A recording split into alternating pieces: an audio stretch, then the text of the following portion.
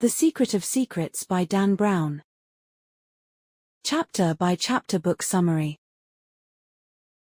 Prologue. A woman who believes she has died, floats, disembodied and weightless, high above the illuminated spires of St. Vitus Cathedral and the snow blanketing the winding streets of Prague. She registers the city below with clinical precision even as confusion sets in. She reassures herself that she is a neuroscientist and therefore of sound mind, but she immediately questions that assertion.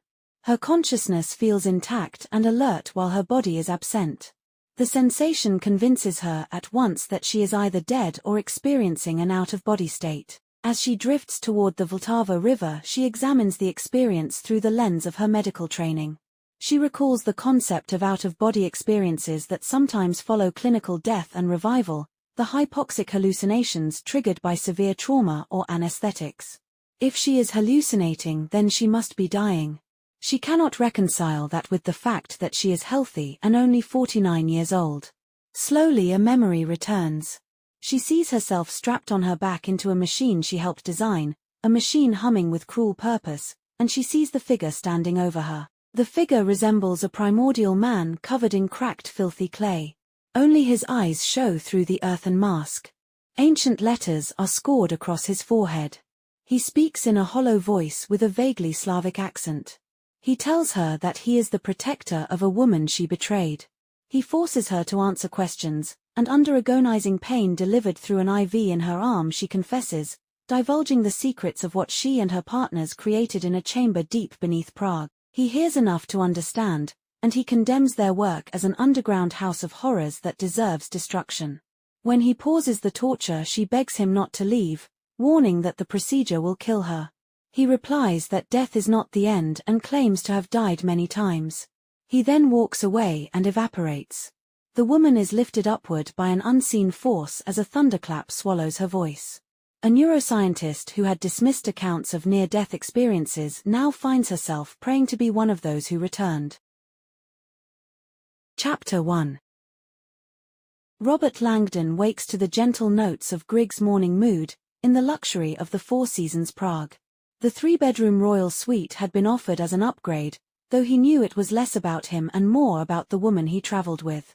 Red, white, and blue tulips from the United States Embassy decorated the window, while his dressing room even provided slippers monogrammed with his initials.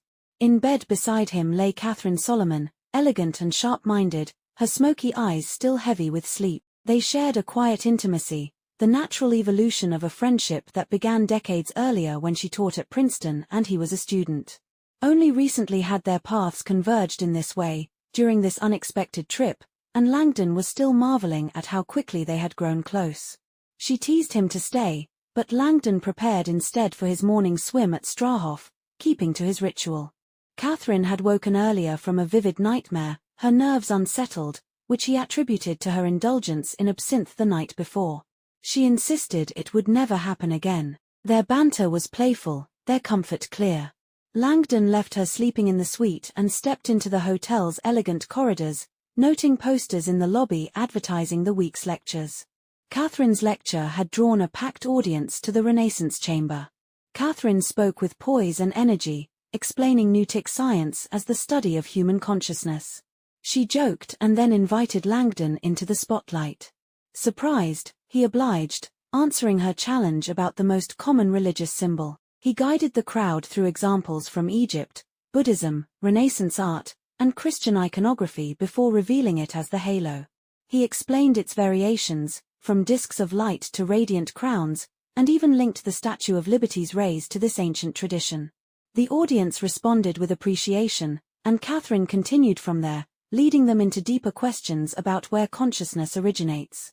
She challenged the accepted view that it is contained in the brain, asserting instead that consciousness lies beyond the body. The hall sat stunned, and Langdon recognized her command of the stage and the daring reach of her ideas.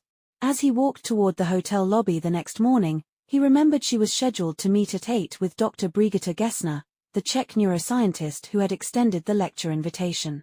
Langdon found Gessner difficult the night before and hoped Catherine might oversleep. Entering the lobby, though, his attention shifted to a troubling scene. Police officers in black moved through the space with German shepherds in bulletproof vests, searching with focus. The hotel manager assured him it was only a false alarm, insisting security was well in hand. Langdon accepted the explanation politely, though he remained uneasy, and stepped outside into the faint snowfall. Chapter 2. The morning streets of Prague are quiet as a cloaked figure trudges heavily through the snow. Known only as the Golem, he moves with difficulty, his platform boots dragging, his long black cape trailing through the slush. His head and face are encased in a mask of dried clay, etched across the forehead with 3 Hebrew letters spelling the word truth. The cold air tightens the clay, but it is not the weather that troubles him.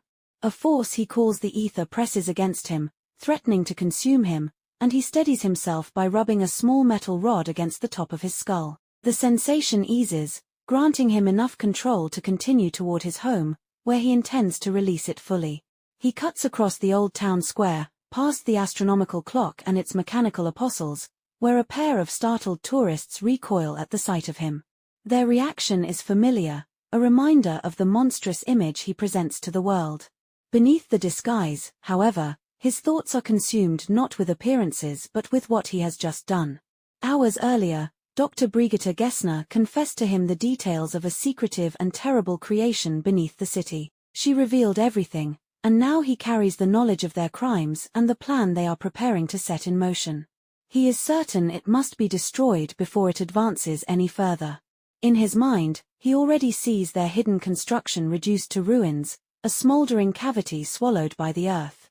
His path winds through narrow alleys lined with cafes, bars, and late-night attractions.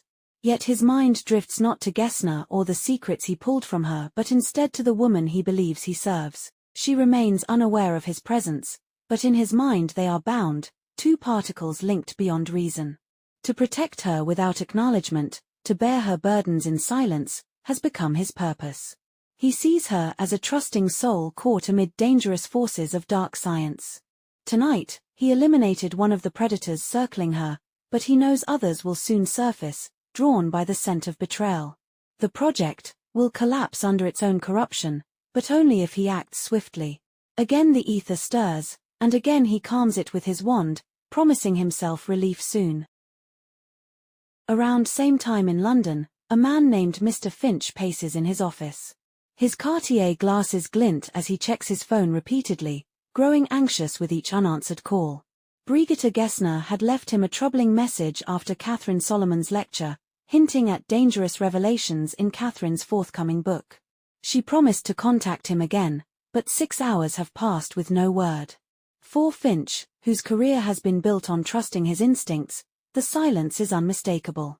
Something in Prague has gone very wrong. Chapter 3. Robert Langdon runs through the snowy streets of Prague, his breath clouding in the cold air as he takes in the beauty of the city. Prague feels like a place untouched by time, its skyline bristling with hundreds of spires and its streets lined with Gothic, Baroque, and neoclassical facades.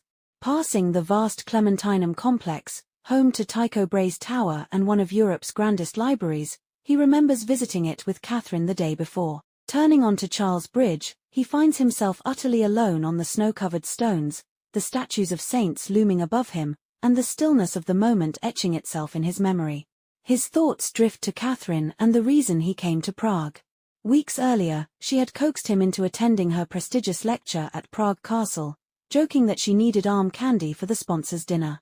Their long friendship, built on playful flirtation and mutual respect, had unexpectedly shifted since arriving. Wandering through cobbled streets, sharing rain-soaked laughter in Old Town Square, and finally exchanging a kiss beneath the looming clock tower, their bond had deepened into something neither had planned. For Langdon, Prague has become more than a backdrop of history and architecture, it feels like the catalyst for change. Across the city, the Golem returns to his building, weary from the previous night. He slips through a hidden passage to his apartment, an otherworldly sanctuary painted in black, its windows sealed and lit only by ultraviolet glow. Here, he can live outside the rhythm of time, free from day and night, bound only to the demands of his work. Shedding his cloak, boots, and the clay that disguises him, he avoids his own reflection, repelled by the shell of the body he inhabits. In the deepest darkness of his sacred room, he lies naked on a hemp mat, places a perforated silicone ball in his mouth, and releases himself fully into the pull of the ether. Chapter 4. Robert Langdon begins his morning at the Strahof Swimming Center, arriving as the attendant unlocks the doors. He relishes the solitude of the empty 25-meter pool, changes quickly, and dives into the water, his body cutting cleanly through the surface. The rhythm of his strokes carries him into a meditative state, though his mind refuses to empty. Instead, he replays the words of Catherine Solomon's lecture from the night before, remembering her bold claim that consciousness is not produced by the brain and is not confined to the head at all. She had spoken with conviction about outdated scientific models, from the flat Earth to the geocentric universe, explaining how anomalies eventually force change. With the same assuredness, she declared that human understanding of consciousness was on the cusp of a similar transformation. The audience had grown still as she spoke of phenomena like telepathy, precognition, and out-of-body experiences, phenomena Newtic science had studied and confirmed, though mainstream science dismissed them. To illustrate perception's fallibility, she had displayed the Hermann grid illusion, reminding her listeners how blind spots obscure what is right in front of them. Langdon, recalling all this as he swam, could not shake the sense that Catherine's forthcoming book would unleash something disruptive and immense. Leaving the pool, he walked back through the dark morning toward the Charles Bridge, hoping to return to the hotel in time to coax Catherine into skipping her scheduled visit to Brigitte Gessner's laboratory. The snow now bore traces of early risers, and Langdon passed the ancient guard towers and statues that watched silently over the bridge. He thought of Prague's long association with mysticism, alchemy, and occult traditions, the city's very name meaning threshold, a place where one always seemed to cross into another realm. His gaze lifted to the windows of the Four Seasons, still dark, where Catherine remained asleep after a restless night. As he neared the statue of St. John of Nepomuk, his thoughts were interrupted by the sight of a woman approaching. She wore all black, her head crowned with a strange spiked halo that radiated outward in thin black spikes. The uncanny resemblance to a radiant crown unsettled him, especially so soon after Catherine's nightmare. Stranger still, the woman clutched a silver spear, moving in a trance-like state with unblinking eyes. When Langdon tried to call out, she passed him without acknowledgement, drifting across the bridge like a spirit. A foul odor of decay trailed behind her, and the smell jolted Langdon into sudden fear for Catherine's safety. Convinced she was in danger, he broke into a sprint, fumbling for his phone and calling emergency services as he raced toward the hotel. The call dropped after he collided with a taxi, but he pressed on, bursting into the lobby and shouting warnings. Ignoring the confusion of the manager and guests, he pulled the fire alarm, setting off blaring bells, then dashed up the stairs to their suite. The rooms were empty, the bed undisturbed, Catherine nowhere to be found. Panic surged as a church bell tolled heavily outside. Convinced time had run out and with survival instincts overwhelming him, Langdon flung open the bay window, stepped onto the sill, and leapt into the darkness above the Vltava River. Chapter 5. Robert Langdon surfaced in the freezing waters of the Vltava River, gasping and struggling against the pull of the current. The shock of the cold nearly paralyzed him, and his heavy clothes dragged him down, but his focus stayed fixed on reaching the hotel dock before the water carried him further downstream. Each movement grew weaker, his body numbed by the onset of hypothermia, yet he forced himself forward with clumsy strokes. The memory of the woman with the black radiant halo and silver spear clung to his mind, disturbing him with the smell of decay that had followed her. He reminded himself to use the panic, to keep swimming, and finally his hand found the edge of the dock. With what little strength remained, he pulled himself onto the landing, collapsing in a heap, shivering and exhausted. Above him, the Four Seasons glowed under emergency lighting. Guests in robes spilled onto the terrace, confused and frightened by the alarm Langdon had triggered. Footsteps hurried toward him, and the hotel manager appeared, frantic and demanding answers. Langdon struggled to explain, saying only that he had thought there was danger. The manager pressed him, insisting on clarity for the sake of hundreds of guests waiting in the snow. A security guard helped haul Langdon to his feet, though the action felt as much like restraint as assistance. Langdon, shaking uncontrollably, admitted he had been confused, unable to describe the bizarre figure he had seen. Eventually, under pressure, he assured the manager the building was safe. The alarms were silenced, and the distant sound of approaching emergency vehicles filled the air. The manager was furious, instructed Langdon not to leave and ordered the guard to escort him back upstairs. Through a service entrance and stairwell, Langdon was returned to the royal suite. The room appeared unchanged, the bay window still wide open, the tulips on the sill already wilting from the cold. Closing it, Langdon reflected grimly on Prague's history of defenestration and the wars it had sparked, grateful his leap had caused only chaos rather than conflict. His thoughts turned immediately to Catherine. He reached for his phone, only to realize it had been lost in the river. Moving toward the bedroom to call her from the hotel phone, his eyes fell on a handwritten note on the bedside table. In it, Catherine explained she had decided to walk to her meeting at Dr. Gessner's lab, promising to return by 10. Relief washed over Langdon. She was safe, and that was all that mattered. He went directly to the shower, stepping under the hot water fully clothed, desperate to restore warmth to his frozen body. Chapter 6. The golem lies on the hemp mat, the ether having passed in a climax of euphoric release. The experience leaves him with an overwhelming sense of spiritual connection and a conviction that he has briefly glimpsed reality as it truly is.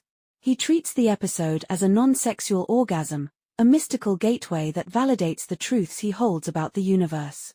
In his mind, the moderns remain blind to what the ancients once understood, and the human body is merely a temporary vessel for traversing the earthly realm. Rising from the mat, he removes the perforated silicone ball from his mouth and moves in the darkness toward the shrine he calls his Svartine. Feeling along the far wall, he finds a box of matches and strikes one. By the light of 3 votive candles set in a bed of dried flowers, the small room fills with a warm, flickering glow. Against the shrine wall a photograph comes into view. He studies the woman's face, the object of his devotion and protection, and the tenderness in his expression is palpable even in the dim light. He reflects on her vulnerability, convinced that powerful, far-reaching forces of darkness threaten her. He believes she is more exposed now because she has allowed herself to fall in love while in Prague. To his thinking, the man who holds her affections does not truly understand her. The golem feels a mix of disgust and righteous indignation at the idea of her giving herself to someone he regards as unworthy.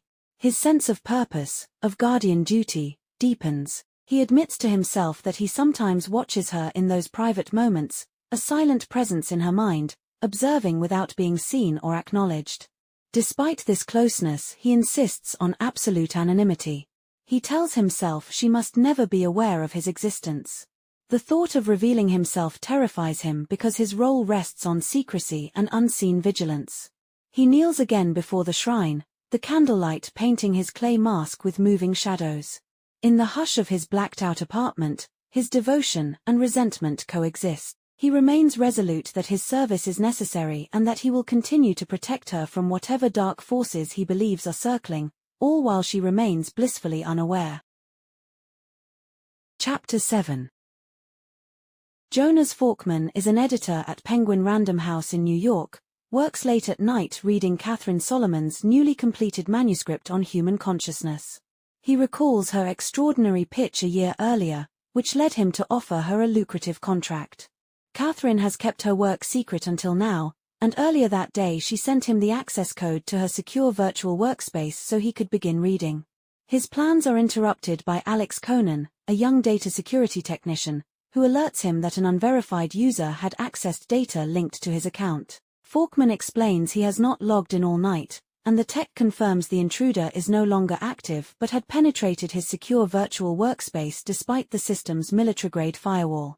Falkman is alarmed when Alex specifies the compromised secure virtual workspace was linked to a project labeled SUM. He knows this is not a mathematics book, as Alex assumed, but the acronym for Solomon Untitled Manuscript, Catherine's confidential work. Chapter 8. Robert Langdon finds himself enveloped in the soothing warmth of the hotel shower, grappling with the bewildering events of the morning. With steam filling the air, he reflects on the chilling apparition he encountered on Charles Bridge, recalling his visceral fear and the confusion that accompanied it.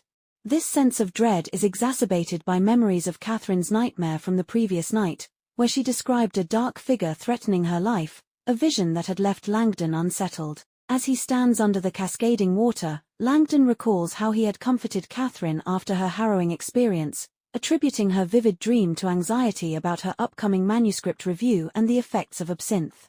Yet now, in the aftermath, he cannot shake the feeling that there is more to her dream than mere coincidence. The details of her vision linger in his mind, intertwining with the lecture Catherine had delivered the night before, which explored the concept of precognition. Langdon remembers Catherine discussing historical instances of precognition, including the eerie foresight of Abraham Lincoln before his assassination and the uncanny predictions made by the author Morgan Robertson about the Titanic disaster. These reflections leave Langdon grappling with a disconcerting though, either Catherine's nightmare had foreshadowed real events, or somehow reality had manipulated itself in response to her fears. His contemplation is abruptly interrupted by a knock on the bathroom door, and he feels a sense of relief, assuming Catherine has returned. However, when he steps out of the shower, he is met not by her but by a stern-looking man in a leather suit, who identifies himself as Captain Janacek from the Czech National Intelligence Service. The intrusion shocks Langdon, who is taken aback by the unexpected presence of this official in his hotel room. Captain Janacek reveals that he has taken Langdon's passport and confronts him about the hotel evacuation. He demands a clear explanation for why Langdon pulled the fire alarm, threatening arrest if he does not comply. Langdon, feeling vulnerable and exposed in his towel, stammers through an explanation, admitting he thought there might be an explosion. The officer's probing questions escalate, and Langdon realizes the gravity of the situation when Janacek informs him that a bomb had indeed been located and defused in the hotel that morning, set to detonate at exactly 7 a.m. The revelation sends a jolt through Langdon as he processes the implications of his panic-driven actions and the sinister reality that has unfolded around him. Chapter 9. The golem emerges from a mystical experience, having just completed a ritual that has left him feeling reborn. The flickering candlelight casts shadows in his dimly lit flat as he takes a moment to gaze at a photograph of a woman that holds deep significance for him. With a sense of purpose, he extinguishes the candles and exits his sacred space, reflecting on his transformation and the path he must follow.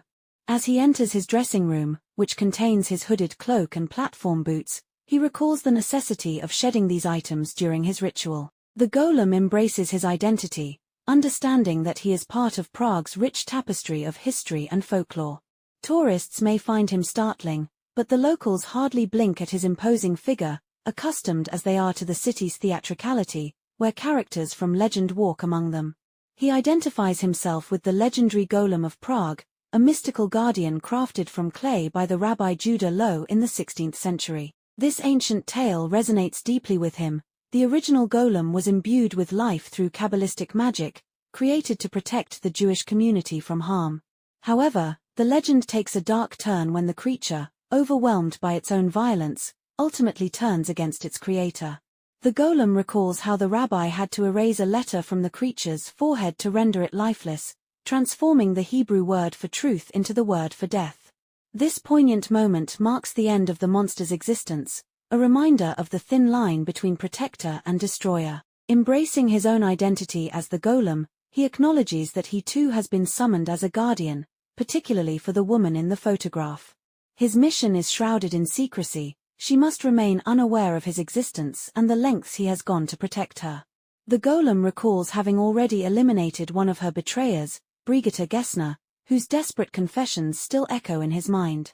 Driven by a sense of justice, he reflects on the remaining conspirators, some within his reach in Prague, while others are far away, hidden in the shadows of power. His resolve strengthens. He is determined to punish them for their treachery.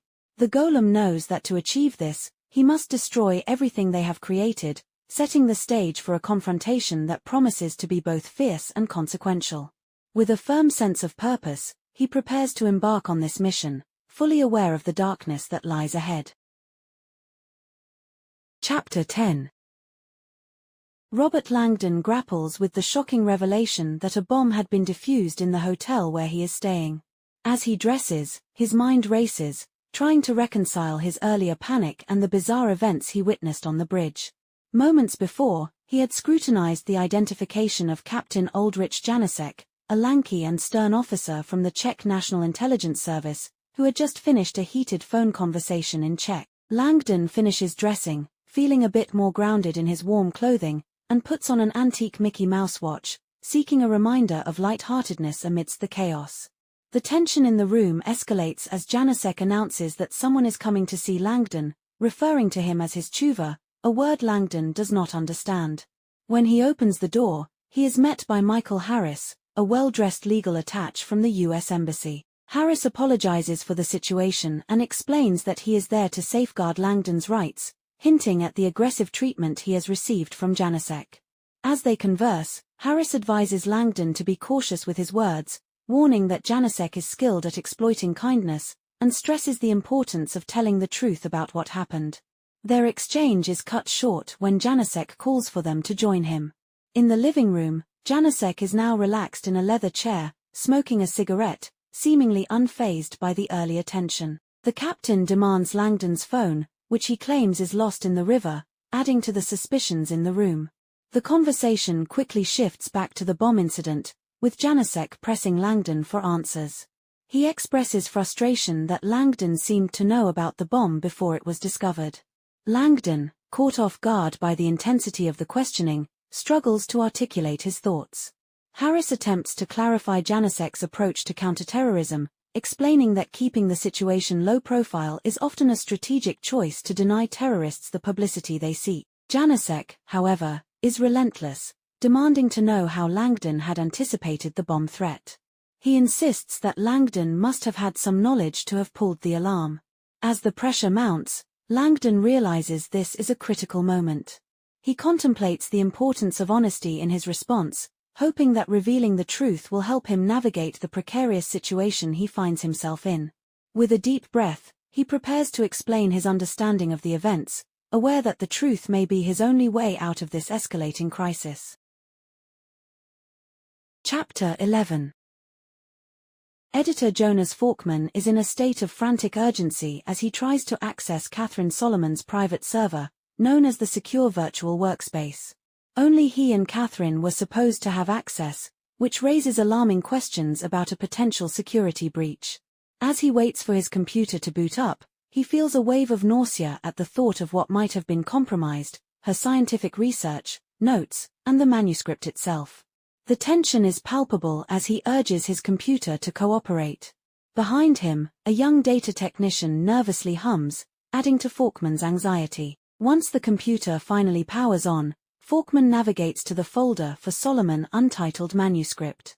He has Catherine's access code written down safely, but before he retrieves it, the computer emits 3 staccato beeps. Instead of the expected login window, he is met with a stark red error message indicating that the partition is not found.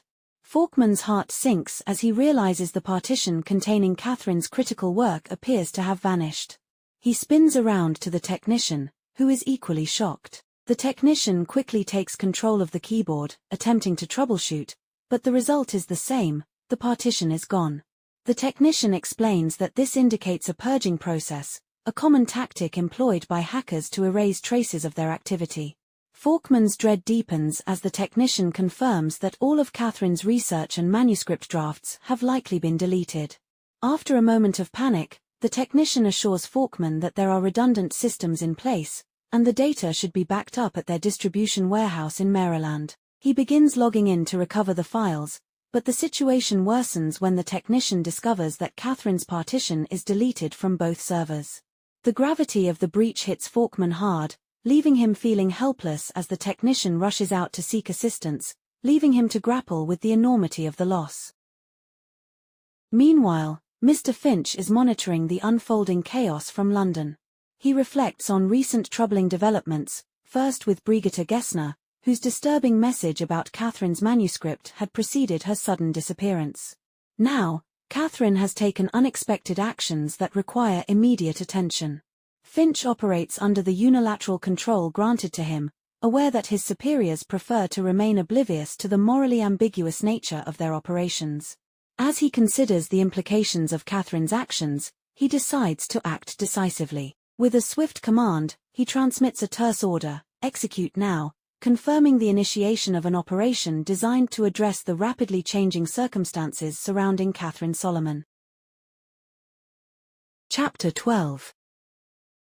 Captain Janasek confronts Robert Langdon with a video still of the mysterious woman he encountered on Charles Bridge, adorned with a spiked headpiece and wielding a spear. Janasek's aggressive questioning intensifies as he details the surveillance footage showing Langdon's movements on the bridge, pressing for answers about the woman's words and actions. Langdon insists that she said nothing, but the unusual sight and her menacing presence provoked an instinctive panic in him. Janasek's incredulity grows as Langdon describes the woman's unsettling smell, which he associates with decay and death, prompting the captain to challenge him about the urgency of his evacuation from the hotel. Langdon recounts the events leading up to his panic, including a nightmare that Catherine Solomon had experienced the previous night. In her dream, Catherine foresaw a deadly explosion in the hotel, and the woman from the bridge matched a figure from that nightmare. Janasek, however, dismisses Langdon's account as nonsense, increasingly hostile as he demands an explanation for how Langdon could have known about the bomb. He expresses disbelief that a dream could serve as a valid warning and becomes furious when Langdon mentions that the dream featured both the woman and the explosion.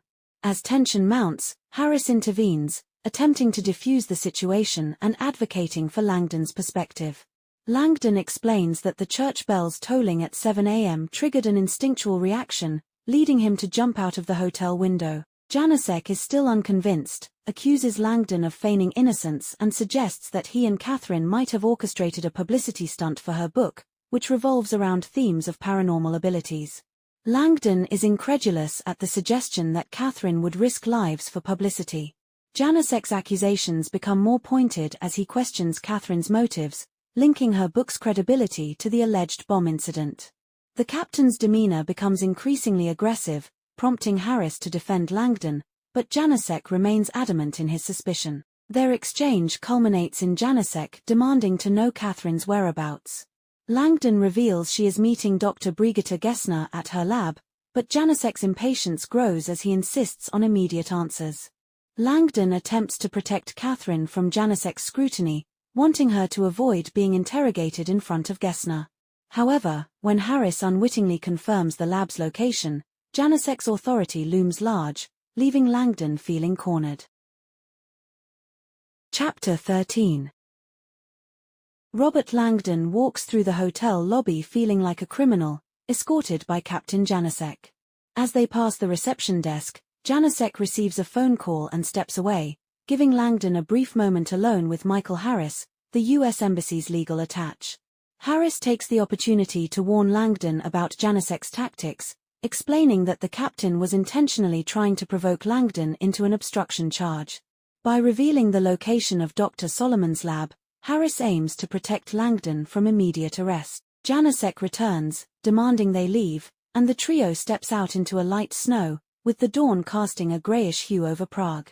As they walk to the curb, Harris informs Janasek that he has involved the ambassador, a move that Janasek dismisses with sarcasm. Harris insists that he will take Langdon to the embassy for safety while Janasek collects Catherine. Langdon, however, is reluctant to leave Catherine alone with Janasek, feeling a sense of urgency to protect her. Janasek is undeterred, insists that Langdon must accompany him to the lab. He threatens to charge Langdon with impeding an investigation, leveraging the situation to maintain control. Harris pushes back, noting that Langdon has not been formally charged with anything, yet Janasek's determination remains unwavering. He accuses Langdon of creating a fantastical excuse for evacuating the hotel, which further escalates the tension.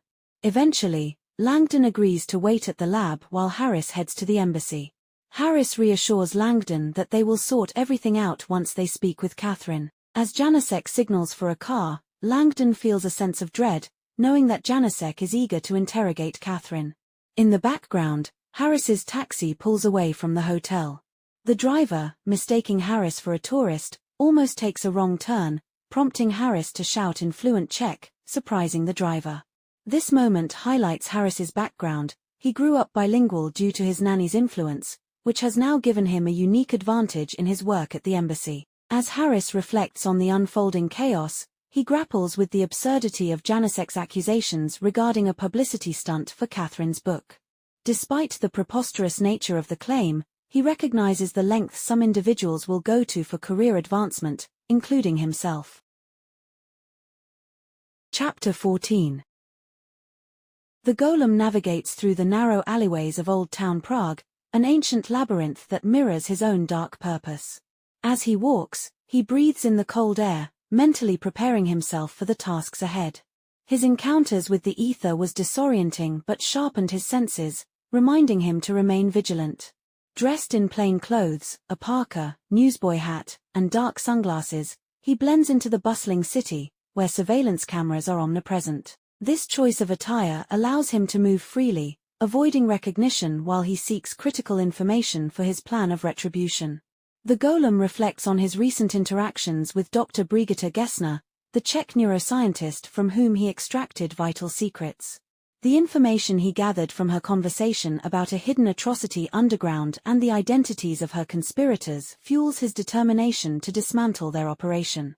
He feels a sense of purpose as he recalls the power he wields, a protector who bears the burdens of others. As he enters a larger alley Melantrikova, he observes the awakening city, with shops and cafes beginning to open for the day. Tourists are starting to explore the maze of streets, sipping coffee and capturing photographs. The golem passes the Sex Machines Museum, a place that does not entice him. Instead, his thoughts drift to the woman in the photograph he guards, the object of his devotion and protection. Her happiness, he believes, is threatened by her current relationship, and he resolves to eliminate the man who stands in the way of her true safety and peace. Reaching the town square, the golem is enveloped by the aromas of roasting chestnuts and the sounds of street musicians playing traditional Bohemian instruments. The square is lively, filled with tourists eager to witness the astronomical clock's performance, adding to the city's mystical ambience. He observes various costumed characters, some dressed as dark harlequins, preying on the tourists' fascination with the occult, which has become a lucrative spectacle in Prague. His destination is the Black Angel's Bar, a Gothic cavern beneath the Hotel U Prince, renowned for its mythical lore and reputed magical elixirs. The golem hopes to uncover the answers he needs within its ancient walls. The bar's history, intertwined with secrets and mystical recipes, gives him hope that it will serve as a gateway to the information necessary for his impending actions. As he descends the winding staircase into the depths of the bar, he feels a growing anticipation. The golem's thoughts linger on the idea that the answers he seeks may come courtesy of a darker force, the Angel of Death. With his resolve strengthened, he prepares to confront the mysteries awaiting him, driven by an unwavering commitment to fulfill his role as a protector, even if it means embracing the darker aspects of his mission. Chapter 15. Jonas Falkman stands alone in his office, gazing out at the lights of Manhattan, grappling with the anxiety of having lost Catherine Solomon's manuscript. It's the middle of the night, and he feels a heavy weight on his conscience, knowing he must protect Catherine's work after convincing her to use a corporate server for security. As he contemplates making a call to Catherine in Prague, he refrains, fearing that the news would devastate her. Falkman's mind races with the possibility that the manuscript may have been stolen and could soon surface on the black market. He takes a deep breath, reminding himself of a small piece of good fortune. He still has his editorial copy of the manuscript safely printed and stored. He retrieves a coffee mug from his bookshelf, a gift from Robert Langdon, and extracts a key that allows him to access his desk drawer. Inside, he finds the printed manuscript bundled and bound, a reminder of the traditional way manuscripts were once handled.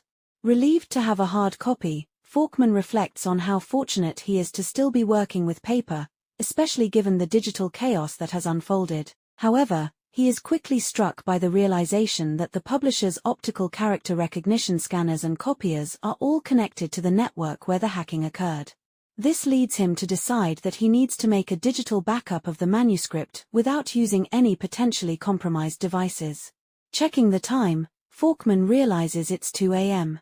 He formulates a plan to slip into a nearby FedEx office to use their equipment, ensuring anonymity and safety. With a sense of urgency, he wraps the manuscript in a padded envelope, dons his vintage grey wool pea coat, and heads out, locking his office door behind him. As he exits the building, he exchanges pleasantries with the night watchman, Mark, who is unaware of the turmoil unfolding within the company.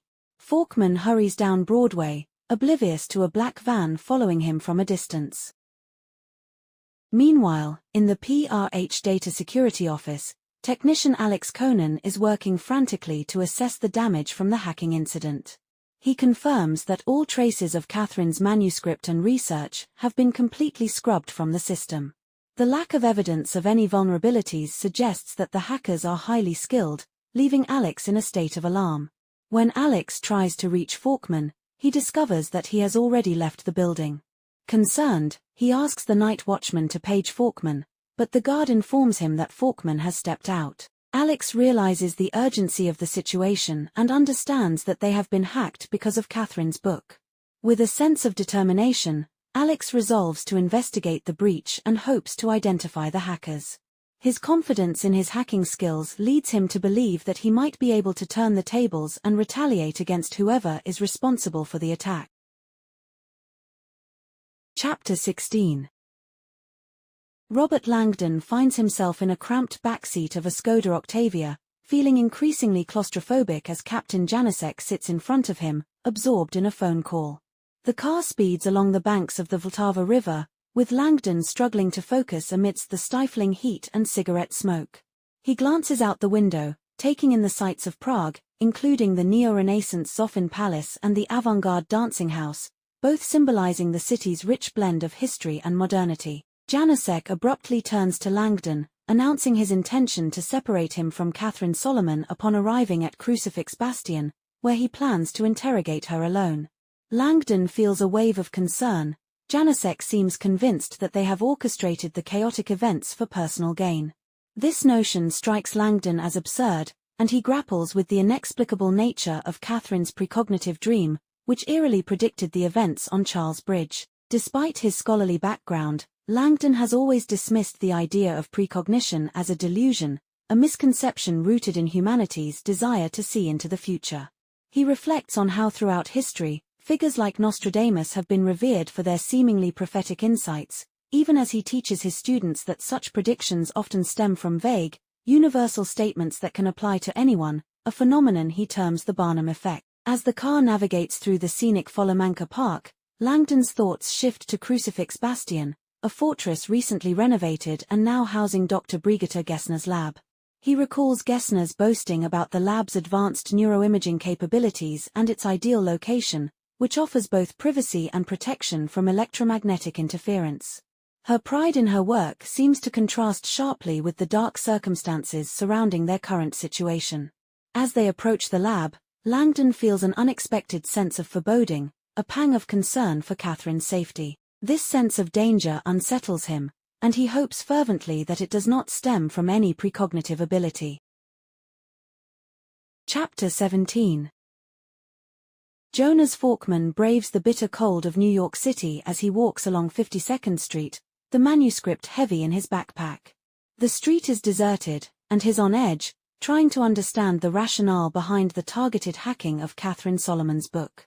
It seems illogical to him that someone would go after her manuscript when there are far more lucrative targets within the PRH database. As he approaches a black van parked at the curb, his unease grows, but he quickly dismisses it when the driver exits, seemingly unaware of Forkman. However, as he continues on, his paranoia takes a dark turn. Suddenly, he is attacked from behind, a fist slamming into his kidney, a black bag is thrown over his head, and he is forcibly shoved into the van. The impact knocks the wind out of him, and he realizes the nightmare scenario he's now trapped in, blindfolded and thrown into a vehicle, a situation that rarely ends well. Meanwhile, in Random House Tower, Alex Conan is growing frantic as he tries to reach Forkman by calling all his known numbers, but to no avail. With the crisis escalating, he wonders if Forkman has simply gone out for a drink to cope with the stress. Alex's attempts to identify the hackers have been fruitless. He has combed through the digital wreckage but found nothing of interest. Determined to get to the bottom of things, Alex considers contacting Catherine directly, bypassing the usual protocol that dictates communication must go through the editor. He believes she deserves to know that someone has targeted her manuscript, especially if it poses a threat to her safety. He accesses her author file and dials her cell phone, but it goes to voicemail after several rings. Frustrated, he leaves a message urging her to call him back. Next, Alex recalls that Faulkman mentioned Catherine is traveling with Robert Langdon, another PRH author. Hoping for better luck, he searches for Langdon's contact information and dials his number, but it too goes straight to voicemail. Alex hangs up, feeling increasingly isolated and anxious. The weight of the situation presses down on him as he realizes he might be the only one left to untangle this crisis. Chapter 18. Everett Finch, a covert operative based in London, receives confirmation that his contingency plans are set in motion in both Prague and New York.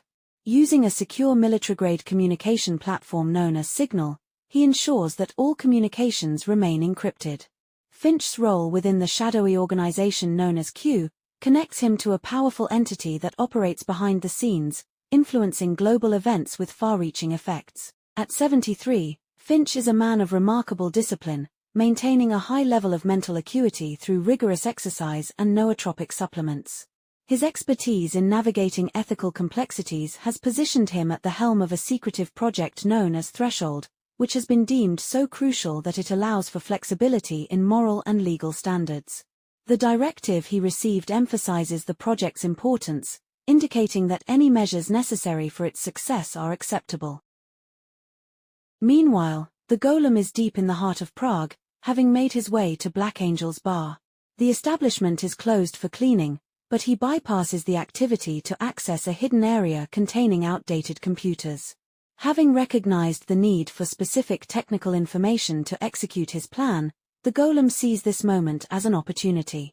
He is aware that no one is monitoring the bar's ancient internet system, making it the perfect place to gather the intelligence he needs. Upon accessing the computer, the Golem discovers critical details about a powerful piece of technology located in the depths of an underground lab. The information he obtained from Dr. Gessner during her desperate attempt to save herself has revealed that this technology is safeguarded within a heavily fortified vault. With the knowledge he has gained, the Golem now understands how to exploit this technology to exact his revenge. After quickly clearing the computer's search history and rebooting the system, he steps back into the bustling square, invigorated by the potential of his plan. The prospect of unleashing a wave of retribution that could resonate beyond Prague fills him with a sense of purpose. He envisions the shock waves of his actions impacting those responsible for Catherine's plight, setting the stage for a confrontation that promises to be both daring and transformative. Chapter 19.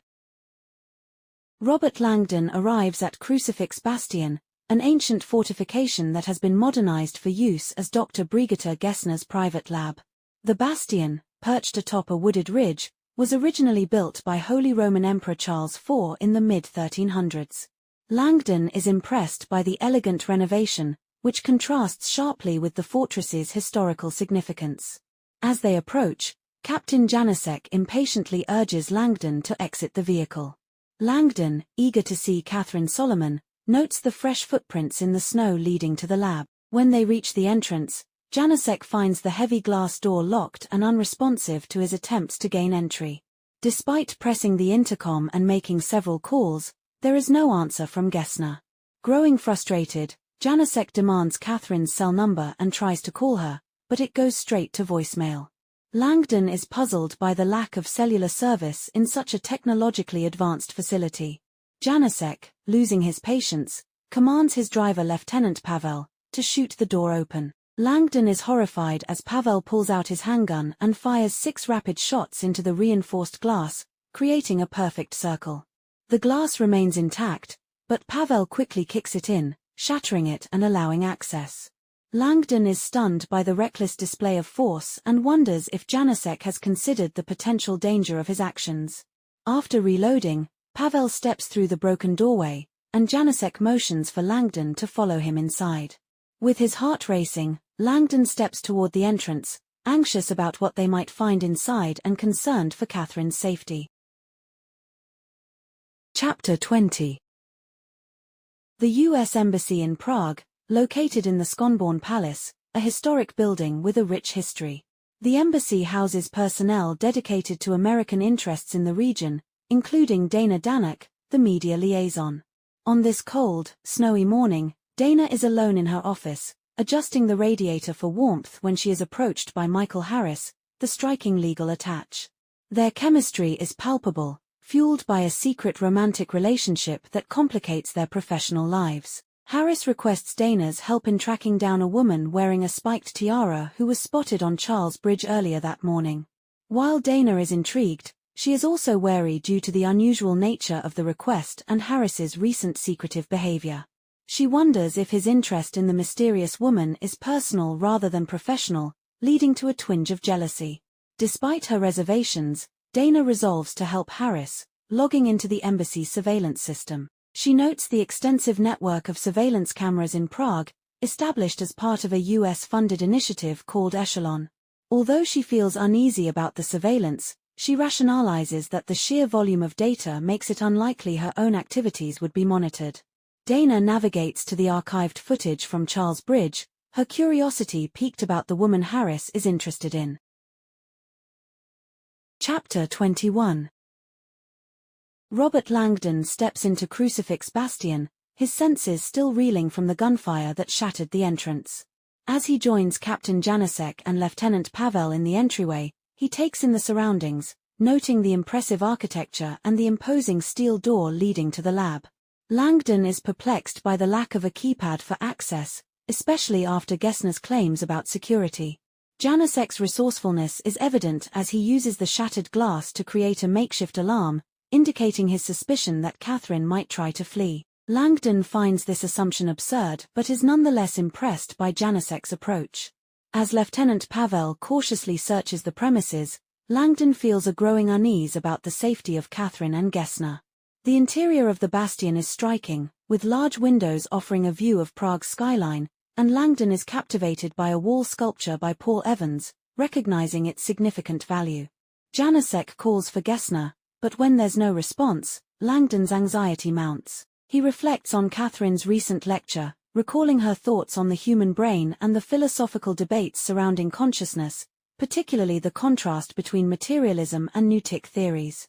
As Langdon anxiously waits, he observes the improperly displayed artwork, which leads him to an unexpected realization about its placement. He starts to approach the sculpture, but Lieutenant Pavel intervenes, weapon drawn, causing Langdon to raise his hands in surprise. Janacek's calm demeanor contrasts sharply with Langdon's growing frustration, leading to a moment of tension. Meanwhile, the golem, energized by his recent revelations, is on a mission to execute his plan for vengeance. He reflects on the dark truths he extracted from Gessner regarding the clandestine project called Threshold, hidden beneath Prague. Despite obtaining a crucial RFID keycard from Gessner, he realizes he needs a second item to gain access to the facility. With determination, he instructs a cab driver to take him to Crucifix Bastion, setting the stage for a confrontation that intertwines his fate with Langdon and Catherine's. Chapter 22. Lieutenant Pavel revels in the power he holds over Robert Langdon, knowing that the threat of violence has left Langdon shaken. Pavel's smug demeanor is evident as he takes a moment to assert his dominance by using the restroom loudly, all while Langdon waits anxiously in the reception area of Crucifix Bastion. Captain Janacek leaves Pavel in charge while he steps outside for a cigarette, hinting at his own secretive agenda. Pavel reflects on his complicated relationship with Janacek, who took him in as a boy after a troubled childhood. Grateful for the second chance, Pavel idolizes his uncle, believing he owes his current position to Janacek's guidance. This loyalty drives Pavel to uphold Janacek's often morally ambiguous methods. As Janacek exits, Pavel checks his phone for notifications from a new dating app, revealing a more personal side to the lieutenant amidst the tension. However, when he returns to the atrium, he discovers that Langdon has mysteriously vanished, triggering a wave of panic. Meanwhile, Langdon has seized the opportunity to investigate the striking Paul Evans wall sculpture more closely. His instincts prove correct. The steel bar supporting the sculpture is a glide track, not a stabilizing bracket. With a swift motion, he slides the sculpture to the side, revealing a hidden alcove and a private elevator behind it.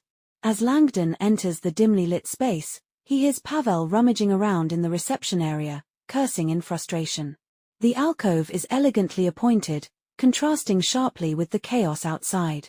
Langdon is now faced with a brushed metal door secured by an illuminated keypad, confirming that Gessner had indeed implemented a clever security measure for her lab. With urgency, Langdon realizes that he must figure out the passcode to access the lab and potentially find Catherine and Gessner. Chapter 23. Jonas Forkman finds himself in a terrifying situation, kidnapped and bound inside a moving vehicle. The bag over his head makes it difficult to breathe, and he quickly realizes that his captors have rifled through his belongings, likely finding Catherine Solomon's manuscript. Confusion and fear grip him as he struggles to understand why he has been targeted.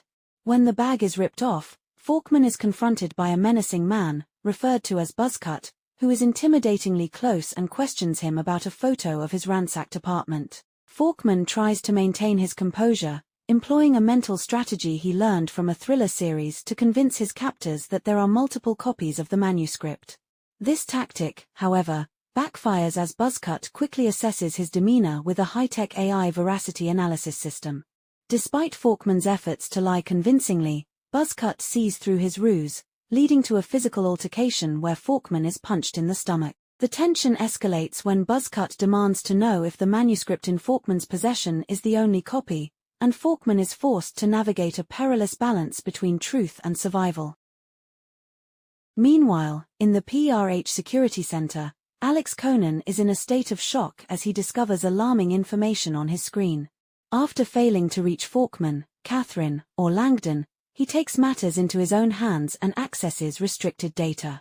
What he finds is chilling, evidence suggesting that someone is determined to eliminate the manuscript, and possibly the people behind it. The implication that a PRH author has been killed sends a wave of dread through Alex as he grapples with the unfolding crisis. Chapter 24. Robert Langdon finds himself in a dark alcove behind a wall sculpture in Dr. Brigitte Gessner's lab at Crucifix Bastion, grappling with the alphanumeric keypad to open the private elevator.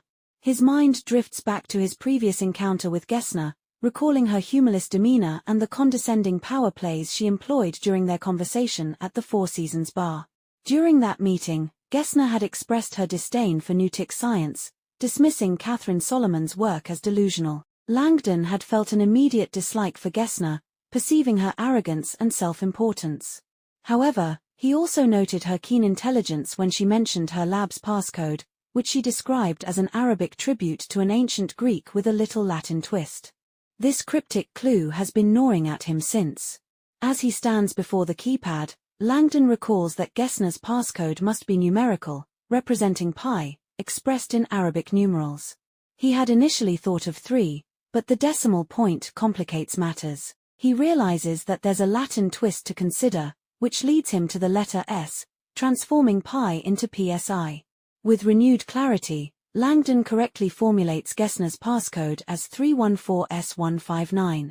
He enters the sequence into the keypad, holding his breath in anticipation. When he presses enter, the door to the elevator opens with a mechanical whir, confirming his success and allowing him to step inside. The elevator descends automatically, and Langdon, filled with a mix of excitement and apprehension, prepares to confront whatever awaits him in the lab below. Chapter 25. The Golem reflects on Catherine Solomon's impactful lecture about consciousness while riding in a taxi toward Crucifix Bastion. He recalls how she captivated the audience with her insights into sudden savant syndrome, presenting compelling cases of individuals who inexplicably gained extraordinary skills after head injuries. Her arguments challenge traditional views of consciousness, suggesting that there's more to the human mind than science currently understands. As the Golem's taxi approaches the Bastion, he is struck by the sight of an Foreign Relations and Information Office sedan parked outside, which raises alarms. He orders the driver to stop and decides to approach the Bastion on foot, moving cautiously through the surrounding woods. The shattered entry door and scattered glass indicate a break-in, leading him to worry that the Foreign Relations and Information Office's presence could complicate his mission to retrieve crucial items needed for his plan.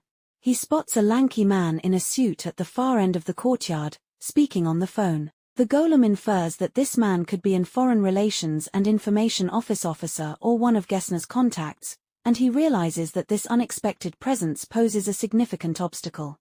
With his goal in jeopardy, the golem prepares to take action. Chapter 26. Captain Janicek stands at the edge of Crucifix Bastion's courtyard, feeling a rush of adrenaline as he looks down into the ravine. He reflects on his tumultuous career in law enforcement, marked by frustrations with rampant tourism and the challenges of maintaining order in Prague. He has faced setbacks, including being reprimanded for his aggressive handling of American college students, which cost him promotions and left a lasting stain on his reputation. Today, however, he feels a sense of control, envisioning a triumphant press conference where he will present Catherine Solomon and Robert Langdon as criminals who endangered lives for publicity. His confidence is bolstered by the arrival of a demolition team, and he revels in the thought of asserting power over the Americans. As he savors this moment, Janicek receives a phone call from the U.S. ambassador, who challenges his intentions regarding Catherine and Langdon. The ambassador's voice is urgent, warning him that he is unaware of the complexities involved in the situation. Janicek dismissively retorts, asserting his authority and jurisdiction over the bastion. The ambassador's fierce whisper cuts through his bravado with 6 impactful words that leave him reeling. The sudden shift in tone and the urgency of her message hint at dire consequences, shaking Janicek's confidence to its core. Chapter 27. Robert Langdon arrives at the lower level of Crucifix Bastion, filled with urgency and concern for Catherine Solomon. The elevator doors open to reveal a corridor that blends the ancient architecture of the bastion with modern design elements, creating an atmosphere both eerie and luxurious. As he calls out for Catherine and Dr. Gessner, he explores several rooms, each with a specific purpose related to neuroscience and technology. His search begins in an elegant office suite, then moves to an imaging lab, followed by a virtual reality room, none of which contain Catherine. As he progresses deeper into the facility, Langdon's anxiety mounts. He reflects on his unsettling experience with virtual reality room, which serves to heighten the tension of the moment. Finally, he reaches the lab's last door, marked with a term he knows from discussions with Jonas Falkman, indicating a cutting-edge technological space. When he enters, he is struck by the overwhelming brightness and noise of the room, filled with buzzing lights and beeping machines. The chaotic environment gives the impression of a mad scientist's lair, amplifying Langdon's unease. As he navigates through the clutter, he discovers a large, fogged pod that resembles a sleeping chamber or a coffin. His heart races as he peers inside, and he is horrified to see a motionless human form concealed within the mist. The chilling implication that it could be Catherine sends Langdon into a state of panic. Chapter 28. Michael Harris emerges from a conversation with the ambassador at the U.S. Embassy, feeling disoriented by the weight of the classified information he's been given. He realizes that the situation at Crucifix Bastion is far more complex than a simple bomb scare. Concerned for Catherine Solomon and Robert Langdon, he rushes to Dana Danek's office, instructing her to turn off her surveillance feed of a woman with a spiked tiara, whom he had previously asked her to locate. Despite his attempts to maintain authority, Dana is not easily swayed. She reflects on Harris's condescending demeanor and feels frustrated by his apparent secrets and the implications of his romantic interest in the mysterious woman. This tension hints at deeper issues in their relationship, as Dana grapples with feelings of jealousy and suspicion about Harris's loyalties. Meanwhile, Dana's determination drives her to investigate the woman further. She utilizes the embassy's advanced surveillance systems, replaying footage from Charles Bridge to identify the woman. With the help of facial recognition software, she aims to uncover the woman's background, illustrating the powerful tools at her disposal and her commitment to uncovering the truth. Chapter 29. Robert Langdon experiences a moment of sheer panic as he confronts a glass pod containing a motionless figure. Overwhelmed with dread, he realizes the person inside might be Catherine Solomon. He drops to his knees, pounding on the glass and desperately searching for a way to open it. The sight of a pale, rigid hand pressed against the inside only amplifies his urgency. He feels the coldness of the pod and finds no seams or handles, just an alarming sound echoing in the background. As he struggles to comprehend the situation, he hears footsteps approaching. A tall woman with shoulder-length blonde hair rushes toward him, brandishing a fire extinguisher and demanding to know how he gained access to the lab. Langdon, raising his hands defensively, explains that he used a passcode given to him by Dr. Gessner. The woman's demeanor shifts when she realizes who he is. She introduces herself as Sasha Vesner, Gessner's lab assistant. Langdon's insistence that Catherine is in the pod prompts Sasha to drop the fire extinguisher and rush to a nearby machine. She begins typing urgently, her panic only worsening Langdon's anxiety. When she expresses concern about the dangers of opening the pod, Langdon's frustration peaks. He urges her to act quickly, desperate for answers. Sasha reveals that they must reverse the process before they can open it, leaving Langdon confused and desperate. As Sasha types, the alarm ceases, and the flow of crimson liquid begins to pulse through the tubes connected to the pod, causing Langdon to feel nauseated. Sasha explains that the device is an emergency preservation and resuscitation machine, a prototype developed by Gessner. This technology, designed to protect brain function during medical emergencies, was intended to buy time for treatment. Langdon recalls Gessner discussing its potential, but the sight of the blood flowing into the pod fills him with dread. Suddenly, a muted pop echoes from within, and blood splatters against the glass. In a frantic response, Sasha rushes to an emergency panel and activates a release mechanism. The pod hisses as it opens, revealing the figure inside. As the fog dissipates, Langdon leans over, expecting to see Catherine. However, the realization hits him like a wave. The lifeless body before him is not Catherine but Brigitte Gessner. Langdon is struck by a complex mix of despair and relief, knowing that Catherine is still missing but relieved that it is not her he sees before him. Chapter 30. The atmosphere is heavy with grief and urgency as Sasha Vesner collapses beside the lifeless body of Brigitte Gessner, wailing in anguish. Langdon watches her, feeling a deep sympathy for her overwhelming sorrow while grappling with his own relief that it is not Catherine. As Sasha mourns, she suddenly shifts from despair to panic, patting her pockets and hyperventilating. Alarmed, Langdon rushes to her side, trying to understand what is happening. Sasha struggles to get to her feet but falters, dropping back to the floor. Langdon senses that she is on the verge of a seizure, recalling the information Dr. Gessner had shared about Sasha's temporal lobe epilepsy. He searches her handbag for medication, hoping to find something that could help, but all he discovers are personal items, no pills or medical supplies. Realizing that time is running out, he kneels beside her as she begins shaking violently, her eyes glazing over. Langdon's training kicks in as he cradles Sasha's head to protect it from the hard floor. He knows the importance of allowing her to ride out the seizure without interference. As he holds her, he notices past injuries on her body, including a poorly set nose and scars that indicate a history of seizures. This realization deepens his empathy for her condition. After a tense moment, Sasha's convulsions finally subside, and her breathing returns to normal. Langdon remains patient, knowing she needs time to regain consciousness. The chaos of the moment leaves him disoriented, as he reflects on how drastically his day has shifted from swimming laps to sitting on a lab floor with one woman unconscious and another dead.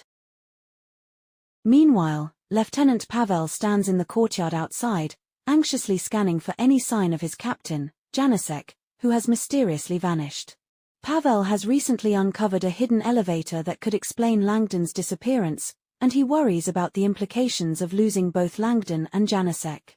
Hearing a loud crash, he realizes the door to the lab has been breached. Believing Solomon and Langdon are escaping, he rushes to investigate but finds the area deserted. As he examines the biometric panel, he notices it has switched from red to blinking green, indicating the door is now unlocked. A risky idea takes hold of him. He decides to pursue the fugitives, imagining capturing Langdon and the others might earn him favor with Janicek. He feels a surge of confidence at the thought of confronting unarmed academics. At the same time, Captain Janicek lies broken at the bottom of a ravine, reflecting on the events that led to his fall. He recalls the conversation with the American official who had manipulated him into taking drastic actions against Langdon and Solomon. As he grapples with his injuries, he feels a strange sense of detachment and calm, as if he is drifting away from his physical pain and the burdens of his past decisions. Chapter 31. Dana Danek grows increasingly frustrated with the slow progress of the facial recognition database as she attempts to identify a mysterious woman seen on Charles Bridge. While waiting for results, she reviews bird's-eye surveillance footage, observing the woman adorned with a spiked tiara standing still at the eastern end of the bridge, seemingly waiting for something.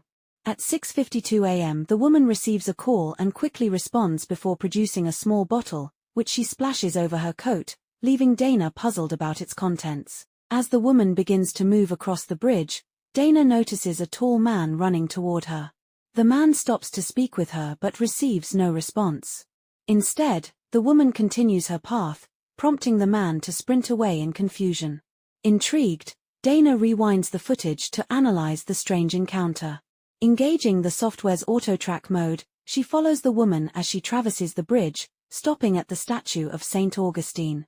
There, she removes her tiara and drops it into the river, followed by a small silver spear. Dana watches in disbelief as the woman then changes her appearance, donning a white wool cap and a heavy red sweater, folding her black coat and leaving it as an offering at the statue. Now transformed, the woman descends a staircase that leads away from the bridge, making it clear that she does not want to be followed. Dana fast-forwards through the archived footage, tracking the woman as she navigates through Prague, ultimately stopping at a coffee kiosk in Camper Park. After receiving another phone call, the woman hurries back toward Charles Bridge, now crowded with pedestrians. The footage transitions to live feed as she approaches the hotel. Dana's heart races as she realizes the woman is heading to the Four Seasons Hotel. Just then, she spots an Audi A7 parked outside, its diplomatic license plate indicating it belongs to the embassy. Her suspicion is confirmed when Michael Harris, a known figure associated with the embassy, steps out of the car and enters the hotel. Dana feels a surge of anger and betrayal as she connects the dots. Harris is involved in whatever is happening. Inside the Four Seasons, the hotel manager greets Harris warmly, noting his earlier conversation with the U.S. ambassador regarding Robert Langdon. Harris explains that he has come to collect items from Langdon's suite, including important medication.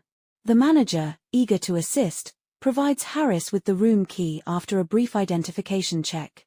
Unbeknownst to the manager, the woman in the red sweater discreetly follows Harris upstairs, setting the stage for an impending confrontation or revelation. Chapter 32.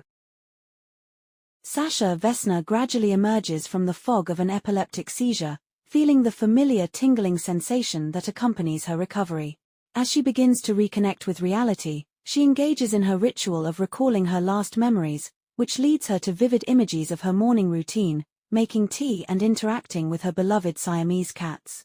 However, the pleasant memories quickly dissolve into blank spots, a frustrating result of her condition known as interictal memory impairment. Sasha reflects on her tumultuous past, recalling the harassment she faced as a child in Russia due to her seizures.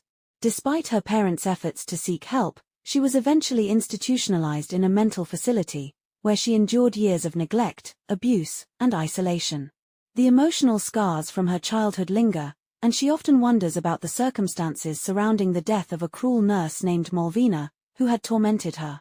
The memory of that event is shrouded in ambiguity, leaving her with questions about who might have actually been responsible. After enduring a painful existence in the institution, Sasha's life takes a dramatic turn when Dr. Brigitte Gessner arrives to visit her. The compassionate neurosurgeon recognizes Sasha's condition and offers her a chance at a new life, explaining a revolutionary procedure that could control her seizures using a responsive neurostimulation chip.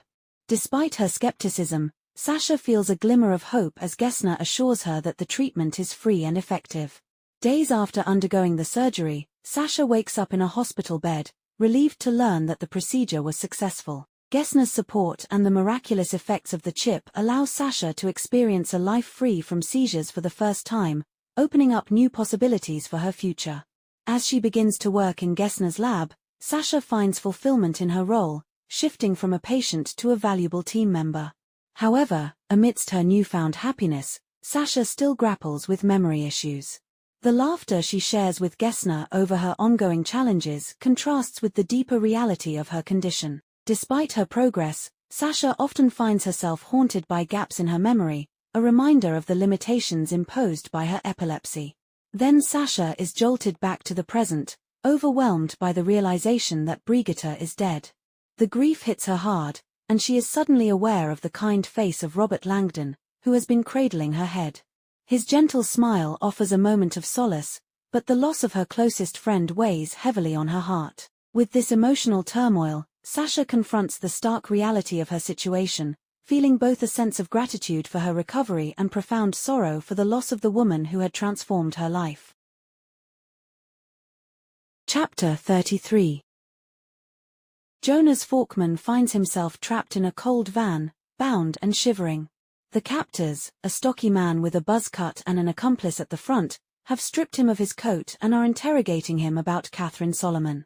Falkman's mind races as he tries to understand the motives behind his abduction and the implications of their questions. The situation feels surreal, being kidnapped over a manuscript in the book publishing world. Buzzcut begins questioning him directly, asking about Catherine's whereabouts. Falkman, maintaining his composure, tries to deflect the inquiries, suggesting they already know the answers. However, the tension escalates when Buzzcut reveals knowledge of Catherine's actions that morning, including her use of a hotel computer to access her manuscript. Falkman feels a pang of panic when he realizes they've been monitoring her movements. As the interrogation continues, Buzzcut claims that Catherine printed a hard copy of her manuscript and left the hotel with it. Falkman, initially startled by their detailed knowledge, quickly dismisses the assertion, insisting no such copy was printed. The muscular man nearby shifts, inadvertently revealing a handgun in a shoulder holster, further emphasizing the danger of the situation. Buzzcut's partner, referred as Laptop, confirms that Falkman is unaware of any printed manuscript, complicating their narrative. The interplay between the captors reveals a divide-and-conquer tactic, aiming to instill distrust between Falkman and Catherine. Falkman, however, remains steadfast, aware of the manipulation at play. The cold in the van grows more intense, and Falkman, shivering, requests the heat be turned on. Instead, Buzzcut comically lowers the driver's side window, letting in a blast of frigid air. As the interrogation unfolds, the sound of jet engines outside becomes increasingly pronounced, sparking a realization in Falkman's mind: he might be on a military base. The prospect of being in such a location amplifies the gravity of his situation, leaving him with a sense of foreboding about what might happen next. Chapter 34. Robert Langdon feels a surge of relief as Sasha Vesna opens her eyes, emerging from the postictal state following her seizure. A moment of connection passes between them as she expresses gratitude, and he apologizes for not finding her medication. Sasha reassures him, indicating that her required medication is in a hidden pocket. As Langdon helps her sit up, the two share a silent understanding, the tension from earlier moments beginning to dissipate. Once seated against the pod, Sasha takes a moment to breathe deeply, reorienting herself before asking for water. Langdon quickly retrieves her water bottle from her office, stops briefly at the restroom to fill it, reflecting on the horror of discovering Dr. Gessner's body and the looming concern for Catherine's safety.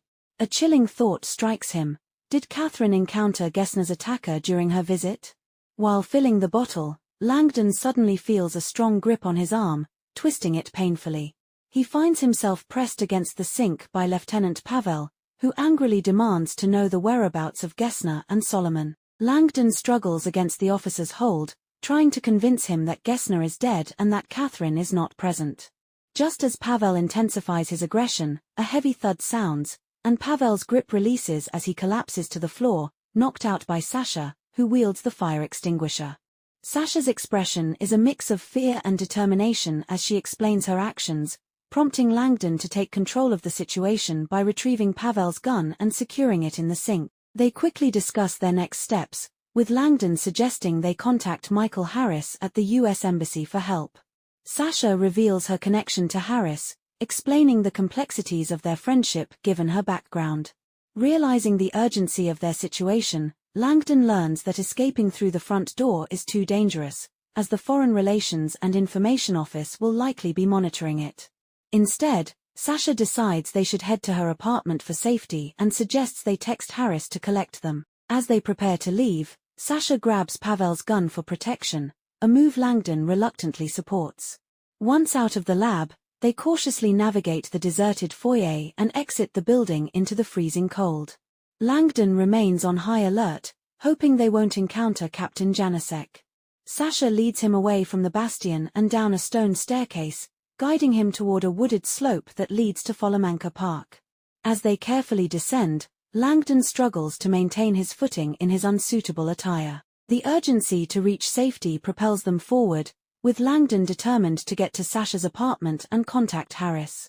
However, unbeknownst to them, a figure known as the Golem observes their escape from the shadows, recognizing that Langdon's unexpected presence has introduced complications to his plans. Chapter 35.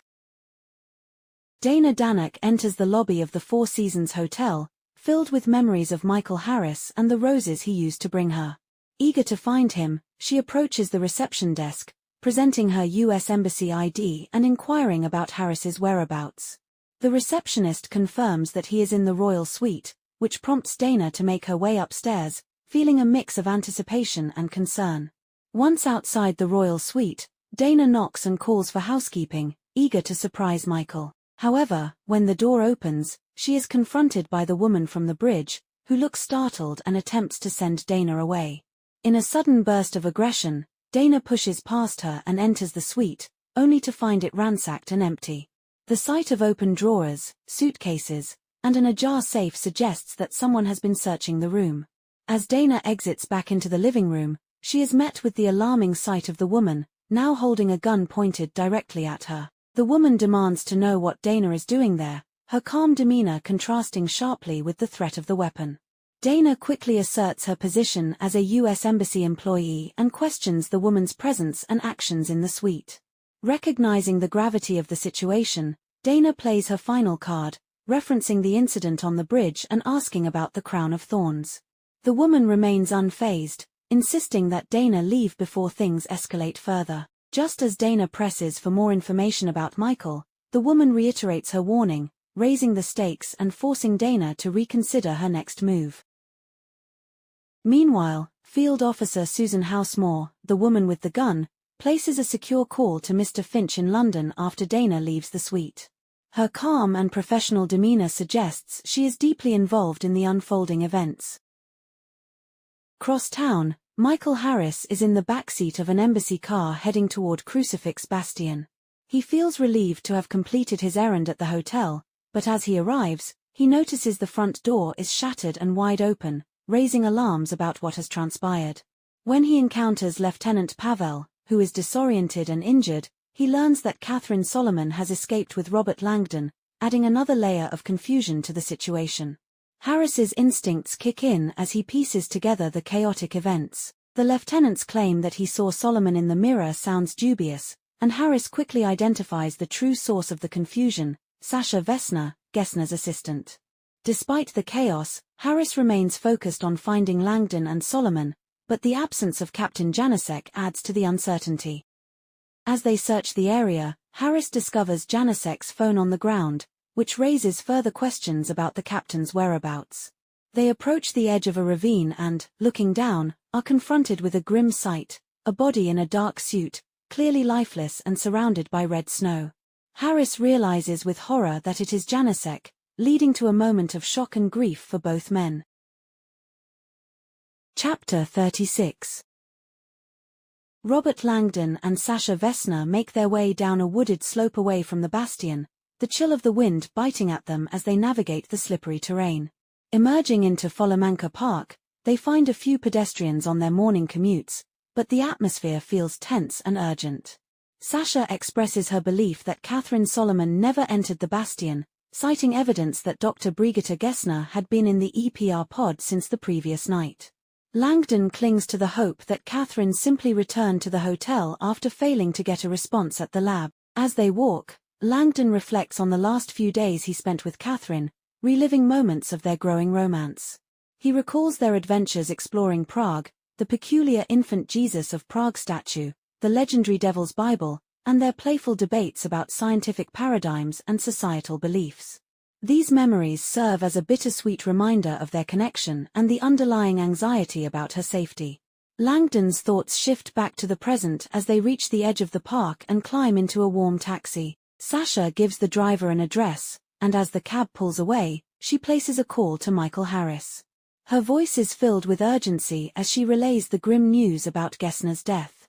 Harris's stunned reaction underscores the gravity of the situation, revealing that the Foreign Relations and Information Office is also present at the Bastion, unaware of Gessner's demise. As the conversation unfolds, Harris warns Sasha not to disclose their destination over the phone, which prompts a quick exchange about her cats Harry and Sally, a detail that indicates a level of familiarity and trust between them.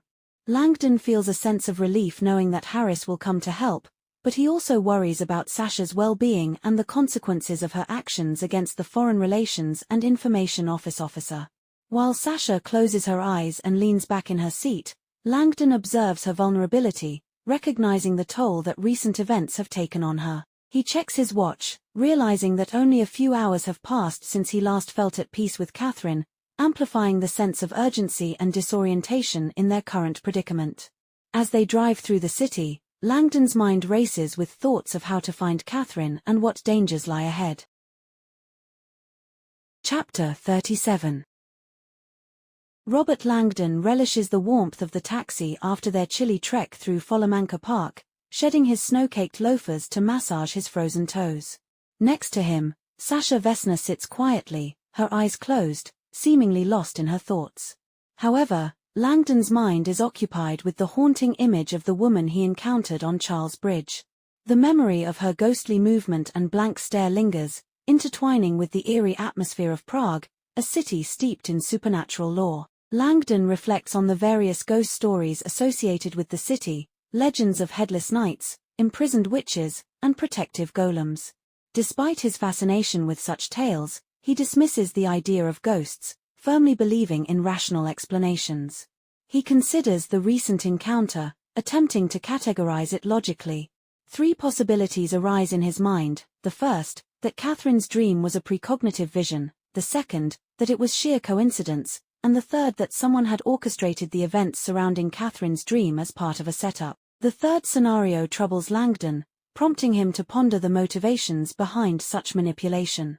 He recalls a warning from a previous book tour in Russia, where he learned that luxury hotel rooms were often bugged. With Prague's history of surveillance during the Soviet era, he wonders if the royal suite at the Four Seasons could similarly be monitored. The thought that someone might have overheard his intimate conversations with Catherine sends a shiver down his spine. Langdon grapples with the implications of this possible surveillance. Who could be listening? Janicek or the Foreign Relations and Information Office? The realization that their private moments might have been compromised adds a layer of anxiety to his already fraught situation. He considers how predictable his routine has been, crossing Charles Bridge at the same time for 3 days, informing Catherine of his return time. This clockwork precision only reinforces his belief that the encounter was indeed a setup, a calculated move in a larger game. As the taxi continues toward their destination, Langdon's thoughts spiral into darker territories. The idea of being manipulated in such a profound and unsettling way feels far more terrifying than the notion of ghosts. Chapter 38. Mr. Finch is filled with rage as he learns from Field Officer Susan Housemore that her mission at the Four Seasons has gone awry. Housemore is an invaluable asset to Finch, serving as his eyes and ears for local operations related to the highly secretive Threshold project. The fact that her seemingly straightforward task resulted in an armed confrontation with an embassy employee is unacceptable to Finch, who is frustrated by the turn of events. Meanwhile, Housemore reflects on the unusual directive she received from Finch earlier that day. After being roused from sleep, she had promptly gathered a package containing specialized components for her assignment. Dressed in black and armed with a spiked headpiece and a silver spear, she felt as though she were preparing for a theatrical performance rather than a covert operation.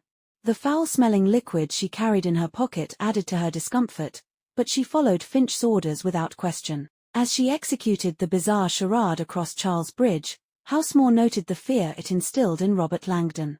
This chaos, she suspects, was likely Finch's intention, a strategic move designed to disrupt and destabilize the opposition. Drawing from military tactics, Finch believed that psychological warfare could disorient the enemy, making them more susceptible to manipulation. Housemore's mission appears to be successful. Langdon had reportedly pulled the fire alarm, causing an evacuation at the hotel. After ensuring that the royal suite was free of any printed manuscripts and returning it to its original state, she prepares to leave. However, before exiting, she attends to one last task. She approaches the bay window, where a bouquet of tulips sent to Catherine Solomon from the U.S. Embassy lay wilting. Amid the flowers, she finds a hidden electronic device, a Sennheiser parabolic microphone and FM transmitter, placed there by Finch at the request of the U.S. ambassador. Removing the surveillance equipment, she ensures that the flowers still appear presentable before taking one final look around the suite. Exhausted from the night's events, Housemore heads home, feeling drained but satisfied that her mission has been completed. Chapter 39. Jonas Faulkman finds himself trapped in a cold van. The sounds of jet engines nearby hint at a military base, leading him to suspect that his captors are involved in something far more serious than mere book piracy. He reflects on his initial encounter with Catherine Solomon, the brilliant scientist whose manuscript has drawn this unwanted attention. Faulkman recalls their first meeting, where he was immediately impressed by Catherine's intellect and charm. She presented her revolutionary book proposal, an exploration of human consciousness that challenged established scientific beliefs. As she discussed her ideas, Faulkman was captivated by her vision, especially when she demonstrated a mind-bending experiment involving synchronized goldfish, illustrating the concept of perspective in understanding consciousness. However, as he sits bound in the van, Faulkman's enthusiasm for Catherine's work is overshadowed by fear. He grapples with the question of why anyone would want to suppress her manuscript, especially since it focuses on a topic as fundamental as human consciousness. He attempts to engage his captors in conversation, seeking to understand their motives, but they remain tight-lipped. When he humorously asks if their employer, whom he refers to as Darth Vader, is interested in the science of the book, Buzzcut, one of his captors, responds with a laugh. Buzzcut reveals that they are indeed working for someone powerful and that they'll soon be heading to Prague, taking Faulkman with them, passport or not.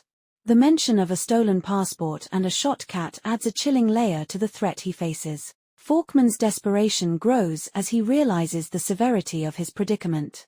He tries to negotiate, hoping to find a way out, but the captors remain indifferent to his plight. Chapter 40. Robert Langdon and Sasha Vesna navigate the streets of Old Town Prague, making their way to Sasha's apartment. Langdon learns that the apartment is owned by Brigitte Gessner, who allows Sasha to stay there rent-free. This raises Langdon's curiosity about Gessner's motivations, as she seems both generous and enigmatic. Langdon reflects on his previous encounter with Gessner, recalling how she had put him on the spot during a cocktail party about the existence of an afterlife. Gessner, a neuroscientist, had declared her materialistic views while challenging Catherine's belief in the possibility of consciousness surviving death. Langdon hesitates to engage in such a contentious debate, aware of the complexities surrounding the topic of life after death. He thinks back to the arguments on near-death experiences, which have fascinated scholars since Raymond Moody's influential book, Life After Life. Despite the prevalence of beliefs in an afterlife across cultures and religions, Langdon remains skeptical, viewing the concept as a comforting illusion rather than a scientifically provable reality. He muses on the fear of death that drives people to cling to these beliefs. As Gessner presses him for a definitive answer, Langdon grapples with his thoughts on mortality and the nature of consciousness. He ultimately asserts that he finds it curious that Gessner accepts an unprovable premise as fact, suggesting that faith, not science, underpins her beliefs. The conversation shifts as Gessner provides Catherine with a business card for her lab, which Langdon recognizes as the famous crucifix bastion. He recalls its historical significance, feeling a sense of foreboding about what awaits them there.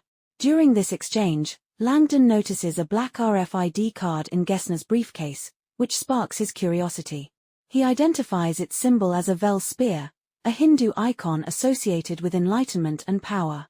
Gessner's evasive response raises Langdon's suspicions that she may be hiding something about her true intentions. The tension between the three of them is palpable, with Gessner dismissing their interpretations as mere coincidence.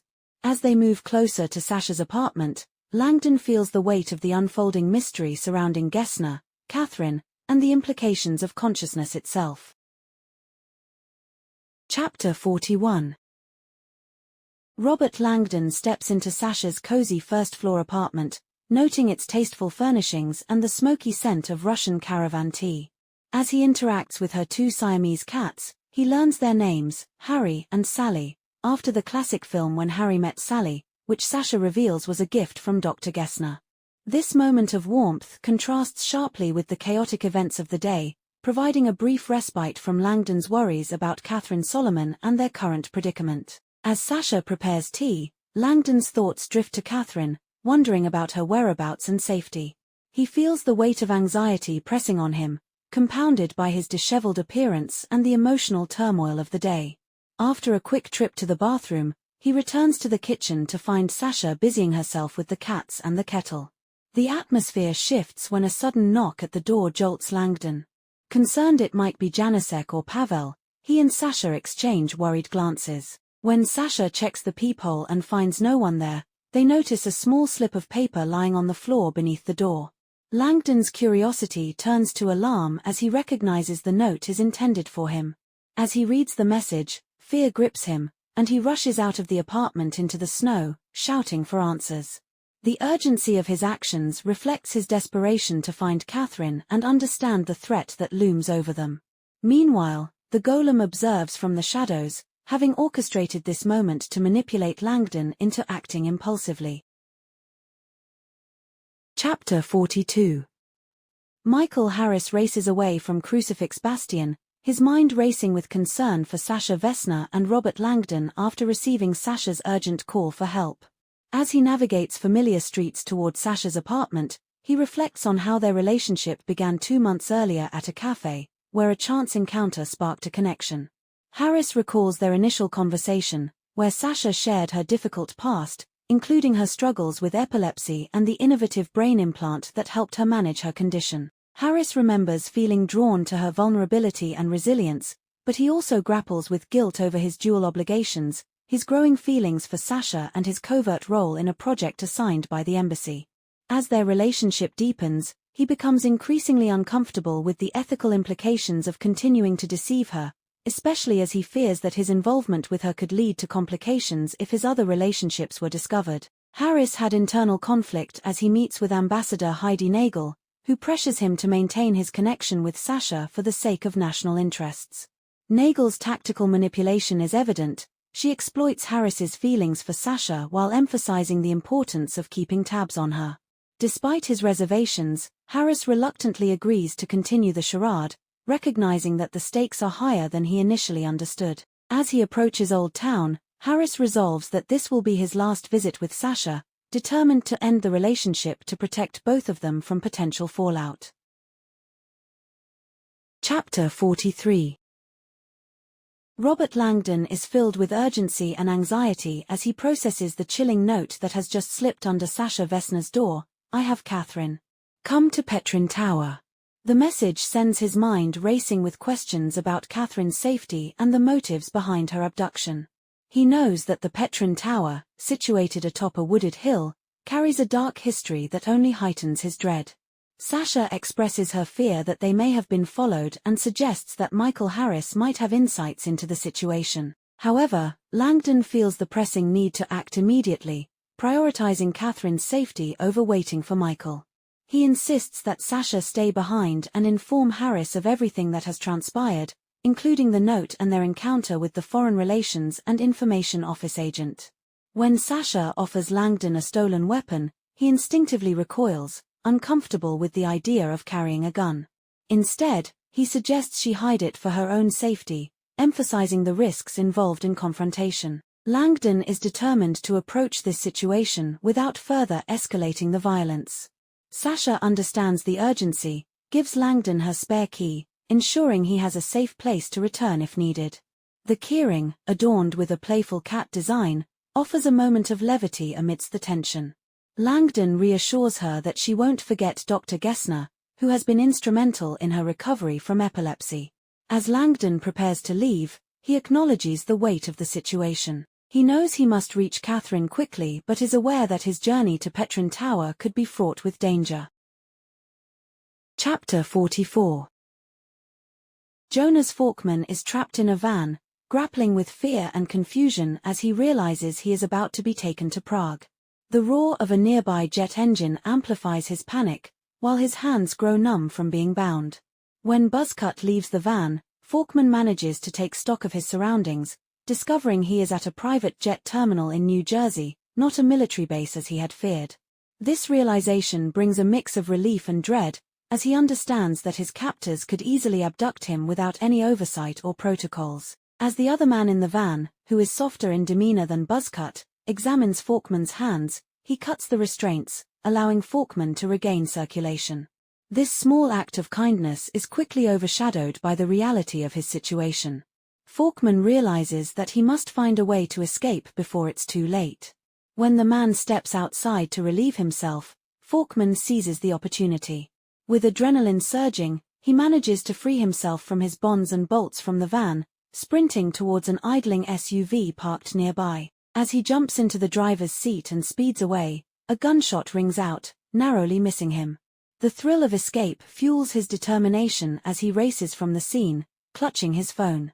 Falkman quickly calls Robert Langdon, leaving an urgent voicemail detailing the danger he and Catherine are in. He warns Langdon about a potential conspiracy surrounding Catherine's manuscript, revealing that someone had hacked their server and deleted all other copies. His message is frantic, underscoring the high stakes of their situation. Meanwhile, back at the terminal, Buzzcut and his partner, Chinberg, watch Falkman's escape unfold without panic. They reveal their strategy, having orchestrated the entire scene to manipulate Falkman into running. They had planted tracking software on his phone, knowing that it would lead them directly to him. Chapter 45. Lieutenant Pavel grapples with the aftermath of Captain Janasek's death, which he believes was murder rather than suicide. The pain of loss is compounded by his growing frustration over the perceived incompetence of the U.S. Embassy, particularly Michael Harris, who he suspects is stalling to cover up the truth. Pavel's mind races as he considers how to take matters into his own hands, driven by a desire for revenge against Robert Langdon, whom he blames for the chaos unfolding around them. As he recuperates in Gessner's reception room, Pavel reflects on the lessons he learned from Janasek about bending the rules for the greater good. He plans to use Janasek's personal phone to fabricate a story that could lead him to Langdon, believing he can exploit the situation to his advantage. Meanwhile, Dana Danuck returns to her office at the embassy, still shaken by the encounter with the mysterious woman from Charles Bridge. Her anger and jealousy prompt her to dig deeper into the identity of the woman, leading her to run a facial recognition search. To her shock, the search yields no results, suggesting that the woman has effectively erased her digital footprint, something Dana knows is possible only through government intervention. Ambassador Heidi Nagel confronts Dana about her actions. The ambassador's stern demeanor underscores the seriousness of the situation, as she chastises Dana for her relationship with a colleague and for potentially compromising their operations. Chapter 46. Robert Langdon rides in a taxi up Petrin Hill, tightly clutching the ominous note that has sent him on a frantic quest to find Catherine. The note's message weighs heavily on his mind, especially given the tower's dark history of human sacrifice. Langdon is acutely aware of the chilling symbolism, as the hill was once the site of pagan rituals involving the deaths of young women. The cab driver, oblivious to the gravity of Langdon's situation, is more focused on his music and the interruptions from public alerts. When a rare blue alert flashes on the driver's phone, indicating a law enforcement officer has been killed and a suspect is at large, the driver is shocked to recognize Langdon as the suspect in question. Stunned, he calmly calls the police to report Langdon's presence. Meanwhile, Lieutenant Pavel, still reeling from the death of Captain Janasek, has orchestrated this alert to track Langdon. He believes that Langdon is responsible for Janicek's murder and sees Petrin Tower as the perfect location to confront him. The isolation of the area at this early hour provides the opportunity Pavel needs to exact vengeance for his captain's death.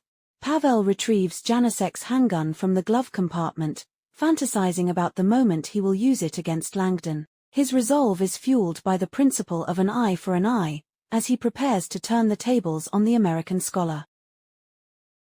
Chapter 47. Robert Langdon arrives at Petrin Tower, his mind racing with anxiety over Catherine's fate. He is struck by its imposing presence and the eerie quiet of the surrounding area.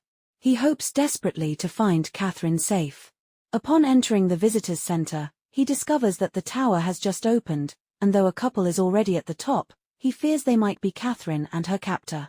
After purchasing a ticket, Langdon is forced to take the elevator since the stairs are closed for winter. As he ascends, he reflects on his lack of preparation for a confrontation, regretting not taking Sasha's gun.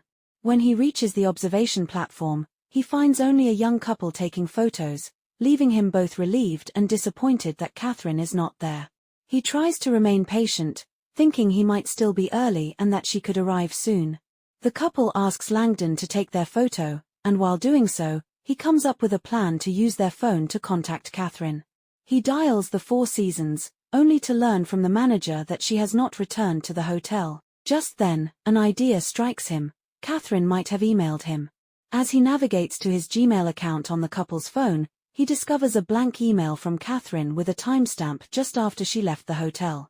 His heart races as he realizes there's an attached graphic. However, the couple becomes increasingly impatient, and as Langdon tries to load the image, they demand their phone back. Finally, the image appears, revealing something unexpected and crucial. Chapter 48. Michael Harris arrives at Sasha Vesna's apartment with a heavy sense of foreboding, aware that he has often promised himself this would be his last visit. After knocking and receiving no answer, he cautiously enters, calling for Sasha and Robert Langdon, but is met with silence. The only movement comes from Sasha's cats, Harry and Sally, who approach him. As he investigates the apartment, he notices the preparations for tea, which adds to his confusion. Suddenly, he is attacked from behind, paralyzed by a jolt of electricity from a taser. Disoriented, he realizes he has been ambushed, and a voice taunts him, revealing that Sasha is out of reach. Before he can react, Harris is knocked unconscious. The golem, his assailant, takes advantage of the situation, using a plastic bag to suffocate Harris after incapacitating him. The golem's cold efficiency is chilling as he disposes of the evidence, demonstrating a calculated ruthlessness. Once Harris is dealt with, the golem sits down to write a letter on Sasha's kitten-themed stationery, addressing it to Harris's superior. This act hints at a broader scheme at play, showcasing the golem's meticulous planning and the lengths he will go to execute his agenda. As he leaves the apartment, he ensures the door remains unlocked, indicating that he is not only confident in his actions but also has further intentions that may involve Sasha and Langdon. Chapter 49. Robert Langdon is alone atop Petrin Tower, grappling with the cryptic image Catherine sent him earlier, a screenshot of her phone displaying a string of characters in Enochian, the so-called angelic tongue. As he reflects on their recent conversation about the language and its historical context, he realizes Catherine's message might hold significant meaning, but the translation he deciphers appears nonsensical. Langdon's thoughts drift to a previous discussion with Catherine about the interconnectedness of all living things, highlighted by her fascination with behavioral synchronization in nature. He recalls her insights about the illusion of separation and how humans are part of a larger, interconnected system, a sentiment echoed by historical figures like Einstein and Da Vinci. This philosophical backdrop underlines Langdon's current predicament. He feels increasingly isolated as he waits for news of Catherine. His moment of introspection is abruptly interrupted when he notices a black sedan with the Foreign Relations and Information Office emblem skidding to a stop below the tower. A uniformed man, identifiable by his muscular build and the gun in his hand, jumps out and rushes toward the tower. This foreboding sight sends a wave of urgency through Langdon, who realizes that he is no longer just waiting for Catherine, he must prepare for a confrontation. Chapter 50. Lieutenant Pavel storms into the Petrin Tower Visitors' Hall, gun drawn and demanding to know the whereabouts of Robert Langdon. His aggressive demeanor frightens the staff and visitors, and when he learns Langdon has gone up in the elevator, he quickly moves to pursue him.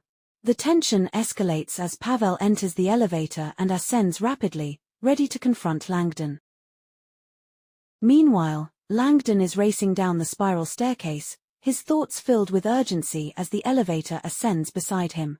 He knows he needs to reach the ground before Pavel does, fully aware that he has no means of defending himself against the armed lieutenant. As he descends, he reflects on the eerie feeling that the entire situation might have been a setup, questioning the authenticity of the note that led him to Petrin Tower in the first place. As he reaches the top of the descending staircase, Langdon makes a split-second decision to leap onto the roof of the visitors' center, hoping to escape detection. He rolls off the roof and into the surrounding woods, sprinting away from the tower while hearing Pavel crash through the trees behind him. Langdon's escape through the snowy forest leads him to a courtyard filled with park attractions, where he quickly assesses his options for shelter. He spots a kitschy castle with an inviting sign and decides to take refuge inside. The urgency of the situation is palpable as he vaults over a turnstile and enters a dark corridor, only to find himself surrounded by mirrored reflections of himself, 6 identical figures staring back at him. Chapter 51. The golem finds solace in the purple glow of his apartment, reflecting on his violent actions and the motivations behind them. After having killed Michael Harris, he kneels in a makeshift shrine dedicated to Sasha Vesna, the woman he has sworn to protect. The atmosphere is steeped in reverence as he lights candles and gazes lovingly at her photo, expressing his devotion to her safety. The chapter delves into the golem's troubled past, recounting how he became intertwined with Sasha's life after saving her from an abusive nurse in a mental institution. This pivotal moment transformed him from a ghostly figure into her self-proclaimed guardian angel. He believes his entire purpose revolves around protecting her from the horrors of the world, a commitment he has maintained in secrecy.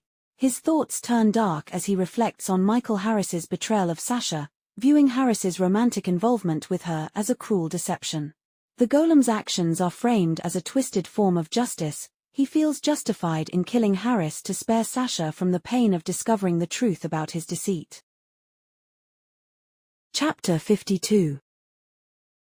Jonas Falkman finds a moment of respite in the parking lot of MetLife Stadium, feeling the weight of the chaos he has just escaped. After a high-speed flight from his captors, he checks his surroundings, relieved to see no sign of pursuit. The stadium looms before him like an ominous structure, highlighting his disorientation and the gravity of his situation. As he settles into the stolen SUV, he anxiously checks his phone for any missed calls, particularly from Robert Langdon. With no updates and only calls from his IT technician, Alex Conan, he decides to reach out to Alex, hoping for some clarity on the situation. However, the conversation takes a dark turn when Alex reveals alarming news. One of Falkman's authors has been killed, presumably by the hackers who deleted Catherine Solomon's manuscript. Falkman is struck by shock and disbelief, grappling with the implications of Alex's revelation. His immediate concern shifts to Langdon and Catherine, as he fears for their safety amidst the unfolding crisis. The tension escalates as Alex's voice quivers, underscoring the gravity of the situation and the potential consequences of their actions. Meanwhile, the operatives Auger and Chinberg, who are monitoring Falkman's call from a distance. Their realization that an author has been killed raises the stakes significantly. They understand the urgency of their mission to recover Catherine's manuscript, emphasizing that their employer, Mr. Finch, is relentless in achieving his goals, regardless of the cost. Chapter 53. Robert Langdon finds himself in the disorienting Zakadlov Bludist, or Mirror Maze, as he desperately tries to evade Lieutenant Pavel, who is hot on his heels.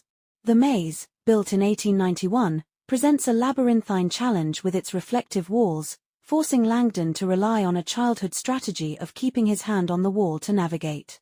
This method allows him to avoid making repeated choices, reminiscent of the myth of the Minotaur's labyrinth. As he maneuvers through the maze, Langdon hears Pavel's heavy breathing nearby, heightening his anxiety. He makes a crucial decision to move left, but when he reaches a larger chamber filled with distorted mirrors, he unexpectedly comes face to face with Pavel. In a tense moment, Pavel aims his gun at Langdon, but the shot results in shattered glass instead of a bullet hitting its target. This moment of confusion allows Langdon to escape through a light-filled opening, fleeing into the woods. The sounds of gunfire echo behind him as he spots the Petrin funicular, a cable car that offers a quick descent away from the danger. He slips inside just as the doors close, realizing that his detour through the mirror maze may have saved his life. Meanwhile, the golem is preparing for his next move. He dons a rubber skullcap and smears wet Fltava clay over his face, masking his identity. As he etches the sacred letters of truth into his forehead, he reflects on the disturbing truths he has uncovered regarding Brigitte Gessner and Michael Harris.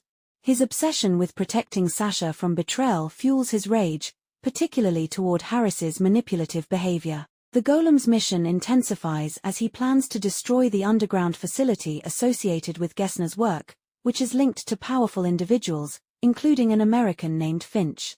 His determination to avenge the wrongs against Sasha drives him forward, and he intends to draw strength from a mystical site in Prague, emphasizing his connection to the golem legend. Chapter 54. Dana Danek approaches the U.S. ambassador's office, bracing herself for what she suspects will be her dismissal. Her previous encounter with Ambassador Heidi Nagel, where she was confronted about her personal relationship with Michael Harris, looms heavily in her mind. As she enters the office, the atmosphere is tense, with the ambassador's no-nonsense demeanor amplifying Dana's anxiety. Ambassador Nagel, seated behind her imposing mahogany desk, immediately establishes authority, instructing Dana to turn off her phone and place it on the desk. The formality of the situation intensifies Dana's apprehension, and she senses that she is on precarious ground. The ambassador's request for Dana to sign a non-disclosure agreement further underscores the seriousness of the matter at hand. Dana's unease grows as she realizes that she is being drawn into a web of secrecy and potential danger. The ambassador acknowledges the recklessness of Dana's recent actions at the Four Seasons, hinting at the gravity of what she witnessed, a gun aimed at her face. Despite Dana's initial instinct to forget the incident, Nagel insists on confronting the reality of what happened, indicating that Dana's knowledge cannot be ignored. Chapter 55. Robert Langdon rides the Petrin funicular, reflecting on the chaotic events that have transpired. Confident he has evaded Lieutenant Pavel for the moment, he attempts to piece together the meaning behind Catherine's encoded email. The note, which initially seemed like gibberish, becomes clearer as Langdon realizes that he misinterpreted her message. Instead of Codex XL, it actually refers to Codex XL, a clever nod to the Devil's Bible, or Codex Gigas, currently on display in Prague. As he recalls their visit to the exhibit the day before, Langdon remembers its fascinating history, including how it was said to have been created by a single monk in a single night with the help of the devil. The Codex is notorious for its mysterious origins and the enigma of its flawless calligraphy. Langdon's mind races with questions about why Catherine would reference this ancient artifact in her email. Could she be implying that she is somehow connected to it? Or that it holds a clue about her whereabouts? As the funicular reaches the bottom of Petrin Hill, Langdon's urgency intensifies. He realizes that Catherine might be at the Clementinum, the site of the Codex exhibit, prompting him to wonder if she is waiting for him there. Chapter 56. Jonas Falkman is driving across the George Washington Bridge in a stolen SUV, feeling the weight of recent revelations about Catherine Solomon and the dangers surrounding her. As he navigates the pre-dawn darkness, he reflects on a conversation he had with Catherine about her theory of non-local consciousness. This theory posits that consciousness is not confined to the brain but permeates the universe, suggesting an interconnectedness that challenges conventional understanding. Falkman recalls how Catherine used analogies to explain her theory, likening consciousness to radio waves that our brains tune into. This conceptual framework resonates with Falkman, especially in light of the distressing news he received from Alex, the PRH tech, about a possible murder linked to Catherine's research. He grapples with the implications of her work and whether it is truly worth killing for. Faulkman feels increasingly paranoid about being followed, decides to discard his phone to avoid being traced. He throws it out of the window, and as the phone plummets into the Hudson River, he is left pondering the gravity of the situation and the urgency of returning to safety. Chapter 57. Robert Langdon arrives at Eugest Station after taking the funicular down Petrin Hill. Eager to distance himself from Lieutenant Pavel, he decides to board Tram 22, which heads toward Prague Center and the Clementinum where the Devil's Bible is housed. Langdon's thoughts are consumed by Catherine's encoded message, which he hopes is a desperate plea for help, but he grapples with the uncertainty of her whereabouts since the museum hasn't opened yet. As he rides the tram across the river, Langdon reflects on his past experiences with ancient texts and their ability to guide him through complex situations. His determination to find Catherine propels him forward, despite the mounting tension regarding the time that has passed since her email. Meanwhile, Lieutenant Pavel, having returned to his sedan, is dealing with a severe headache and the urgency of his mission. Despite feeling unwell and debating whether he needs medical attention, his obsession with capturing Langdon takes precedence.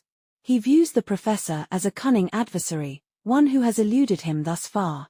Pavel is acutely aware that time is running out, as various authorities are now aware of Langdon's status as a wanted man. Chapter 58.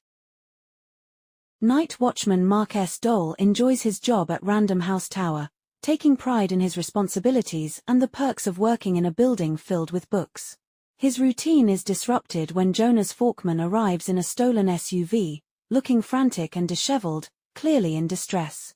Dole notices Faulkman's wild demeanor and offers to help him with a temporary key card after he reveals that he lost his backpack, which contained his original card. As Faulkman heads for the elevators, the narrative shifts to operatives Auger and Chinberg, who have been tracking him. They had followed Faulkman's SUV and learned crucial information from a call between Faulkman and the PRH tech Alex.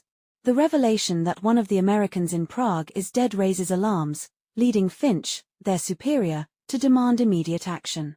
The operatives must now find out what Alex knows about the hack on their servers. However, Faulkman's earlier decision to throw his phone into the Hudson complicates their plans, as they can no longer tap into his conversations. With the technology aspect of their mission failing, Auger prepares to take a more hands-on approach, suggesting that they must infiltrate the building to gather intel themselves. Chapter 59. U.S. Ambassador Heidi Nagel reflects on the escalating crisis in Prague as she monitors the Alchemist Hotel across the street. After briefing Dana Danuck on a covert operation she inadvertently uncovered, Nagel learns from a U.S. Marine that a blue alert has been issued for Robert Langdon, who is now wanted for allegedly killing a member of Foreign Relations and Information Office. This revelation shocks Nagel, as she realizes her earlier confrontations with Captain Janasek have failed to deter him from pursuing Langdon. Nagel's frustration mounts as she speaks with Mr. Finch, who chastises her for the deteriorating situation. The tension in their conversation reveals the precarious nature of her position as a pawn in a larger game, emphasizing the stakes involved. Finch's cold reminder of her subservient role underlines the urgency of the situation, as Langdon's life hangs in the balance. Meanwhile, Field Officer Housemore is abruptly awakened by new orders from Finch, directing her to secure Gessner's lab at Crucifix Bastion. This development hints at the deeper machinations at play in the city, as Housemore grapples with the implications of Finch's impending arrival. The narrative then shifts to the Golem, who navigates Old Town Square amidst a group of unsuspecting tourists. As he passes by, a tour guide seizes the opportunity to create drama, drawing attention to the Golem's presence. The mention of Kofko and the symbolism of the Golem resonate with him, reinforcing his identity as a protector of Sasha. His thoughts turn dark as he declares his intent to infiltrate Threshold, emphasizing his determination to dismantle the forces that threaten her. Chapter 60. Robert Langdon hurries through the streets of Prague, his mind racing as he searches for Catherine. The cold wind bites at him as he heads toward the Clementinum, where the Devil's Bible is housed. As he passes the Mozart Prague Hotel, He reminisces about the city's vibrant arts scene, particularly the Signal Festival that transforms landmarks with captivating light projections. His attention is momentarily captured by an advertising kiosk displaying a poster related to a popular video game, featuring the word Halo. This prompts Langdon to reflect on his recent discussions with Catherine about halos and consciousness. He recalls her assertion that halos symbolize consciousness flowing inward rather than outward, a concept that challenges traditional interpretations. Langdon contemplates the implications of this idea, connecting it to religious texts that describe prophets receiving divine wisdom rather than generating it. He considers how Catherine's theory of non-local consciousness could explain phenomena like ESP and sudden savant syndrome, suggesting that the brain functions more like a receiver accessing external information rather than a storage device. As he walks, Langdon's thoughts oscillate between his urgent quest to find Catherine and the profound philosophical questions she raised. He recalls their playful banter about the nature of memory and consciousness, leading him to ponder the possibility that their memories might be akin to cloud storage, accessible but not solely contained within the brain. Chapter 61. Robert Langdon arrives at the Clementinum, a historically rich building that serves as the Czech National Library and a museum. As he approaches, he recalls the building's impressive history, particularly its astronomical significance and the Jesuit roots that gave it life. His mind is focused solely on finding Catherine, especially after her cryptic message, which he now believes may have been sent from within the museum. Upon entering the Clementinum, Langdon is surprised by the bustling lobby filled with tourists enjoying coffee and pastries. The museum is already open, and he realizes that Catherine could have entered the building after sending her email. He feels a rush of hope that she might still be inside. Langdon purchases a ticket and hurries through the ornate corridors toward the Baroque library, where he anticipates finding Catherine. The library itself is breathtaking, with a stunning ceiling fresco and towering bookshelves filled with ancient texts. However, despite the beauty and grandeur of the space, Langdon's focus remains on locating Catherine. As he moves deeper into the library, he finally spots the Devil's Bible housed in a protective case, surrounded by curious visitors. Yet, his heart sinks as he realizes he still hasn't seen Catherine. He calls out her name, but the quiet crowd offers no response, leaving him increasingly anxious about her whereabouts. Meanwhile, Lieutenant Pavel is closing in on Langdon. He has received tips about Langdon's movements and now knows that he is inside the Clementinum. Pavel's determination to capture Langdon intensifies as he rushes into the museum, questioning a dissent about Langdon's location. The tension escalates as both Langdon and Pavel navigate the same space, unaware of each other's proximity, setting the stage for a potential confrontation. Chapter 62. Night watchman Mark Dole finds himself in an alarming situation when two men dressed in black military gear enter Random House Tower. Their sudden and aggressive presence raises immediate red flags for Dole, especially when one of the men punches him in the chest and takes control of the security desk. Dole is zip-tied and left incapacitated while the intruders gain access to the building. Meanwhile, Jonas Falkman arrives at a security center where Alex Conan, a tech, has been waiting for him. Alex, looking worn from the events of the night, updates Falkman on the situation, initially expressing relief that Robert Langdon is alive, although he is in trouble with local authorities. Falkman learns that Alex had tried to contact Catherine Solomon to warn her about a potential threat but was unable to reach her or Langdon. Alex explains how he tried to track Langdon's location using his phone, revealing that Langdon's last known position was alarmingly in the middle of the Vltava River. This leads to a tense conversation about the dangers they are facing, compounded by the fact that they've been hacked by highly skilled operatives. The atmosphere becomes increasingly tense when Alex believes they might be in danger themselves, sensing an unseen presence in the control room. Falkman's instincts kick in as he realizes they are not alone. He discreetly signals Alex to stop talking and types a message on the computer, which hints at their precarious situation. Chapter 63. Robert Langdon feels a growing sense of despair as he searches the Baroque library for Catherine, realizing that he may have arrived too late. The beautiful space, filled with the rich history of the Codex Gigas, now feels haunting as he recalls the joyful moments he shared with Catherine there just a day before. He reflects on their conversation about the library's architecture, particularly the faux balcony that has no access points, showcasing Catherine's scientific eye for detail. Suddenly, the atmosphere shifts when a voice calls for an evacuation due to a fire emergency. While many visitors scramble to exit, Langdon's instincts tell him that this is a ruse orchestrated by Lieutenant Pavel, who is patrolling the exit and searching the crowd for him. Realizing he is in imminent danger, Langdon scans the library for a place to hide.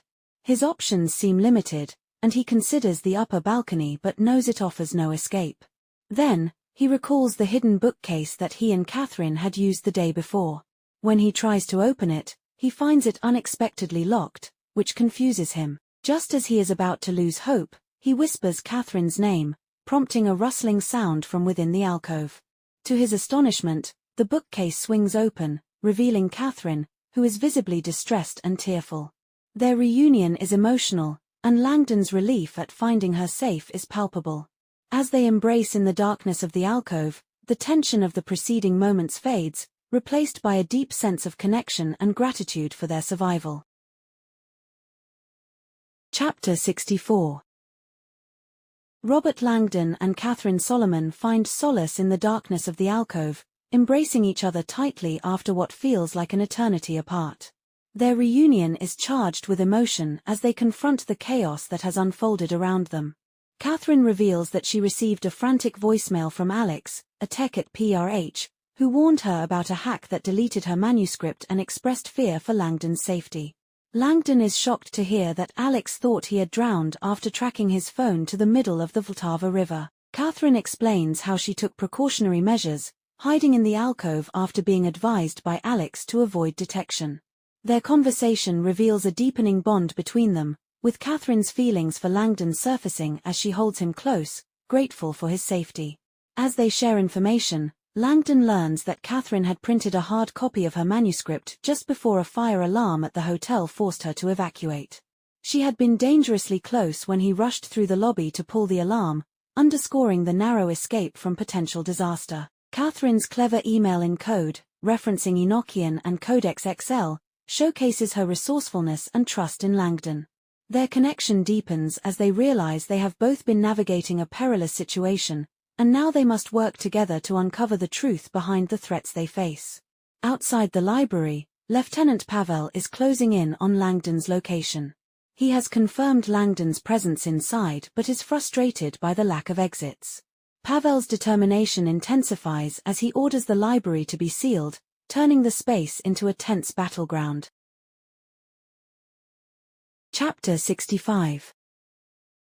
In the heart of Józef, Prague's former Jewish ghetto, the old new synagogue stands quietly among modern luxury boutiques, a solemn relic untouched by centuries of turmoil. It has borne witness to the ebb and flow of history since the 13th century, its austere stone walls embodying a kind of sacred endurance.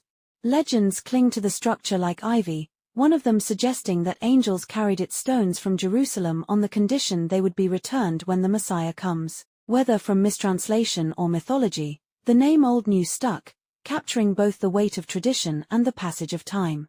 As the golem approaches this place of ancient reverence, his gaze passes over the stone facade, which now stands wedged between the glittering storefronts of Hermes and Valentino.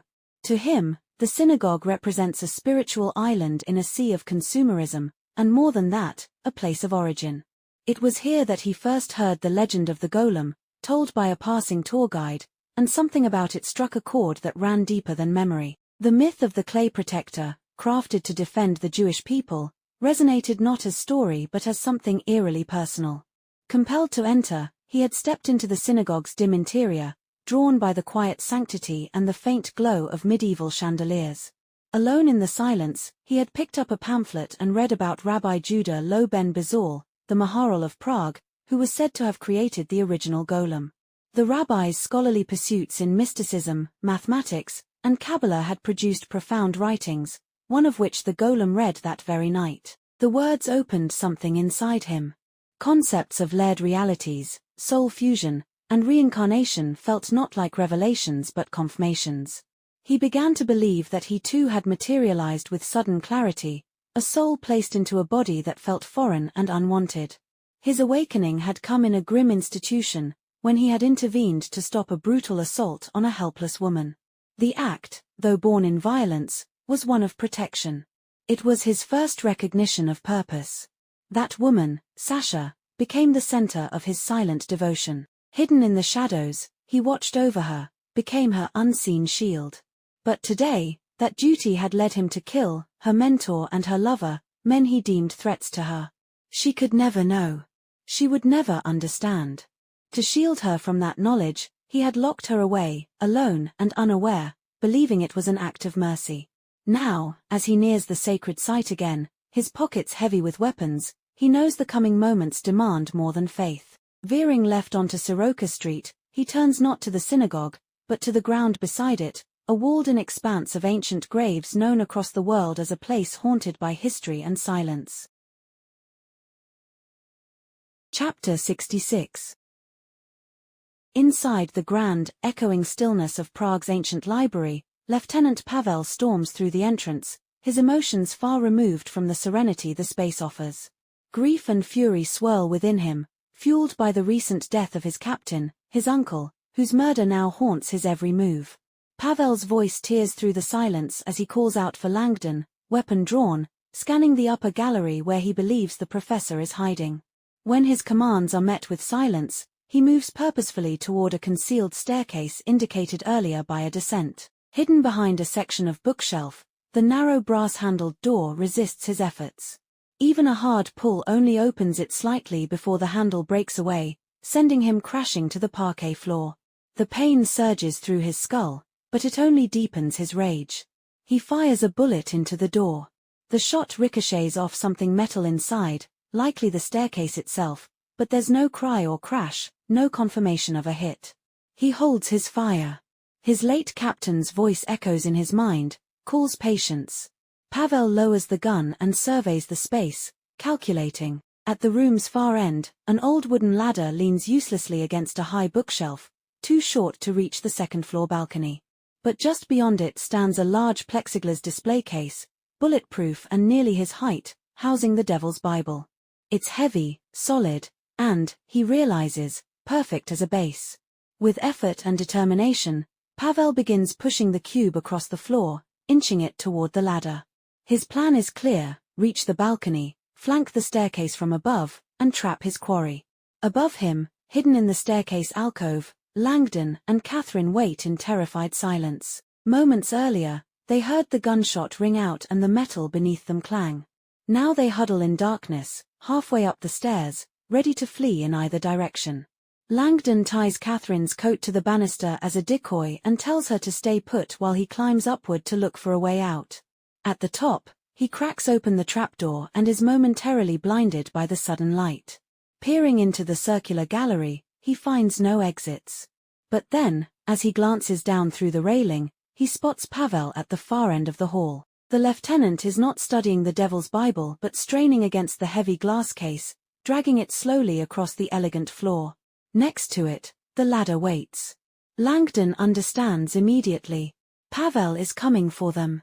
With nowhere else to hide, Langdon desperately searches the ceiling for inspiration and his eyes lock onto an unexpected detail nestled within the painted clouds, a small, metallic disc glinting against the centuries-old fresco. Clearly not part of the original artwork, the object is modern, and potentially a way out. In that moment, surrounded by looming danger and the sacred hush of the library, Langdon feels as though Providence has revealed a hidden path. Chapter 67. Outside the cold, dark silhouette of Crucifix Bastion, Field Officer Housemore arrives to find an ominous scene. No vehicles. No activity. And the front door, shattered inward, offers a clear sign of forced entry. With her weapon drawn and her senses on high alert, she steps over broken glass and cautiously moves inside. The access door remains locked, offering a small comfort amid the disorder. Advancing further, she finds Dr. Gessner's office and reception area eerily vacant. She places a secure call to Mr. Finch, who answers with clipped urgency from a jet just airborne out of London. His instructions are direct: secure the building at all costs, and use deadly force if necessary. Then the line goes dead. Thousands of miles away, hidden deep within the Random House Tower, a very different operation is unfolding.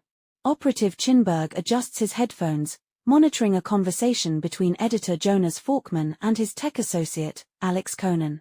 A laser microphone beams silently across the room, bouncing off a nearby glass-encased illustration of a sinking ship. The vibrations in the glass, too subtle for the naked ear, translate perfectly through an interferometer, capturing every word. Mr. Finch is also listening in via satellite link, and Chinberg knows the man will be pleased. For a tense moment, it seemed the tech had uncovered the identity of the real intruder behind the PRH server breach.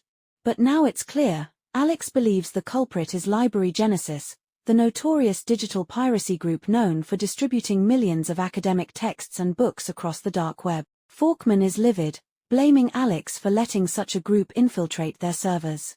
But Chinberg relaxes, knowing they've successfully masked their true tracks. The PRH hack, hastily executed using borrowed code, could have exposed their operation. Instead, they've redirected suspicion to a convenient scapegoat. Downstairs in the tower lobby, night watchman Mark Dole lies zip-tied and humiliated behind the reception desk, stewing in regret. He hadn't moved quickly enough to call for help when the intruders arrived. Now, one of them casually flips through his wallet and phone, taking notes that hint at something more sinister. Details about his kids, his neighborhood in Sunset Park, quiet threats with sharp undertones. The second man returns and confirms their deception has worked. They've convinced the higher-ups they're just book pirates. As they prepare to leave, Dole surprises them. He silently locks all the building's exit doors, then feigns innocence when questioned. The men reluctantly enter one of the large revolving doors to leave, but just as the door makes a quarter turn, Dole re-engages the lock, trapping both men in a glass compartment like specimens in a case. Calmly, Dole dials 911 as the pair explode in profanity behind the sealed door. No one threatens his family and walks away.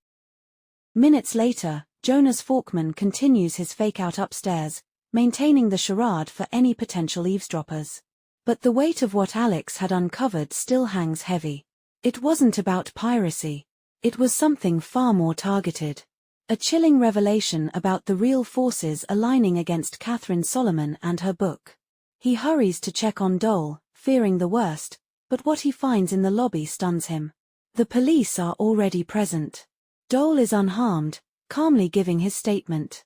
The two intruders now lie cuffed on the ground, glaring with seething rage. Forkman doesn't hide his satisfaction as he greets them with a sarcastic welcome, even correcting one man's grammar mid-threat. With a final, biting line about villains always losing, he crouches down and smiles, his victory subtle, but complete. Chapter 68. Catherine Solomon experiences a surge of relief as she sees Robert Langdon descending from the balcony, illuminated by the dim light filtering through the trapdoor. His urgent demeanor quickly shifts the atmosphere from relief to panic as he demands fire, emphasizing the need for smoke to attract attention before a deranged gunman descends the stairs. Catherine, initially confused, quickly grasps Langdon's reasoning. If gunfire hasn't drawn the museum staff, smoke might. Descending the stairs together, Catherine retrieves her heavy shoulder bag, which contains her manuscript and a water bottle. As she rummages through it for something to create a fire, she realizes she has no matches or lighter. Langdon, undeterred, asks about other potential items. After a brief dialogue, Catherine mentions a charger for her purse, which Langdon seizes as a possible fire starter. Langdon races back up the stairs, feeling the weight of the situation as he carefully inspects Catherine's bag. He discovers the charger, which he quickly modifies by tearing off the connector plug and stripping the wires. With the clock ticking, he hopes that this makeshift setup will generate enough heat to ignite something flammable. Meanwhile, Catherine waits anxiously, hearing the unsettling sounds from the library, which remind her that time is running out. Suddenly, she notices a flickering glow emanating from above. Langdon has managed to start a fire, and Catherine's initial amazement quickly turns to alarm as the flames spread rapidly. She is horrified when a charred piece of manuscript drifts down from above, realizing with dread that Langdon is burning her work to fuel the flames. She rushes up the stairs, calling for him to stop, but Langdon is resolute, explaining that they are already targets due to the manuscript and that the only chance for survival lies in destroying it. Catherine is stunned to learn that people have been killed because of her work, including Brigitte Gessner, who had sought an advance copy and suffered a tragic fate. Despite her protests, Langdon insists that their lives are paramount and that he needs her trust, even as she grapples with the loss of her manuscript. Meanwhile, Lieutenant Pavel, tasked with repositioning a large display case in the library, pauses to catch his breath as he notices a strange column of black smoke rising from the balcony. His hope that he is imagining it fades when alarms begin to blare, signaling the imminent danger they all face. Chapter 69. The tension escalates as Lieutenant Pavel, poised on a display case, prepares to execute his plan against Robert Langdon. The blaring smoke alarm prompts a frantic response from museum staff, including a dissent who disregards Pavel's orders and rushes toward the source of the smoke. Instead of noticing Pavel, the dissent is fixated on the smoke billowing from the balcony. As Pavel climbs the ladder, he feels a mix of determination and anger, convinced that he can still eliminate Langdon. As he reaches the top, the smoke thickens around him, but ventilation fans begin to clear the air. Pavel sees the trapdoor still open, and he believes he has the perfect opportunity for a surprise attack. However, his focus is disrupted when a striking woman, flanked by 2 U.S. Marines, commands him to stop. This unexpected sight unnerves him, and he momentarily feels as if he is hallucinating. Meanwhile, Langdon stands on the landing beside a smoldering pile of ash, reflecting on his improvised fire-starting method using hand sanitizer from Catherine's bag. The combination of the alcohol-based gel and the charger he had manipulated created a fierce blaze that quickly consumed her manuscript. As he watches the flames grow, he feels a mix of relief and anxiety, realizing the risk he has taken to save their lives. The fire produces thick smoke, and Langdon hastily tosses Catherine's empty water bottle into the flames to increase the smoke output, all while battling his guilt over destroying her work. As he descends the stairs, Langdon hopes to find Catherine, who, he knows, is distressed by the loss of her manuscript. He hears voices outside the bookcase door, and when one voice identifies itself as a Marine, Langdon feels a surge of hope. The Marine announces that the threat from the Foreign Relations and Information Office lieutenant has been neutralized, and a blue alert has been cancelled. Langdon, unfamiliar with the term, is cautious and urges Catherine to delay opening the door, suspecting a potential trap. Just as they hesitate, a laminated card slides under the door, bearing the emblem of the U.S. Embassy. This symbol reassures Langdon that help has arrived. On the other side, Dana Danek, sent by the ambassador to ensure Langdon's safety, waits anxiously.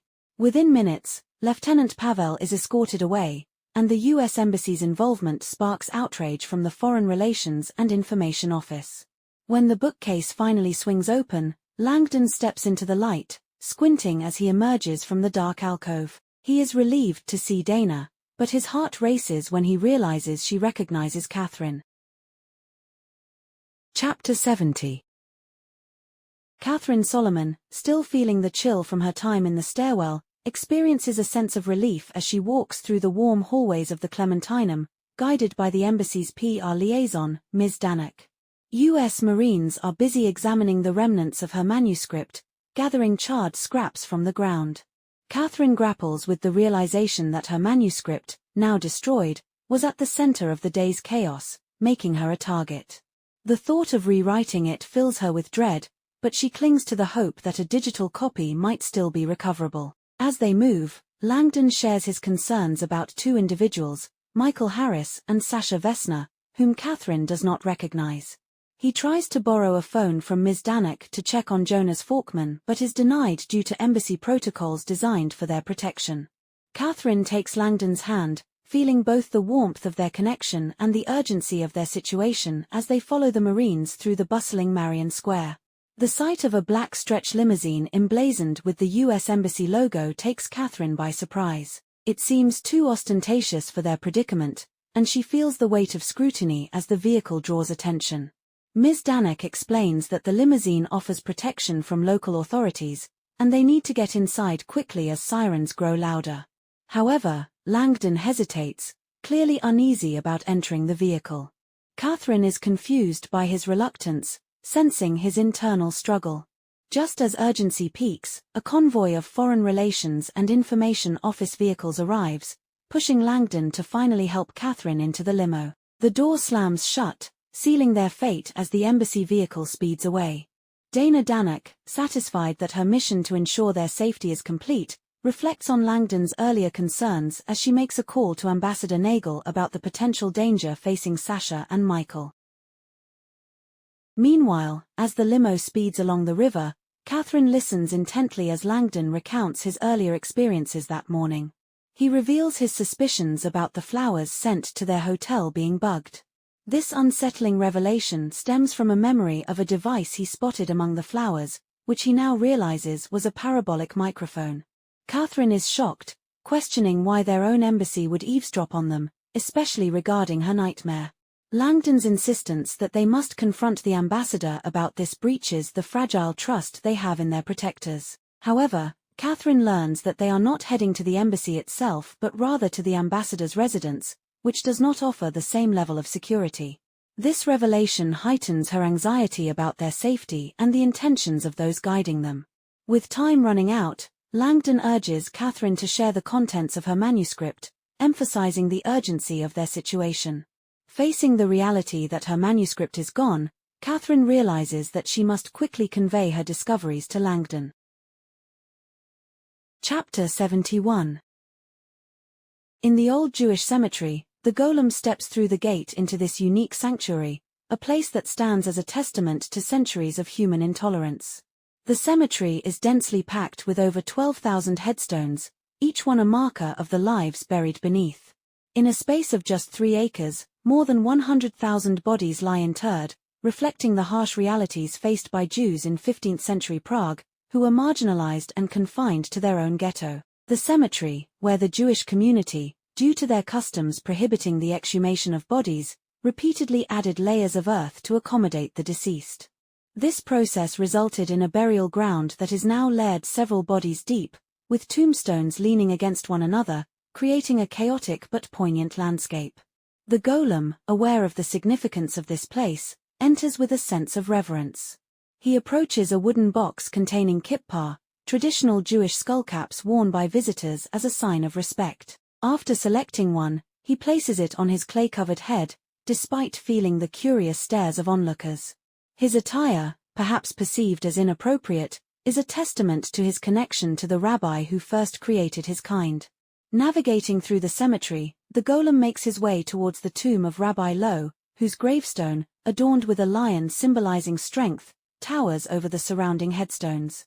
The area around the tomb is littered with small, folded slips of paper, prayers left by visitors, as well as pebbles, following Jewish tradition. Kneeling before the ornate tomb, the golem engages in a moment of reflection and connection to the spiritual forces of the universe. He seeks to unify with the souls of those buried there, feeling a profound sense of oneness.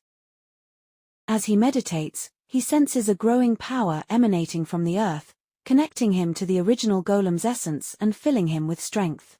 This moment emphasizes the deep spiritual significance of the cemetery, as the golem embraces the mystical energy that surrounds him. Chapter 72. Catherine and Robert Langdon ride through Prague in the embassy limousine. Catherine takes a moment to enjoy a bottle of Coca Cola while Langdon waits for her to organize her thoughts. The tension in the air is palpable as Langdon is eager to hear what Catherine has discovered, particularly in light of the threats they have faced. Catherine begins by introducing the concept of the replication crisis, a phenomenon where scientific results cannot be consistently reproduced. Langdon recalls hearing about it in academic circles and learns that this crisis has plagued many respected scientists working on non-local consciousness, leading to a divide between materialists and those who advocate for broader interpretations of consciousness.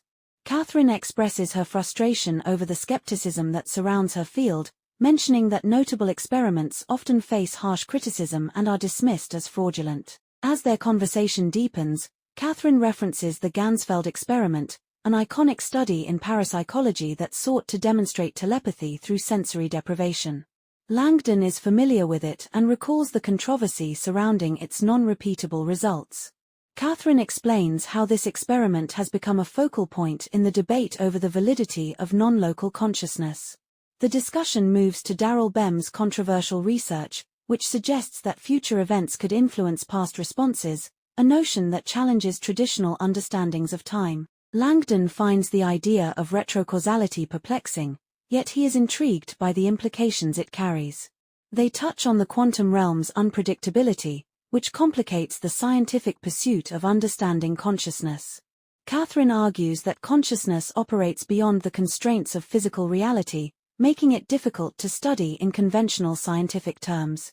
Langdon's thoughts drift to his own field, where published claims often meet the same fate of skepticism. He reflects on historical artifacts that have been debunked, recognizing the parallels between their experiences and the battles fought in academia.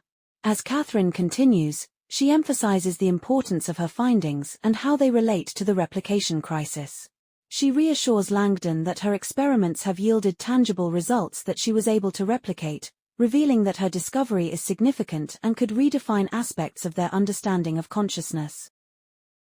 Meanwhile, Jonas Forkman is at the Random House Tower, who steps into the vibrant, whimsical environment of the children's book division.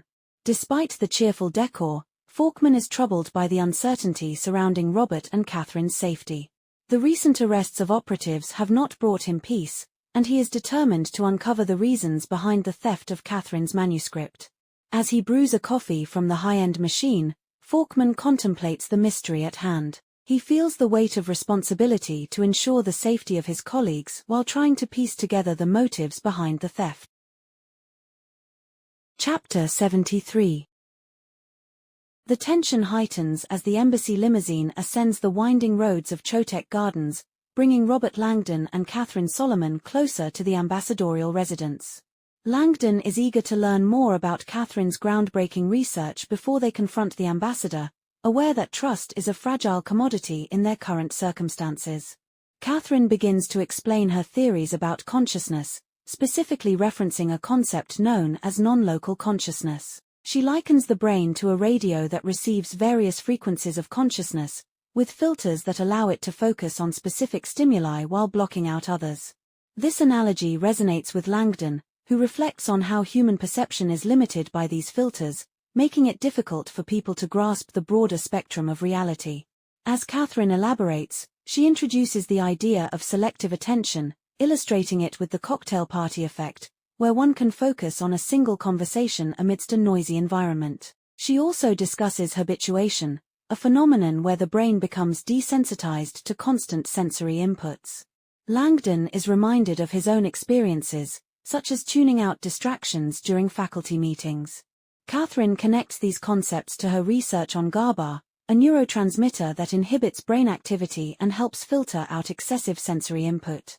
She explains that high levels of GABA in newborns protect them from sensory overload, allowing their minds to develop gradually. Interestingly, she notes that Tibetan monks also exhibit elevated GABA levels during meditation, which helps them achieve a focused state of mind by blocking out external stimuli.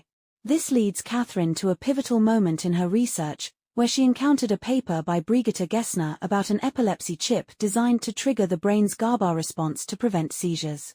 Catherine draws parallels between the chaotic nature of seizures and the serene state of mind achieved during meditation, suggesting that understanding these processes could unlock insights into consciousness itself. Langdon listens intently as Catherine posits that GABA might be the key to understanding why humans cannot perceive reality as it truly is. She argues that GABA serves as a protective veil, limiting the expansiveness of consciousness and preventing people from experiencing the full breadth of reality. This revelation intrigues Langdon, who considers the implications of a hidden reality beyond what humans can perceive. Meanwhile, the golem is in the old Jewish cemetery, where he finds solace and strength. He seeks to connect with the spirit of the original golem, contemplating his purpose and the necessity of protecting Catherine. As he absorbs the quiet power of the cemetery, he hears a whisper in the wind, underscoring his resolve to carry out his mission of retribution. The golem acknowledges the duality of his path, truth and death, and resolves to embrace both as he prepares for the challenges ahead. Chapter 74. The limousine approaches the ambassadorial residence in the upscale neighborhood of Bubenec, and Robert Langdon is captivated by Catherine's groundbreaking revelations about consciousness. Catherine shares that her ideas about consciousness were sparked by her research into postictal experiences, those blissful states reported by people after seizures. She draws a parallel between these experiences and near-death experiences, both characterized by a profound sense of peace and connection to all things. She recounts a significant experiment involving a terminally ill patient, a retired neurologist, who agreed to undergo his dying process while being monitored by a real-time magnetic resonance spectroscopy device. Catherine explains how she expected to see a surge in GABA levels to help filter out the death experience, but instead, GABA levels dropped significantly, suggesting that the brain's filters were removed as the patient approached death. This led to an unfettered flow of consciousness, allowing the patient to experience a heightened awareness of reality. Catherine's findings suggest that during the dying process, individuals may access a fuller spectrum of consciousness, experiencing a full life recall just before death. This concept resonates with Langdon, reminding him of various religious teachings about the soul's journey after death. Catherine posits that consciousness may exist independently of the brain and that upon death, it reintegrates into a universal whole. As she speaks, Langdon contemplates the implications of her discoveries. If Catherine is correct, then humans possess the innate ability to perceive a deeper reality, but their perception is chemically limited during life.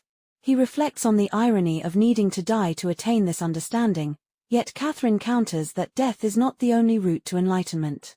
She mentions that great thinkers throughout history experienced moments of clarity that allowed them to glimpse deeper truths, suggesting that temporarily lowering one's mental filters, whether through meditation, epiphanies, or psychedelic substances, can reveal the nature of reality. Catherine shares her own research into psychedelics, explaining how these substances lower GABA levels, allowing a broader spectrum of reality to be perceived rather than simply stimulating the imagination. As she elaborates on the potential of psychedelics and their increasing acceptance in modern society, Langdon is struck by the revolutionary nature of her work and its implications for humanity. However, amidst their profound discussion, a shadow looms over their conversation, the threat to Catherine's manuscript and the forces that wish to silence her discoveries. As the limousine arrives at the ambassadorial residence, Langdon feels a mix of anticipation and dread. The heavy gate closes behind them, and he ponders whether they are entering a sanctuary of safety or a dangerous trap. Chapter 75. In the U.S. ambassador's residence in Prague, known as Peček Villa, a grand Beaux-Arts structure with a dark history tied to the Nazi occupation, Langdon reflects on the villa's past, including its appropriation by the Nazis, who intended to showcase it as a trophy of their victory. The history of the villa adds a layer of tension as Langdon and Catherine arrive, aware that they are entering a space laden with historical significance. As they approach the mansion, Catherine expresses surprise at its opulence, joking about government spending. Langdon thinks about the extensive restoration efforts made to preserve the villa as a symbol of resilience. Once inside, they are greeted by a friendly older man who offers them refreshments while they wait for Ambassador Heidi Nagel. The atmosphere is warm and inviting, with the aroma of fresh cookies and a cozy fire, contrasting sharply with the gravity of their situation. Meanwhile, Ambassador Nagel is in her office, reflecting on the challenges of her role and the recent controversies involving foreign relations and information office and Langdon. She contemplates the official narrative surrounding Captain Janicek's death, which had been a significant issue for her. As she prepares to meet Langdon and Catherine, she receives documents from her aide, hinting at a plan to address the ongoing crisis. While waiting, Langdon and Catherine share cookies and coffee, but Langdon remains cautious about discussing their situation, aware that they might be overheard. He leads Catherine to the dining room, where he reveals a disturbing discovery, a chair with a Nazi catalogue sticker, a remnant of the villa's dark past. Catherine is shocked by the find, and they discuss the significance of leaving such artifacts in place as reminders of history. Their moment of reflection is interrupted by the entrance of Ambassador Nagel, who acknowledges the gravity of their situation. She is serious and direct, stating that the U.S. government owes them an explanation. Chapter 76. The tension escalates as Robert Langdon and Catherine Solomon follow Ambassador Heidi Nagel through the ornate Pechek villa, grappling with the revelation that the U.S. government has been surveilling them. The ambassador leads them to a private library, where she expresses relief that they are safe and offers an apology on behalf of the U.S. government for the surveillance order she was compelled to facilitate. Langdon processes the ambassador's admission with skepticism, realizing that the surveillance device was intended for national security. Catherine's outrage is palpable as she confronts Nagel about the invasion of their privacy. The ambassador defends her actions, insisting that the surveillance was meant to protect them amid rising threats tied to Catherine's upcoming book, which someone believes could jeopardize national security. As Nagel explains the gravity of their situation, she reveals that a man named Mr. Finch is coming to speak with them, suggesting that their conversation may involve interrogation. She presents them with non-disclosure agreements that they must sign before any further information can be disclosed. Langdon is suspicious of the non-disclosure agreement, fearing they may prevent Catherine from publishing her book if they discuss certain topics deemed sensitive. Tension builds as Nagel's demeanor shifts from diplomatic to urgent, leading to a sudden interruption when she receives an alarming message. She leaves the room in a hurry, leaving Langdon and Catherine alone with their concerns. Langdon expresses distrust of the situation, noting that they are trapped in a private residence without any means of communication with the outside world. Determined to regain control, Langdon investigates the library and discovers the ambassador's landline phone hidden within a decorative table. He resolves to make a call, believing it to be the safest option available. Catherine is hesitant, but Langdon insists that the situation requires action. Chapter 77. Jonas Falkman, invigorated by a double espresso, is back at his office with Alex Conan, determined to uncover the reasons behind the hacking of Catherine's manuscript. Just as they begin to delve into their investigation, Falkman receives a call from Robert Langdon, who confirms that he and Catherine are safe but in a precarious situation at the U.S. ambassador's private residence. Langdon shares the distressing news that Catherine's manuscript has been completely deleted from the publisher's system, and Falkman learns that even the hard copy is missing. The atmosphere shifts as Langdon expresses concern about their safety despite being with the ambassador. Falkman warns Langdon to be cautious, revealing that their tech team traced the hackers to a powerful organization named In-Q-Tel, which he then connects to the CIA. As Falkman explains In-Q-Tel's role as a venture capital firm with ties to national security, Langdon is taken aback by the implications. Falkman emphasizes that the CIA's involvement raises serious questions about why they would target Catherine's book. Suddenly, Alex interrupts, showing Falkman a Wikipedia page detailing Ambassador Nagel's past, highlighting her direct connection to the CIA. Realizing the potential danger, Falkman urges Langdon to leave the ambassador's residence immediately, sensing that they are entangled in a web of intrigue that could threaten their safety. Chapter 78. Ambassador Heidi Nagel grapples with the shock of receiving tragic news about Michael Harris, who has been found dead in Sasha's apartment. Overwhelmed with guilt, Nagel reflects on her tumultuous past since becoming ambassador and the series of events that led her there, including a dangerous incident involving classified documents that had been planted in her home. Nagel recalls her forced departure from the CIA, orchestrated by Everett Finch, a high-ranking CIA official who had manipulated her career for his own purposes. This revelation marks the beginning of her realization that her ambassadorship was not a stroke of luck but rather a calculated move by powerful forces within the CIA. She recalls a dinner with Finch, where he revealed the true nature of her placement in Prague, stripping away her naivety and leaving her feeling like a pawn in a larger game. As she stands in her bathroom, grappling with her emotions, she resolves that Finch has pushed her too far, prompting her to seek a way out of her predicament. Chapter 79. The golem approaches Crucifix Bastion, intent on retrieving an essential element from Gessner's lab. Armed with an RFID key card, he is ready to fulfill his mission. As he enters the lab, he recalls the duality of his existence, truth and death, embodying both as he moves stealthily through the space. Meanwhile, Field Officer Housemore, stationed at the bastion, senses an intruder and prepares her weapon. When she confronts the golem, He evades her grasp and manages to breach the security of the lab. As he descends into the stairwell, Housemore is left bewildered and on high alert, realizing her failure to secure the area. Just as she attempts to notify Finch of the breach, the golem surprises her from behind, incapacitating her with a jolt of electricity. As he overpowers her, he reveals his identity, stating, "I am the golem." Chapter 80. Robert Langdon and Catherine Solomon find themselves in the opulent yet eerie underground swimming pool of Petchek Villa, searching for a way to escape the ambassador's residence. As they assess their surroundings, Ambassador Nagel descends the stairs alone, unexpectedly tearing up the non-disclosure agreements they had left unsigned. She then makes a call to Everett Finch, a senior CIA operative, while Langdon and Catherine listen in, bewildered by the unfolding situation. During the call, Nagel expresses concern for Michael Harris's safety and discusses the need for security measures at a facility referred to as Threshold. The conversation reveals that Finch and Nagel are deeply involved in a covert operation related to Catherine's manuscript, which Finch considers a potential threat to national security.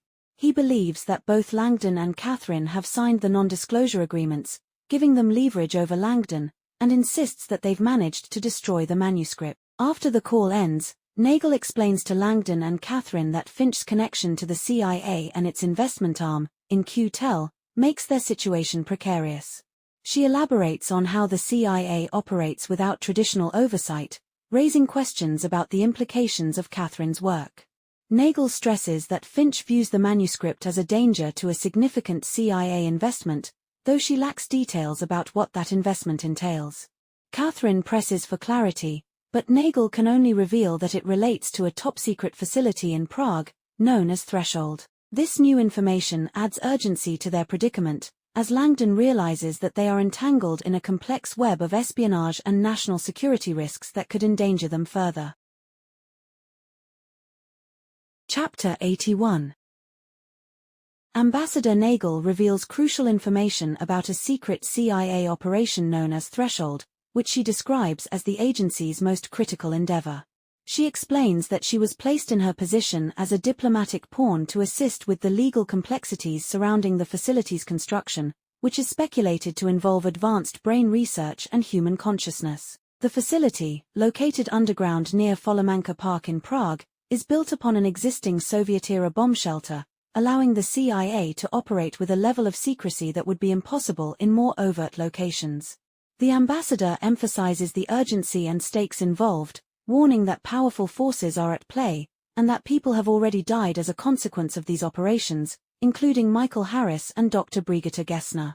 Nagel presents three potential courses of action for Langdon and Catherine. The first option involves signing new non-disclosure agreements to secure Finch's cooperation, but this would jeopardize Catherine's ability to publish her book.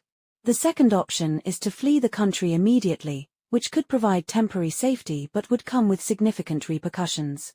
The third option, which Nagel proposes as a strategic play, involves using the information they could gather in their upcoming meeting with Finch to leverage their safety and future actions. Nagel explains that by presenting themselves as having signed the non-disclosure agreements, they could extract valuable information from Finch, which could then be protected by an untimely death clause, if anything were to happen to them. This plan hinges on the idea of using informational leverage against the CIA, a risky but potentially effective strategy. As they discuss the implications, Langdon remains skeptical about whether they could effectively gain leverage against a seasoned CIA operative like Finch. Just as the conversation seems to settle on a dangerous yet strategic path forward, Langdon suddenly proposes a fourth option, hinting at a more daring approach that could change the course of their predicament. Chapter 82.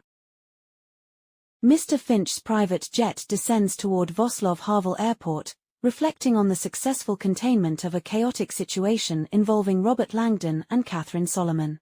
He feels a sense of relief as the operation appears to have stabilized, non-disclosure agreements have been signed, and all copies of Catherine's manuscript are now secured. Finch views the development of the CIA's Threshold facility as pivotal in the evolving landscape of warfare, particularly concerning the human mind. As he contemplates Catherine Solomon's potential as a threat due to her outspoken views on new tech research and military collaboration, Finch recalls the agency's attempts to monitor her work. He had originally tasked Brigitte Gessner with coaxing Solomon to Prague under the guise of a lecture, but the plan went awry when Gessner failed to report back after their meeting.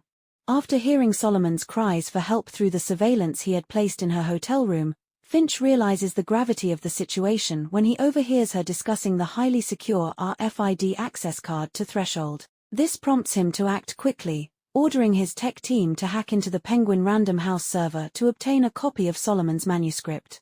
He discovers alarming information within the manuscript that suggests Catherine has stumbled upon something significant related to the CIA and Threshold. As he scrambles to mitigate the damage, he learns she is currently printing hard copies of her manuscript at the hotel, raising further concerns about her awareness of the breach. Finch's anxiety escalates as he realizes Gessner is missing, and he prepares for bold countermeasures, sending out commands to his operatives in both Prague and New York. Chapter 83. The Golem is in the process of disposing of a body after a brutal encounter. He reflects on his interrogation methods, which involved a machine created by Dr. Brigitte Gessner. The Golem has used Gessner's equipment to inflict pain, demonstrating his ruthless approach and the lengths he will go to achieve his objectives. As he descends in the elevator to Gessner's lab, he is determined to retrieve what he came for before heading to the secret facility known as Threshold.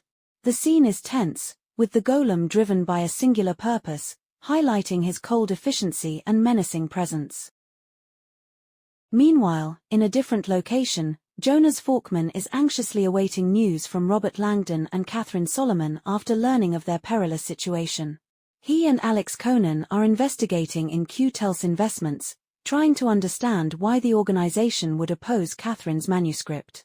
Alex shares a partial list of QS holdings, which includes a variety of high-tech companies focused on cybersecurity, data analytics, and imaging. As Alex receives an urgent call and rushes off to handle the fallout from the hacking incident at Penguin Random House, he instructs Falkman to analyze QS investments and cross-reference them with relevant topics from Catherine's work.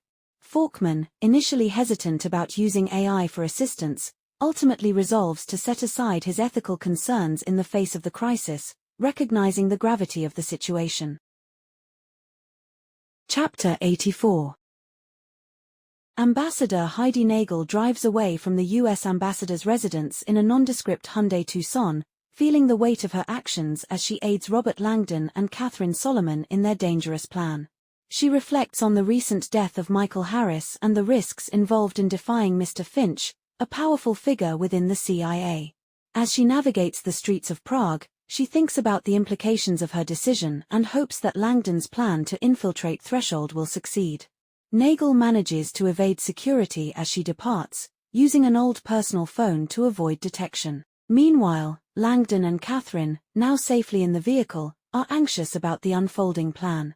Langdon has a bold idea to enter Threshold and gather proof of the CIA's operations, but Nagel remains skeptical about the facility's security measures. Simultaneously, the Golem prepares to act within Crucifix Bastion, having already committed murder and now seeking the final key to access Threshold. He retrieves Gessner's RFID keycard but realizes he needs one more item to complete his plan to destroy the facility. Chapter 85. Catherine Solomon is grappling with the precarious situation surrounding her manuscript as she rides in Ambassador Nagel's SUV. She feels a mix of anxiety and anticipation about how Robert Langdon plans to get them into the heavily fortified Threshold facility. The conversation shifts to Langdon's unexpected plan, which surprises both Catherine and Nagel with its simplicity and effectiveness. As they drive, Catherine reflects on the potential connections between her work on consciousness and the CIA's interests, particularly the historical context of psychotronics, and the agency's past attempts at neuromilitary initiatives like the Stargate project.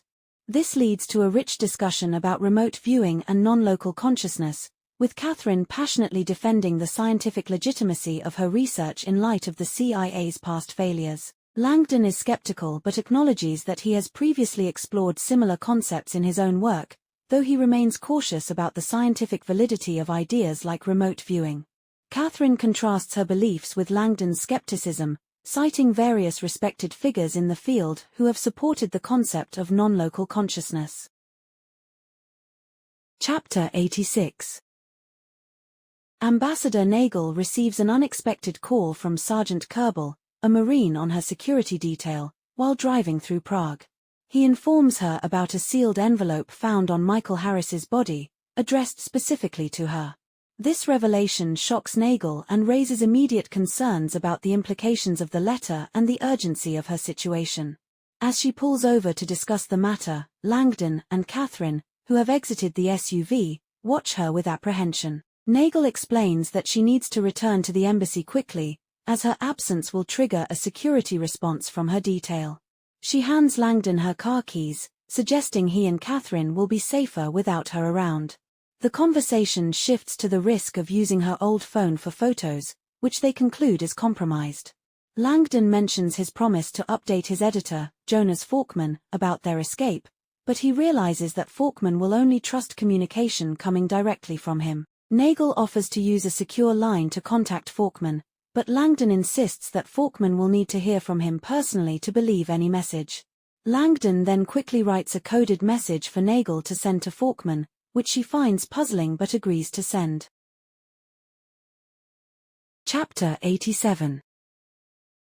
Langdon and Catherine are en route to Folamanca Park, discussing the implications of their situation and the potential connections to Catherine's work.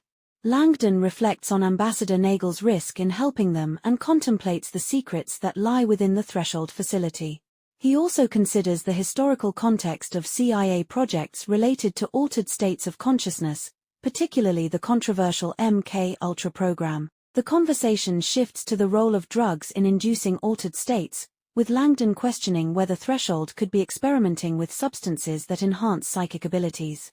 Catherine dismisses the idea that drugs are central to her work but suggests that her experiments in precognition might be the real concern for the CIA. As they delve deeper into the nature of consciousness and free will, Catherine proposes a fascinating theory, that individuals with epilepsy, like Sasha, might possess a natural ability for out-of-body experiences, making them valuable for a program focused on remote viewing.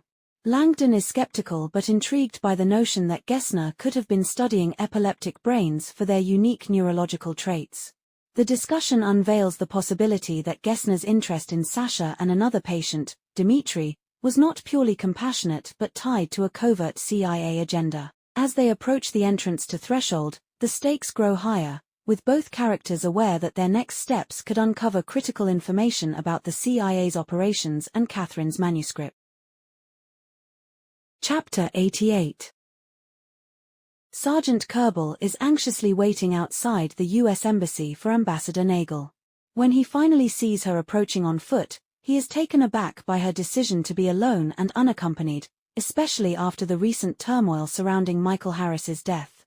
Once inside her office, Nagel quickly sheds her coat and begins typing an email, appearing focused and determined despite the gravity of the situation. Kerbel, aware of her usual professionalism, notices her erratic behavior and becomes concerned about her state of mind. When Kerbel presents her with the mysterious envelope he retrieved from Harris's body, Nagel is surprised to find it made from kitten stationery, a detail that adds an unsettling layer to the already bizarre circumstances. As she opens the envelope and reads the enclosed letter, her expression shifts to one of deep contemplation. Chapter 89. Langdon and Catherine arrive at the entrance of the Folamanca shelter, which is currently undergoing a renovation project. The setting is industrial and unassuming, bordered by train tracks and a busy street, yet it conceals a heavily secured access point indicating something far more significant lies beneath. As they approach the site, Catherine feels a mix of nerves and anticipation. Langdon observes the robust security measures in place, including patrolling soldiers and a fortified access gate. Their conversation underscores the secrecy surrounding the Threshold project, which is cleverly disguised as a routine refurbishment. Catherine reflects on Langdon's ingenious plan to access the facility, built around the idea that there is a hidden entrance beyond the main construction site. This moment of clarity reinforces Langdon's confidence in their approach, suggesting they might be on the brink of uncovering important secrets. Meanwhile, the golem finds himself in a surreal chamber within Threshold, a space that evokes strong emotions and memories of past violence. He recalls the toll that this mission has taken on him and the sacrifices made, particularly concerning Sasha. His resolve is firm. He intends to bring an end to the horrors associated with this facility. As the golem prepares for the next steps, he senses a gathering energy in the room, hinting at the supernatural forces at play. Chapter 90. Jonas Forkman is grappling with frustration as he searches for connections between Catherine's work and in Q-Tel's investments. His efforts have yielded nothing substantial, leaving him feeling helpless. As he gazes out the window at the impending storm clouds, he is lost in thought about the recent events surrounding the ambassador's residence. His attention is drawn back to his computer when he sees a new email from Ambassador Heidi Nagel, which initially raises his anxiety. However, upon realizing that the message appears to be encoded, he recalls the ROT13 cipher, a playful encryption method he learned from Robert Langdon. This sparks a sense of optimism, as he quickly deciphers the message. When he translates the ROT13 string, he finds a humorous yet reassuring message from Langdon. Forkman's relief is palpable. Only Langdon would communicate in such a clever way, a testament to their shared appreciation for language and its nuances. Chapter 91. Langdon and Catherine arrive at Crucifix Bastion, feeling a mix of anticipation and dread as they prepare to uncover the secrets hidden within. Langdon reflects on the various connections he has made regarding the site and the Threshold project, piecing together a theory that suggests there may be a hidden access point to Threshold, cleverly disguised within the Bastion. As they enter the opulent space of the Gessner Institute, Catherine is struck by the luxurious surroundings, which contrast sharply with the darker purpose Langdon suspects lies beneath. Their exploration leads them to a wall sculpture that Langdon expertly moves aside to reveal an elevator, an access point that could potentially lead them deeper into the facility. Once inside the elevator, they descend to a lower level, where Langdon points out another RFID reader. He explains that they need Gessner's key card to access Threshold, but the situation becomes increasingly tense as they approach Gessner's workroom. Upon entering, Langdon is confronted with a grim reality. Gessner's briefcase is open, but the crucial RFID keycard is missing. As panic sets in, Catherine reveals that the card was biometric, requiring Gessner's thumbprint for access. The implication is chilling. Whoever took the card also took Gessner's thumb, indicating a violent act and raising the stakes of their mission. Chapter 92. Ambassador Heidi Nagel is alone in her office, grappling with a chilling note left on Michael Harris's body. The note, which simply reads, "Please help Sasha," leads her to a YouTube link that raises immediate alarm. As she watches the video, she discovers Dr. Brigitte Gessner restrained and interrogated by a hooded figure resembling a golem. The horror of Gessner's brutal treatment and her subsequent confession about a classified project shakes Nagel to her core. The nature of Gessner's confession implicates the project in potentially catastrophic consequences if made public. Overwhelmed by the implications, Nagel realizes she must make a dangerous call, one she should have made long ago, highlighting the urgency and gravity of the situation. Meanwhile, Sasha Vesna finds herself in a disorienting state, struggling to understand her surroundings. She feels restrained and panicked, caught in a void with fading light, symbolizing her own perilous situation. Chapter 93. The golem finds himself deep within the Threshold facility, feeling disoriented and vulnerable after suffering a seizure. He grapples with the aftermath, realizing he has lost his metal wand during a struggle, leaving him exposed and at the mercy of his condition.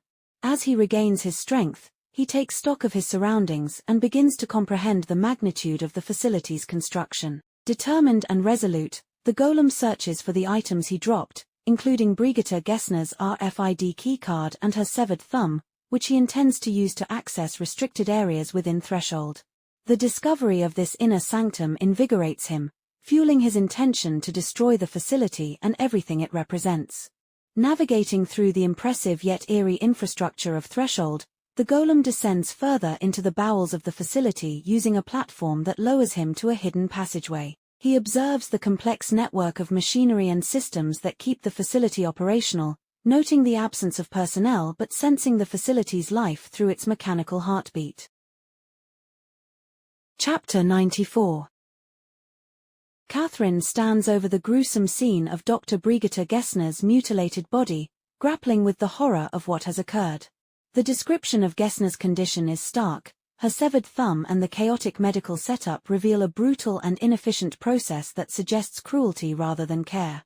As Catherine reflects on the implications of Gessner's treatment, Langdon arrives with Gessner's smartphone, which they hope will provide access to Threshold. Langdon discovers that the phone is locked, but Catherine quickly theorizes that Gessner may have stored a digital clone of her RFID card within the phone. Their search through the device reveals a cloned health club card, which requires multi-factor authentication to access.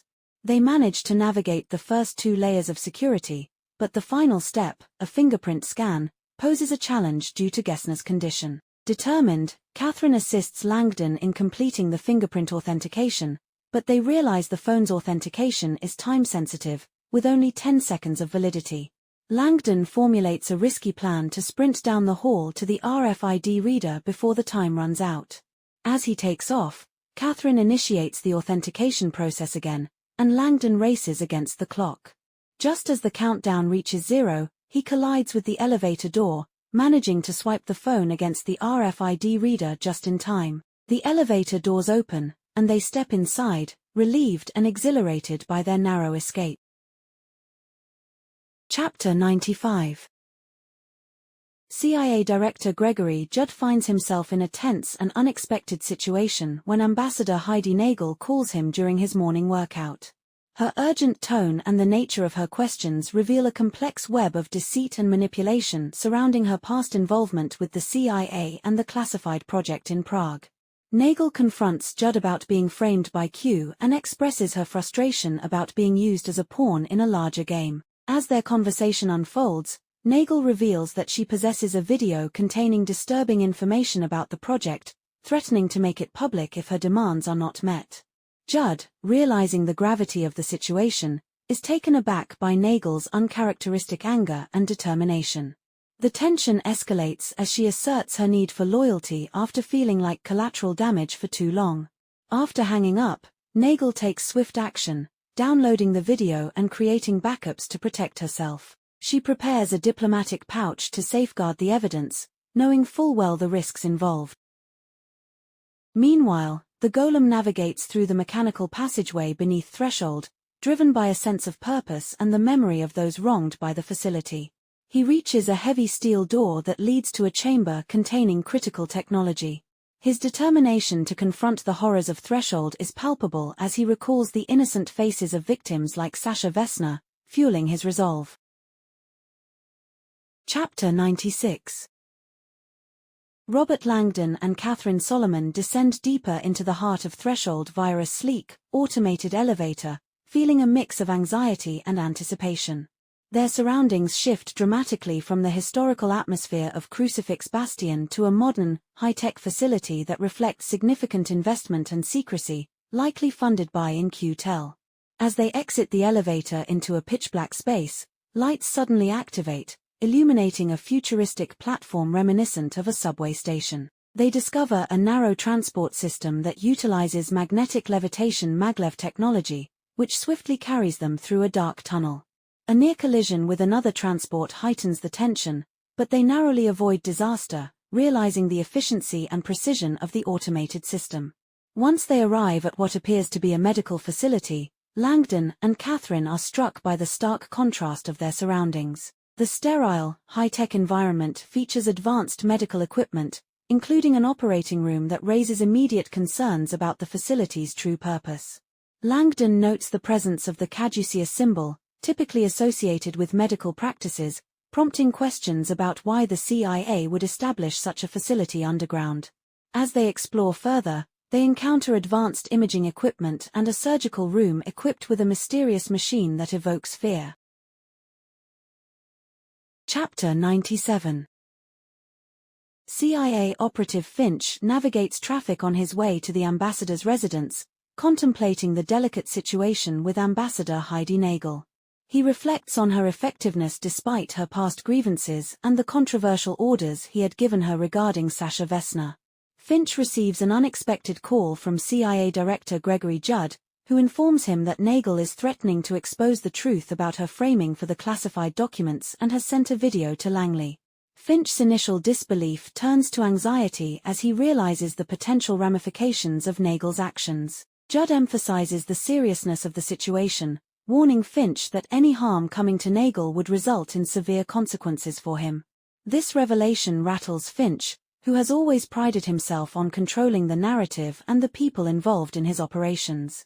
As he tries to reach Nagel and his field officer Housemore, he finds their phones go straight to voicemail, intensifying his concern. Chapter 98. In the subterranean operating room, a stark, imposing machine dominates the space, resembling something out of a sci-fi horror film. This advanced device, equipped with 4 robotic arms, looms ominously above a surgical bed, which is designed with heavy Velcro straps intended to immobilize a patient completely. The mechanical claws appear threatening, a detail that sends a shiver down Robert Langdon's spine. Catherine Solomon, his companion, is equally unsettled as she examines the apparatus, recalling the Da Vinci surgical robot from earlier news broadcasts. She notes the cranial immobilization screws designed to hold a patient's head in place, prompting Langdon to imagine the fear that would accompany such a procedure. Catherine expresses her astonishment that such a robotic-assisted brain surgery device exists.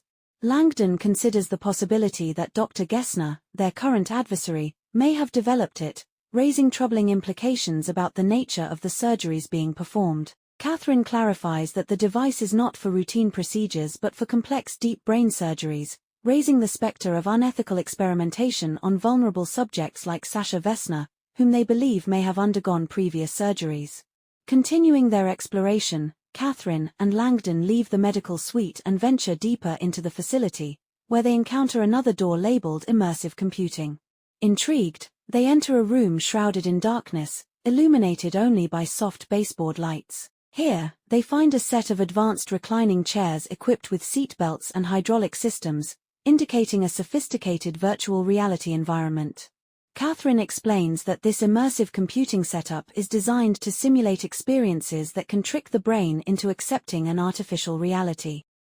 As Catherine activates a computer terminal, she reflects on her past experiences with virtual reality, sharing a transformative moment from her time at Princeton. In that experiment, she encountered a projection of her own self, leading to an unsettling yet enlightening realization about consciousness. This experience solidified her interest in the non-locality of consciousness, a theme that resonates with their current predicament. Once the terminal powers up, they discover it is password protected, complicating their quest for information. Langdon speculates about the nature of the simulations being run in the lab, suggesting they might relate to out-of-body experiences. However, Catherine's intuition suggests a more sinister purpose. Her attention is drawn to a glass-paneled refrigerator filled with vials and a line of stainless steel 4 poles, raising alarm bells about the potential for combining intravenous drugs with virtual reality experiences. Determined to uncover the truth, Catherine insists on gaining access to the locked room. Langdon, embracing their dangerous situation, decides to break the window to get inside. With a heavy metal chair, he shatters the glass and unlocks the door, allowing them to enter. Their bold actions set the stage for uncovering the unsettling secrets hidden within the depths of Threshold, as they continue their quest to find Catherine and expose the dark machinations at play. Chapter 99. In the dimly lit office of Falkman, the atmosphere is tense as he awaits news from Alex Conan, who emerges looking noticeably more disheveled and fatigued. Despite his exhausted demeanor, Alex assures Falkman that his boss understands the situation is not his fault, although she wishes to discuss matters with Falkman later. He shares that Robert Langdon and Catherine Solomon are safe, which brings a brief moment of relief to Falkman. However, the conversation quickly shifts back to business as Falkman inquires about the In-Q-Tel investment list, seeking any connections with Dr. Solomon's work. Alex reveals that his attempts to analyze data through AI have yielded unsatisfactory results. Recognizing the limitations of the AI's search capabilities, Alex has taken the initiative to run a modified cross-reference search, focusing on audio and video content rather than just written material. This approach leads him to a significant discovery. Both In-Q-Tel and Dr. Solomon share a common interest in fractals. As Alex explains, fractals are intricate patterns that exhibit self-similarity at different scales, and they have been a focal point of In-Q-Tel's investments over the past 3 years. He plays a video of Catherine speaking at a conference, where she discusses her work on human consciousness and the unique attributes of fractals. She articulates the concept that each part of a fractal mirrors the whole, suggesting a profound interconnectedness among all individuals. This idea resonates with Faulkman, but he remains skeptical about the CIA's interest in fractals being linked to such philosophical notions of unity. Alex acknowledges Faulkman's concerns but points out that fractals are also integral to various national security technologies, including encryption and data visualization. Catherine's extensive writing on the subject could mean she has unearthed information jeopardizing one of In-Q-Tel's investments. Faulkman agrees this angle warrants further investigation and expresses gratitude for Alex's findings as he prepares to delve deeper into the implications of fractals. After Alex hastily departs to return to his duties, Faulkman turns to his computer, the rain intensifying outside, mirroring the mounting pressure of the situation. As he contemplates the intersection of Catherine's research and national security interests, it becomes clear that the stakes have risen significantly, and uncovering the truth may hold the key to understanding the larger threats at play. Chapter 100. As Catherine Solomon peers into the refrigerator, she is struck by the shocking array of psychedelic substances contained within. Among the vials, she recognizes diethylamide, psilocybin, DMT, and other potent drugs like distilled salvia extract and MDMA, all of which are illegal in their current forms. The implications are clear. Threshold is administering these powerful substances in conjunction with virtual reality experiences. Catherine knows that the combination of drug therapy and VR immersion can lead to unpredictable and rapid changes in brain structure, a dangerous practice that has already raised alarms in the medical community.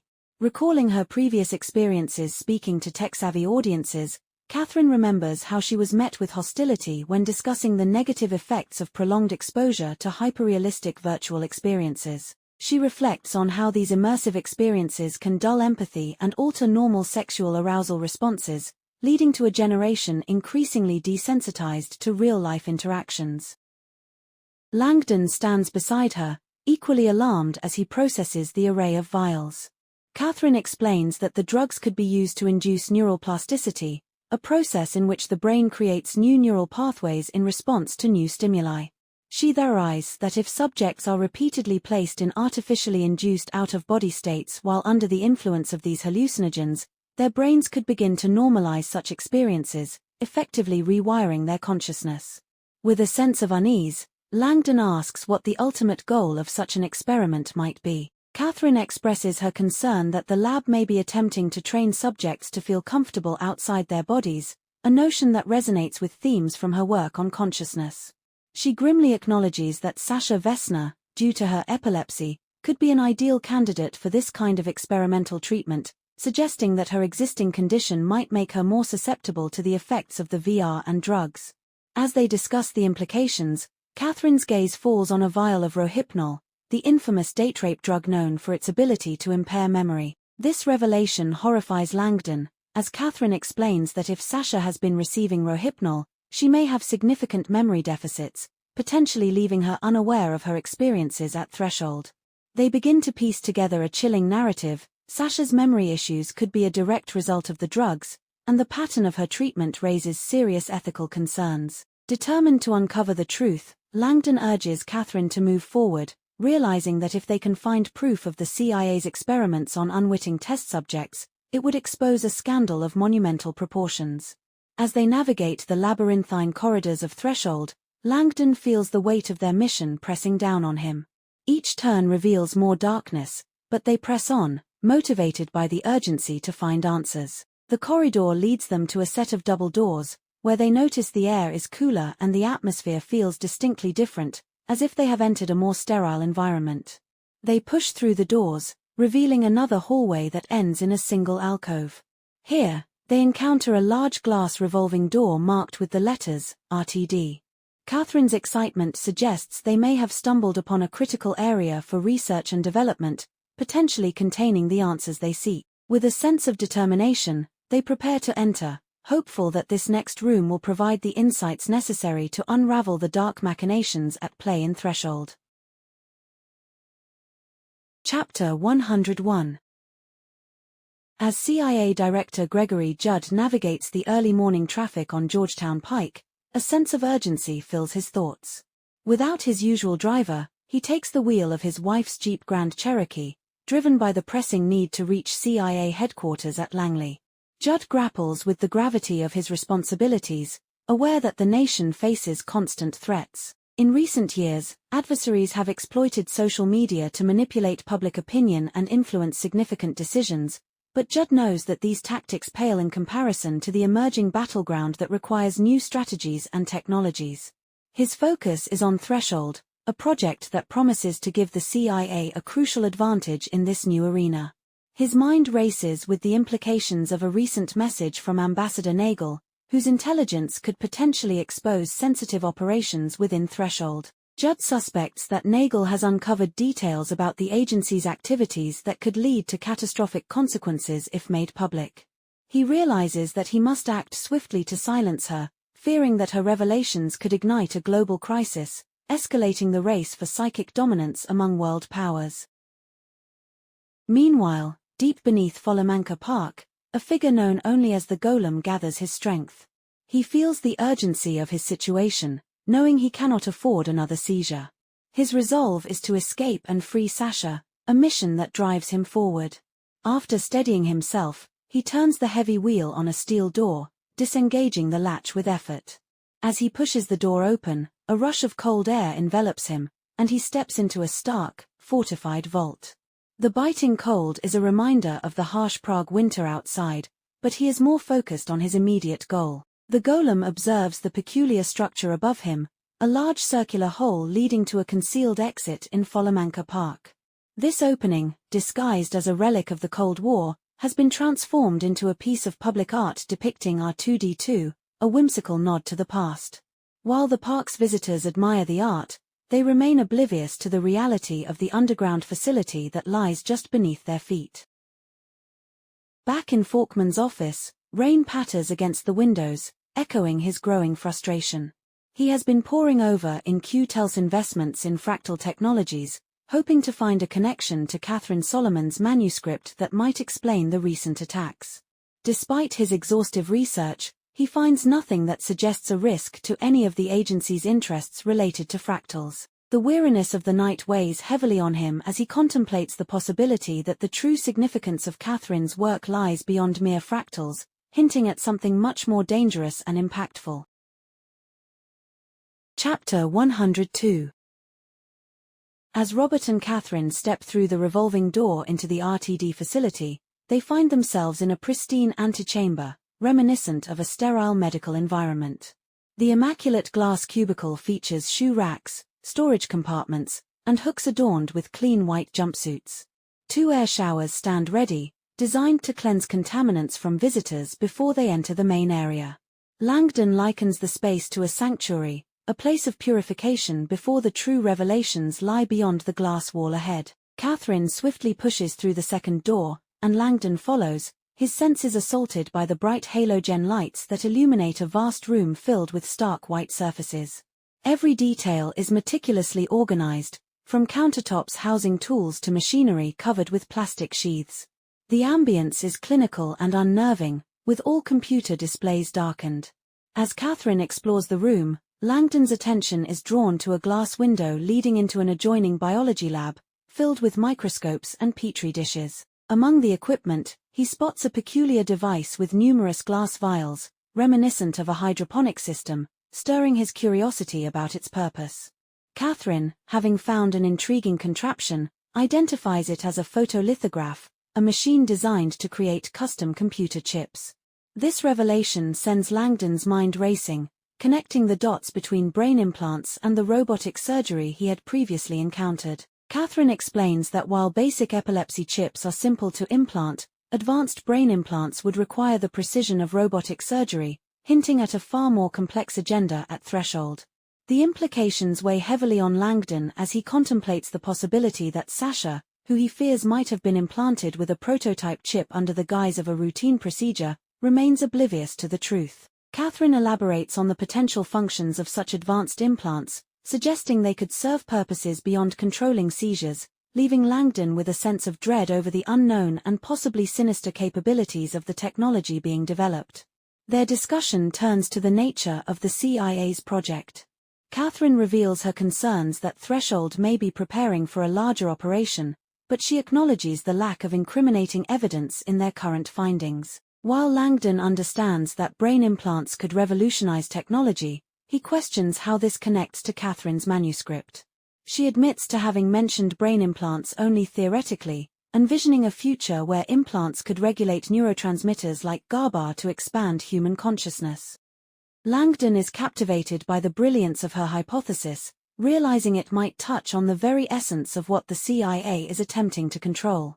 As he presses her for more details, Catherine insists that her ideas are far from feasible, pointing out the significant barriers to creating such technology.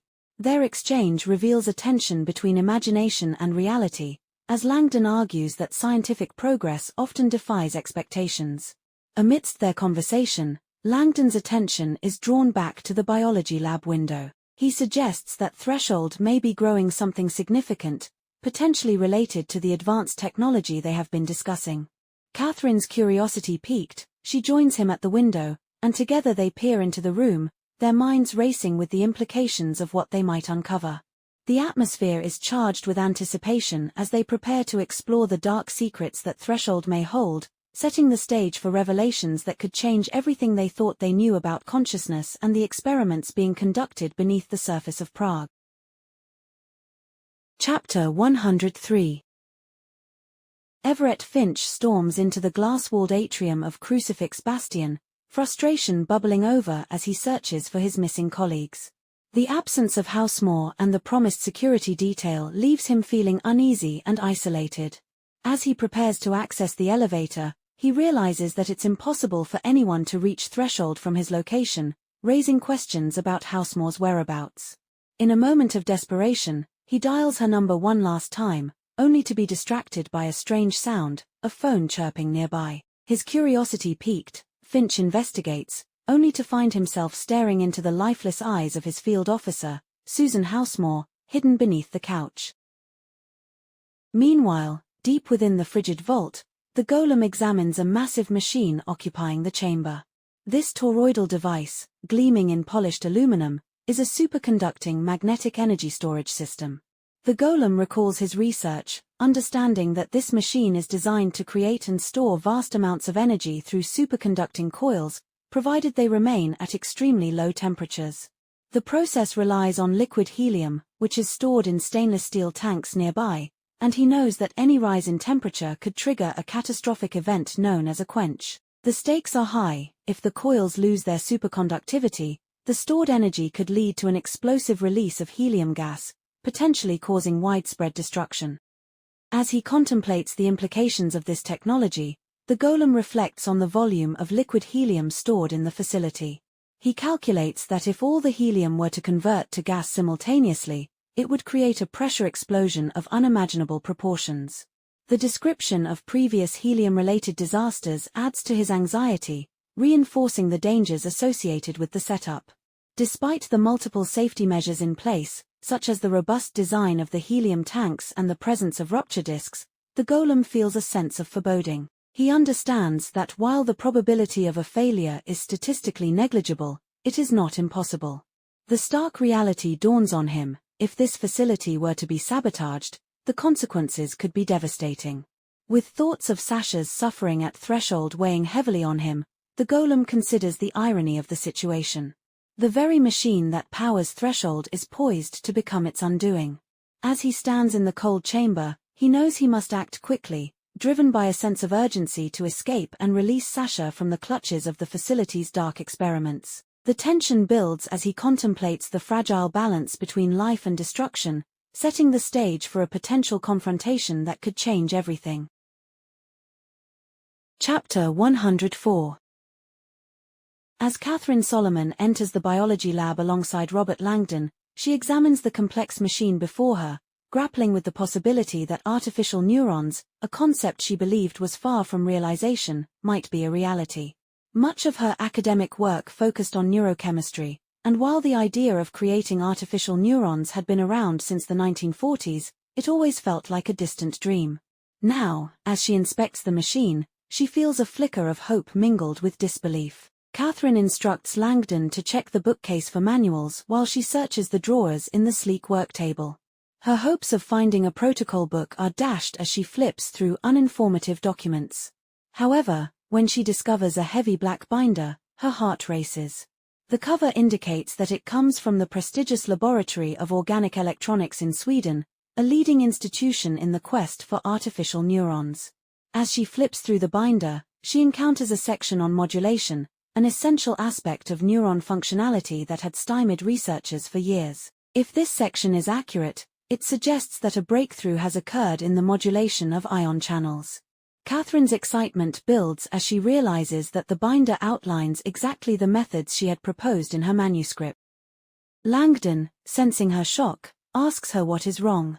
Catherine's eyes blaze with intensity as she explains that Threshold is using a polymer called benzimidazobenzophenanthroline as an organic electrochemical transistor in their artificial neurons.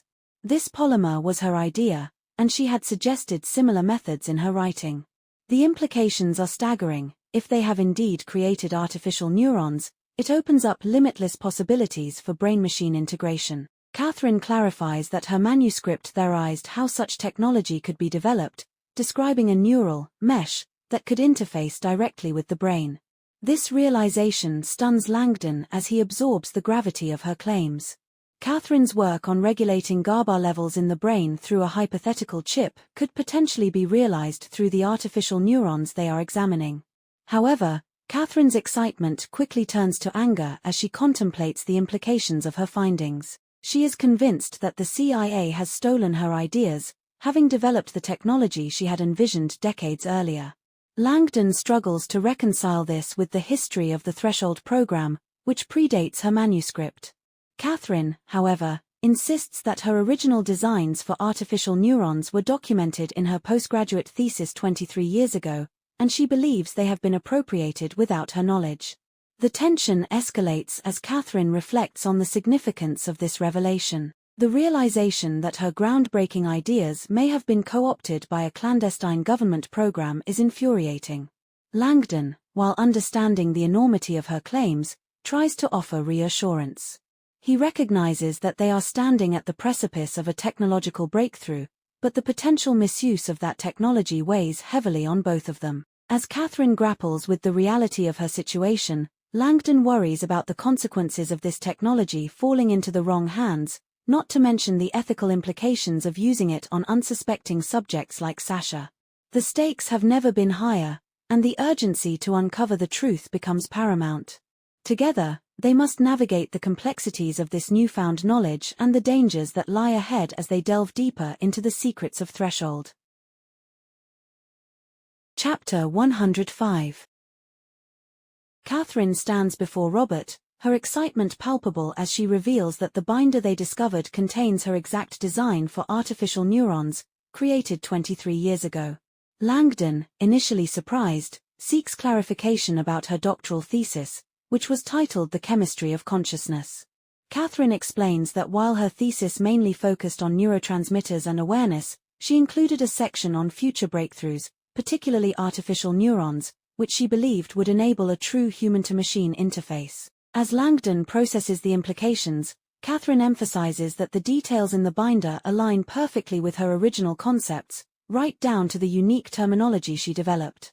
Langdon acknowledges the significance of her early insights, noting that the CIA has likely been working on this technology for decades. Yet, Catherine is left wondering how they discovered her ideas and whether they appropriated her work. Recalling a memory related to her thesis, Catherine shares an incident involving her advisor, A.J. Cosgrove, who had supported her work and even believed it could win a prestigious award. However, after her loss, Cosgrove had expressed frustration over the decision, hinting that it might have been influenced by factors other than merit. He had encouraged her not to abandon her research in neuroscience, a suggestion that now weighs heavily on her mind. As they prepare to leave the lab with the binder, Catherine suddenly realizes there is a more pressing reason the CIA wants her manuscript silenced. Meanwhile, Everett Finch is urgently navigating the Threshold facility after discovering the bodies of his colleagues, Housemore and Gessner. The gravity of the situation escalates as Finch grapples with the implications of their murders, particularly the possibility that Sasha Vesna, one of the epilepsy patients, could be involved. Finch reflects on Sasha's temperament, noting that she had always been described as kind, but recent events suggest she may have undergone a mental breakdown. The idea of her being capable of violence unsettles him, but he considers the strong motivations she might have if she discovered the truth about Gessner's actions. Determined to secure the facility, Finch begins a systematic search of the medical area, ensuring that no one who has seen the inner workings of Threshold can escape. In the superconducting magnetic energy storage system vault, the golem prepares to make a significant move. He looks up at the open ventilation shaft, aware that it is designed for emergency ventilation. Ignoring the warnings, he climbs atop the humming machine and begins to seal the vault, determined to make the space airtight. Chapter 106. Robert grapples with the shocking revelation that Catherine's manuscript contains her original design for artificial neurons, a concept she developed during her doctoral studies. Catherine explains that her thesis, titled The Chemistry of Consciousness, included a section on future breakthroughs, particularly artificial neurons that could enable a true human-to-machine interface. Her excitement dims as she reveals that Professor Cosgrove, her advisor, had insisted she apply for a patent, a process she undertook despite knowing it would likely be denied. Langdon listens intently as Catherine recounts how Cosgrove seemed to protect her by encouraging her to file the patent application, warning her that it would be rejected for lack of utility. She recalls that he was the only student he had urged to apply for a patent, which raises suspicions about his motives. Catherine's old patent application, which she thought lost, had been returned to her by Cosgrove's sister after his death, and the implications of its existence weigh heavily on her. As they prepare to leave the lab, Catherine drops another bombshell. She had included her rejected patent application in her manuscript, thinking it might inspire others who faced rejection. Langdon realizes the gravity of this decision, understanding that the CIA would see her publication as a direct threat. The agency has likely been monitoring her work for years, and her manuscript contains details about technology they wish to keep secret. Catherine mentions that Brigitte had asked her about patents the previous night, suggesting that the agency was already on alert about her work. Langdon recognizes that if the CIA discovered Catherine's connection to the patent application, it could lead to severe repercussions. They quickly examine the binder, where Catherine points out images of implanted artificial neurons, confirming their worst fears regarding Sasha Vesna. The horrifying images depict a neural mesh integrated into Sasha's brain, indicating that she has been subjected to dangerous experimentation. As they prepare to leave, Catherine expresses concern about the implications of their findings, noting that while they have evidence of the CIA's theft, they lack information about the purpose of the implants. Langdon is troubled to learn that Sasha is patient number 2, while the first patient, Dmitry Sisevich, has no post-operative data. This lack of information suggests that something might have gone terribly wrong after his surgery. Their urgency to escape intensifies as they realize they are still in danger. The corridor lights flicker back on, revealing that someone is approaching. Langdon and Catherine find themselves cornered with no way out except back into the lab. As they search for an escape, Catherine notices tire marks on the floor, leading them to a hidden exit that Langdon quickly activates. They rush through a sliding wall into a dark corridor that descends deeper into the facility. As they move, the air grows colder, and Langdon perceives that Threshold is much larger than they had previously thought. This new direction adds to the tension and uncertainty as they plunge into the unknown, aware that time is running out and their discoveries could have grave consequences. Chapter 107. Ambassador Heidi Nagel hurries down the embassy's marble staircase, feeling unsteady after a cocktail and a confrontation with the CIA director. She is anxious about the whereabouts of Dana, the publicity liaison, who was supposed to meet her. When Nagel reaches Dana's office, she finds Dana tearfully packing her belongings into a cardboard box. Tension fills the room as Nagel attempts to connect with Dana, who bitterly rejects her efforts, blaming Nagel for the death of Michael Harris, a colleague. Nagel tries to explain that Sasha Vesna, a woman they both care about, is in danger and needs their help. She reveals that Sasha is a victim of the government and expresses her duty to protect her, hoping to evoke some sympathy in Dana. However, Dana remains distrustful, feeling betrayed by Nagel. As their conversation escalates, Nagel reveals that she has taken significant risks, including threatening the CIA director, to rectify her wrongs and stop a dangerous program. Just as the tension reaches a climax, Sergeant Scott Kerbal enters, looking serious. He informs Nagel that he has been ordered to detain her, leaving her in shock. The situation becomes more dire as Kerbal, alongside 2 other Marines, begins to restrain Nagel with handcuffs. Despite her protests and attempts to maintain her authority, she realizes that her position has been undermined, and her leverage is slipping away. Kerbal's actions reveal his loyalty to the chain of command, which now places him at odds with Nagel. He searches her office for digital media, suspecting that she possesses information that could be damaging to the CIA. As Dana exits the office, Kerbal discreetly places Nagel's diplomatic pouch into her box, ensuring its safety even as he follows orders to detain Nagel. Meanwhile, Kerbal grapples with his loyalty to Nagel and the unsettling nature of the orders he's received. He suspects something is amiss, as the CIA director's intentions appear suspicious. After ensuring Dana leaves the embassy with the pouch, Kerbal resolves to protect Nagel by retrieving her private SUV and moving it to a secure location. The Golem, who strides purposefully across the superconducting magnetic energy storage system vault. He approaches a series of cryofab tanks filled with liquid helium, contemplating the catastrophic consequences of his actions.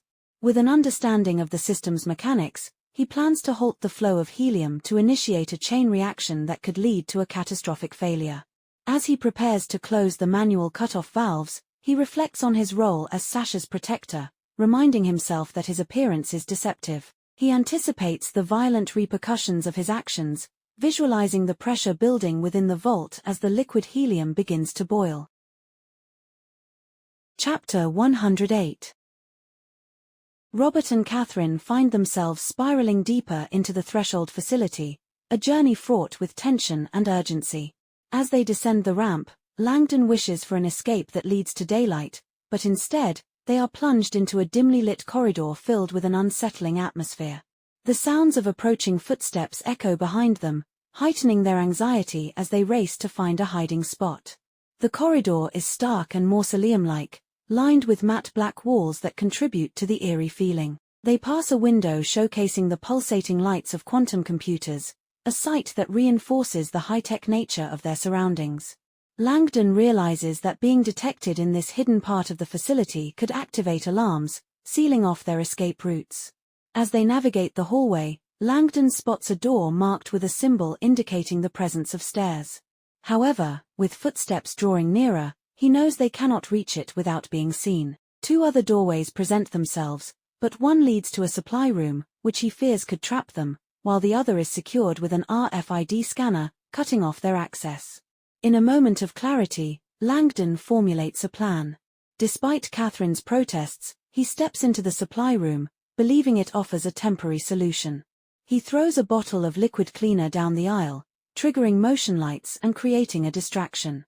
As the lights illuminate the space, he quickly pulls Catherine back into the hallway, leaving the door ajar to allow a sliver of light to escape. With renewed hope, they sprint toward the staircase, but as they approach the recessed alcove with the RFID scanner, Langdon veers sharply to the right, pulling Catherine with him into the shallow recess. They press against the heavy door, doing their best to remain concealed. The sound of footsteps stops just outside, a tense silence fills the air, only to be broken by the chilling sound of a gun being cocked. Meanwhile, Jonas Falkman, who has been working at his desk, awakens from a brief slumber, feeling a sense of dread creeping back in. As he stands to stretch, he tries to convince himself that everything is fine, but the tension in the air suggests otherwise. Chapter 109. Robert Langdon and Catherine Solomon remain frozen in fear, pressed against a wide steel door as the sound of a gun being cocked reverberates through the corridor. The tension escalates as footsteps approach, and Langdon hopes for a distraction from the fluorescent lights in the adjacent supply room. Just then, the lights go out and the supply room door clicks shut, leaving them in an ominous silence. Catherine discreetly hands Langdon a compact mirror, which he uses to peek around the corner. To his horror, he sees a figure approaching with a raised handgun, Everett Finch, who is on high alert, aware that they are not the only ones in the facility. Finch scans the corridor, focusing on the alcove where Langdon and Catherine are hiding, but to his surprise, the alcove is empty when he checks. As Langdon and Catherine stand there, their hearts racing, they realize that the heavy door behind them has inexplicably moved. With a sudden push, they find it swings open, revealing that someone had propped it open with artificial leaves. Langdon pulls the makeshift prop out, and they slip through, locking the door behind them. However, Catherine's expression turns serious as she points out a second RFID scanner on the wall, indicating that they have locked themselves inside a room from which they may not be able to escape. Meanwhile, the golem continues his mission in the superconducting magnetic energy storage system vault, methodically closing off helium canisters. As he proceeds, he feels the urgency build. He closes the fourth valve, and the control panel lights up with warnings. Undeterred, he moves on to the fifth canister, carefully managing his actions to avoid another seizure. With each valve he closes, the pressure builds in the vault, and the golem mentally prepares for what will come next.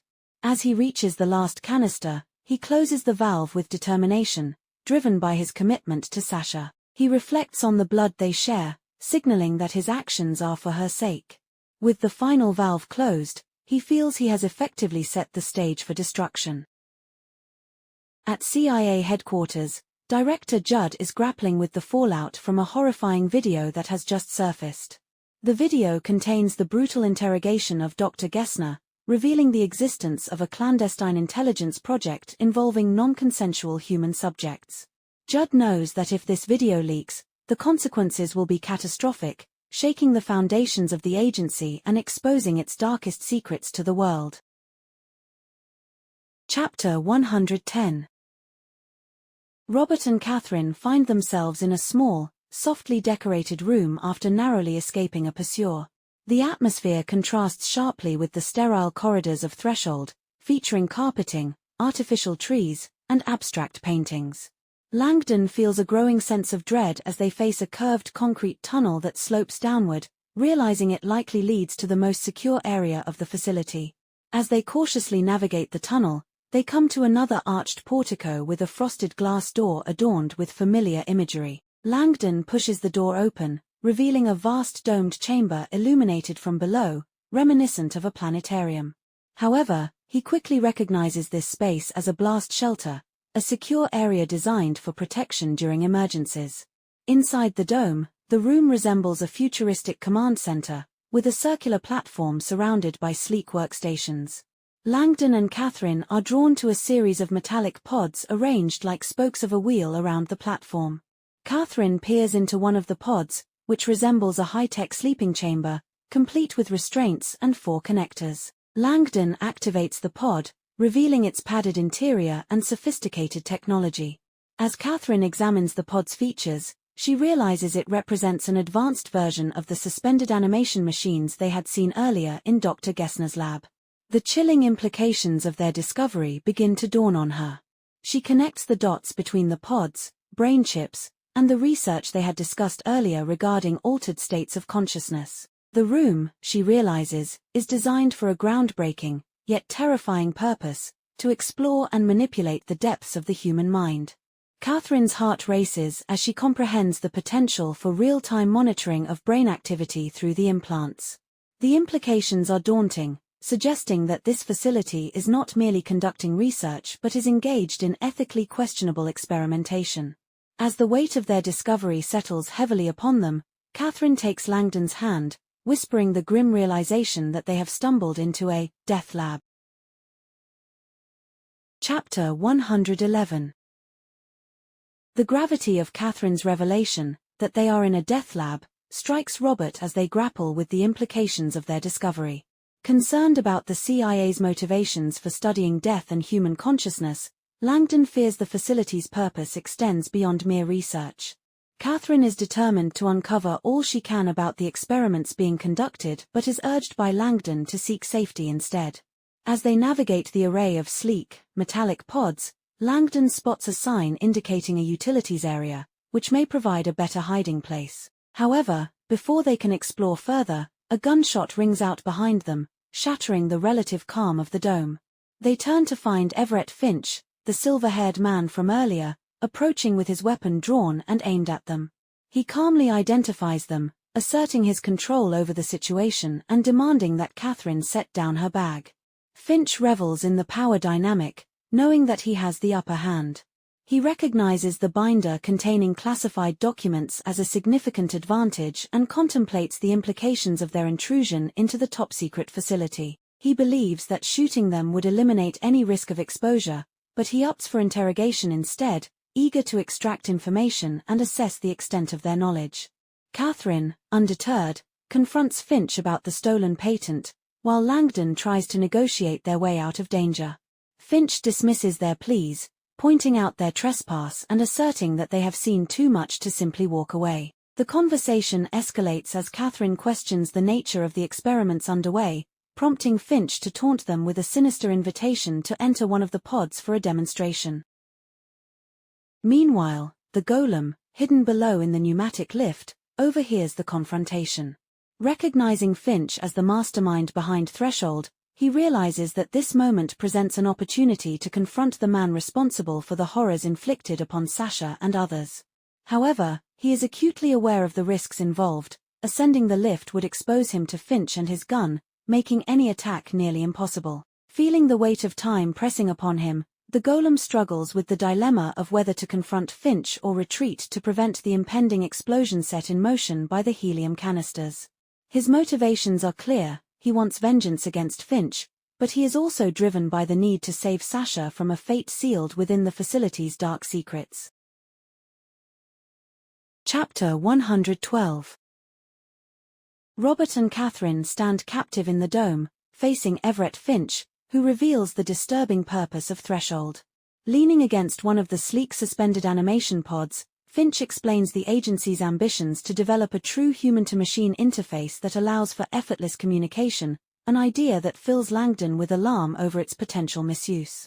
Finch elaborates on the CIA's competition with biotech companies like Neuralink and Kernel, emphasizing the importance of creating artificial neurons. He dismisses Catherine's claims about her patent, asserting that the agency has been developing the technology in secrecy. As he speaks, Langdon grapples with the implications of monitoring the human mind's eye, imagining a world where thoughts and experiences can be captured and analyzed. Catherine, initially captivated, begins to grasp the dark reality of their situation. Finch describes Threshold's ability to monitor near-death experiences, suggesting that the agency can tap into the mystical insights that occur at life's threshold. This revelation horrifies Langdon, who views the manipulation of such profound human experiences as ethically unacceptable. Finch continues, explaining how the facility aims to record and navigate consciousness during these altered states, with the potential to employ psychonauts, individuals experiencing out-of-body sensations, as remote observers.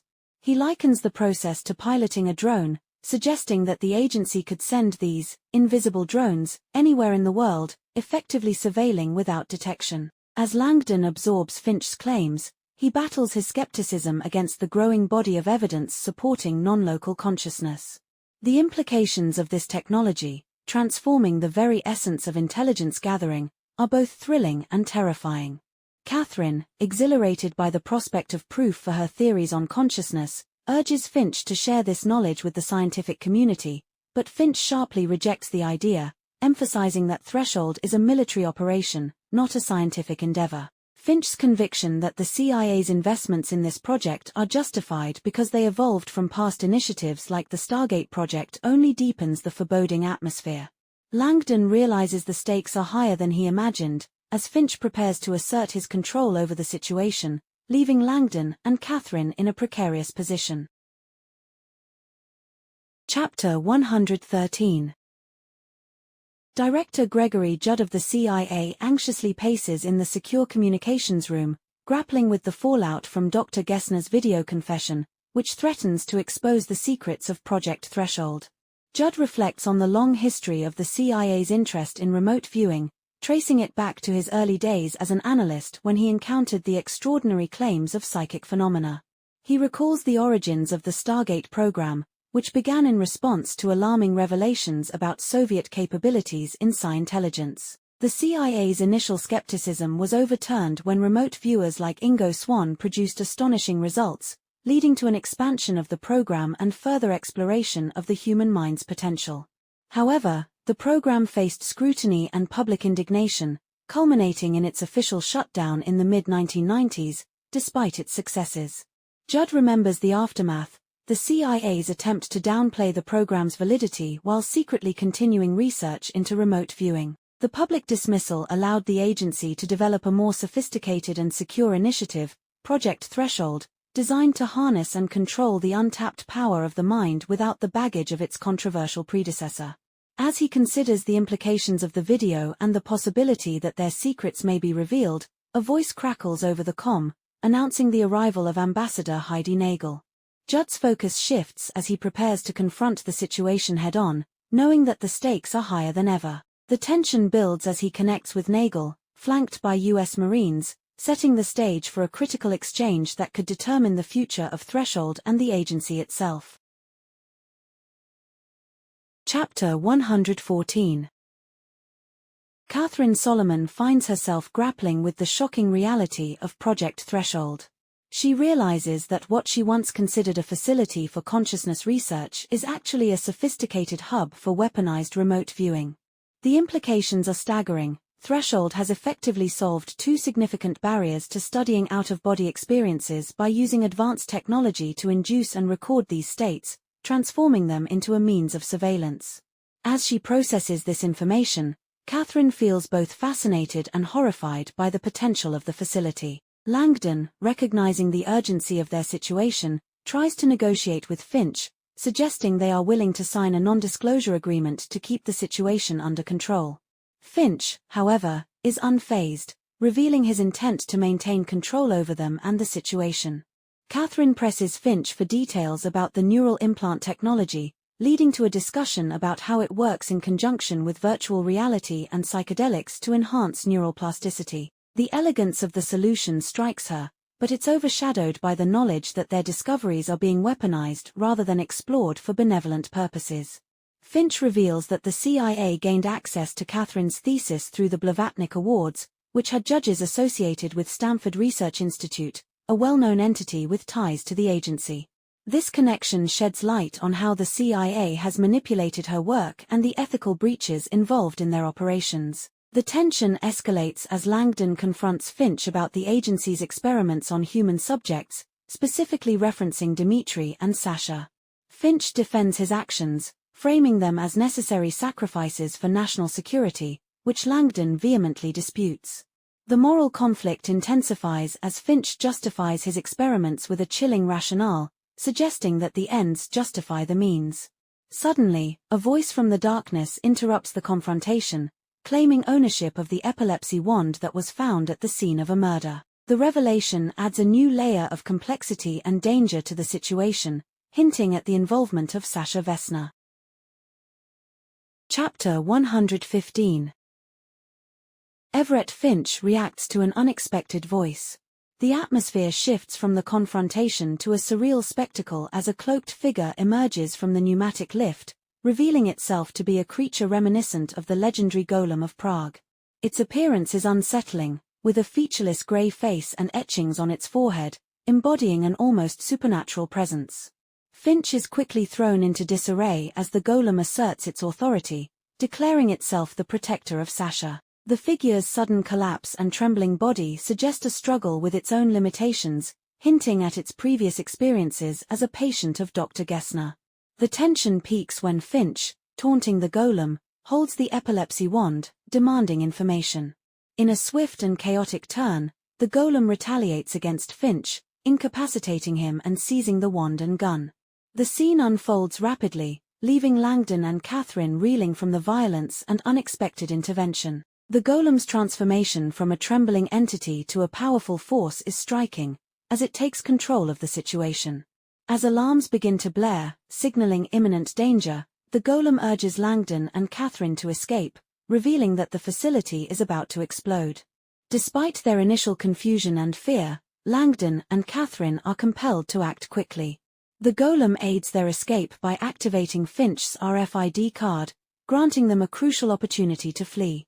The urgency of the moment intensifies as the golem confronts Finch, imprisoning him in an EPR pod. The act is both a poetic justice and a grim resolution to Finch's cruel manipulation and experiments.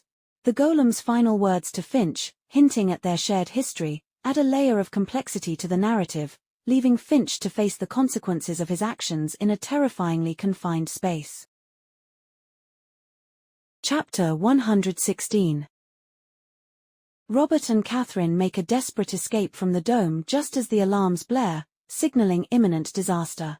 They race through a series of hallways and stairwells, propelled by the urgency of survival. As they navigate the facility, Langdon's mind is focused on the clarity that fear brings. His singular goal is to get out alive.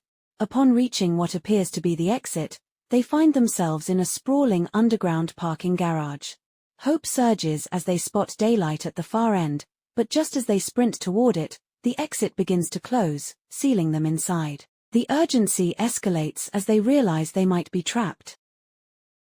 Meanwhile, Finch, now imprisoned in the EPR pod, comes to a grim understanding of his situation. He recalls the golem's warning about the facility's impending destruction, realizing that the helium system has been compromised. The superconducting magnetic energy storage system he had championed is now set to create a catastrophic explosion, a pressure bomb that will obliterate Threshold. Finch feels a detached acceptance of his fate. The irony strikes him as he reflects on the golem, a creation that has now turned against its creator. The tension culminates in a violent explosion, ripping through the facility and leveling everything in its path. Outside, Sergeant Scott Kerbal witnesses the chaos unfold. Initially mistaking the seismic tremor for an earthquake, he is stunned to see the ground erupt in a geyser of gas and debris. The once serene Folamanca Park transforms into a chaotic landscape, a deep crater left behind as the ground collapses. The sudden eruption fills the air with cold and snowflakes, marking the aftermath of the destruction. Chapter 117. Robert Langdon and Catherine Solomon experience a heart-pounding escape from the collapsing Threshold facility. As they race through the parking garage, the alarms blare and the air grows thick with tension. Langdon's instinct for survival kicks in, and they leap into a nearby sedan, desperately trying to find safety as the facility begins to implode. The chaos reaches a peak when the car is lifted and flipped upside down in a violent whirlwind created by the explosion. Langdon and Catherine find themselves disoriented and struggling to regain their bearings in the aftermath. The scene is dark and cold, filled with confusion, but they manage to find each other and embrace, relieved to be alive. As they gather their thoughts and assess their surroundings, Langdon reflects on the golem, the figure who had intervened to save them, and contemplates their next move. He thinks about Sasha Vesna and the moral imperative to help her, hoping that if they survive, they can aid her in whatever plight she faces. Meanwhile, Ambassador Heidi Nagel is in a tense conversation with CIA Director Judd. He justifies the existence of Threshold, framing it as a necessary measure for national security in an increasingly dangerous world. Nagel grapples with the ethical implications of the CIA's actions, particularly the experiments conducted on unwilling subjects like Dmitry Sisevich. As their conversation unfolds, Nagel is interrupted by a guard who delivers alarming news about a massive underground explosion in Folamanca Park, connecting the dots between the chaos at Threshold and the outside world. The urgency of the situation becomes paramount as she realizes the fallout from the explosion and the implications for the CIA and its operations. Chapter 118. The aftermath of the explosion at Threshold unfolds as the golem navigates the darkness of the underground tram tunnel. Despite the chaos, he remains determined to escape, driven by the need to free Sasha Vesna. His journey through the debris-laden channel is marked by fatigue and urgency, reflecting his resilience in a dire situation. Meanwhile, Langdon and Catherine emerge from the wreckage of the garage, moving cautiously toward a sliver of daylight. As they approach the massive sliding door, they find it bent and partially open. Langdon squeezes through, feeling a moment of claustrophobia but ultimately making it outside, only to be confronted by armed soldiers. Their tense situation escalates as they realize they have emerged into a heavily guarded construction area. Just as they face the soldiers' demands for identification, a commanding voice interrupts them: Scott Kerbal, a U.S. Marine working for Ambassador Nagel. His intervention provides a brief respite from the immediate threat of gunfire, but Langdon and Catherine are wary of their newfound ally. Kerbal quickly informs them that they need to leave, but his next words raise alarm. Ambassador Nagel has been detained on orders from the CIA director, and they may be next. Chapter 119. Scott Kerbal navigates the city with Langdon and Catherine in the backseat, both grappling with the aftermath of the explosion at Threshold. The devastation they've witnessed looms large in their minds as they contemplate their next steps. Kerbal is acutely aware of the political turmoil surrounding Ambassador Nagel and CIA Director Judd. He reflects on his choice to side with Nagel after smuggling her diplomatic pouch, emphasizing the precariousness of their situation. The tension in the car rises as Langdon asserts that the ambassador is in grave danger and that they need to find Sasha Vesna, who holds crucial information about Threshold. As Langdon explains the significance of finding Sasha, Kerbal is caught off guard and intrigued. The urgency of their quest becomes clear. Sasha is not just a person but a vital link to the truth about the CIA's operations and the horrors of the Threshold project. Catherine, too, realizes that locating Sasha is essential, especially after the destruction of the facility that could have buried the agency's wrongdoings. Meanwhile, the Golem continues his arduous journey through the dark tunnel, driven by his commitment to rescue Sasha. His physical struggle highlights his determination and the urgency of their shared mission, culminating in his ascent to the tram platform beneath Crucifix Bastion. As the Golem reaches the illuminated button for the elevator, the narrative builds anticipation for the next phase of their intertwined journeys, setting the stage for potential reunions and confrontations. Chapter 120. Catherine Solomon and Robert Langdon step out of the embassy sedan into the chilly air of Old Town Square, filled with a mix of uncertainty and determination. Their departure from Sergeant Kerbal leaves them feeling exposed, as Langdon's cryptic instructions about finding Sasha Vesna create an atmosphere of tension and urgency. As they navigate the bustling square and slip into the quieter alleyways, Catherine's curiosity grows about Langdon's plan.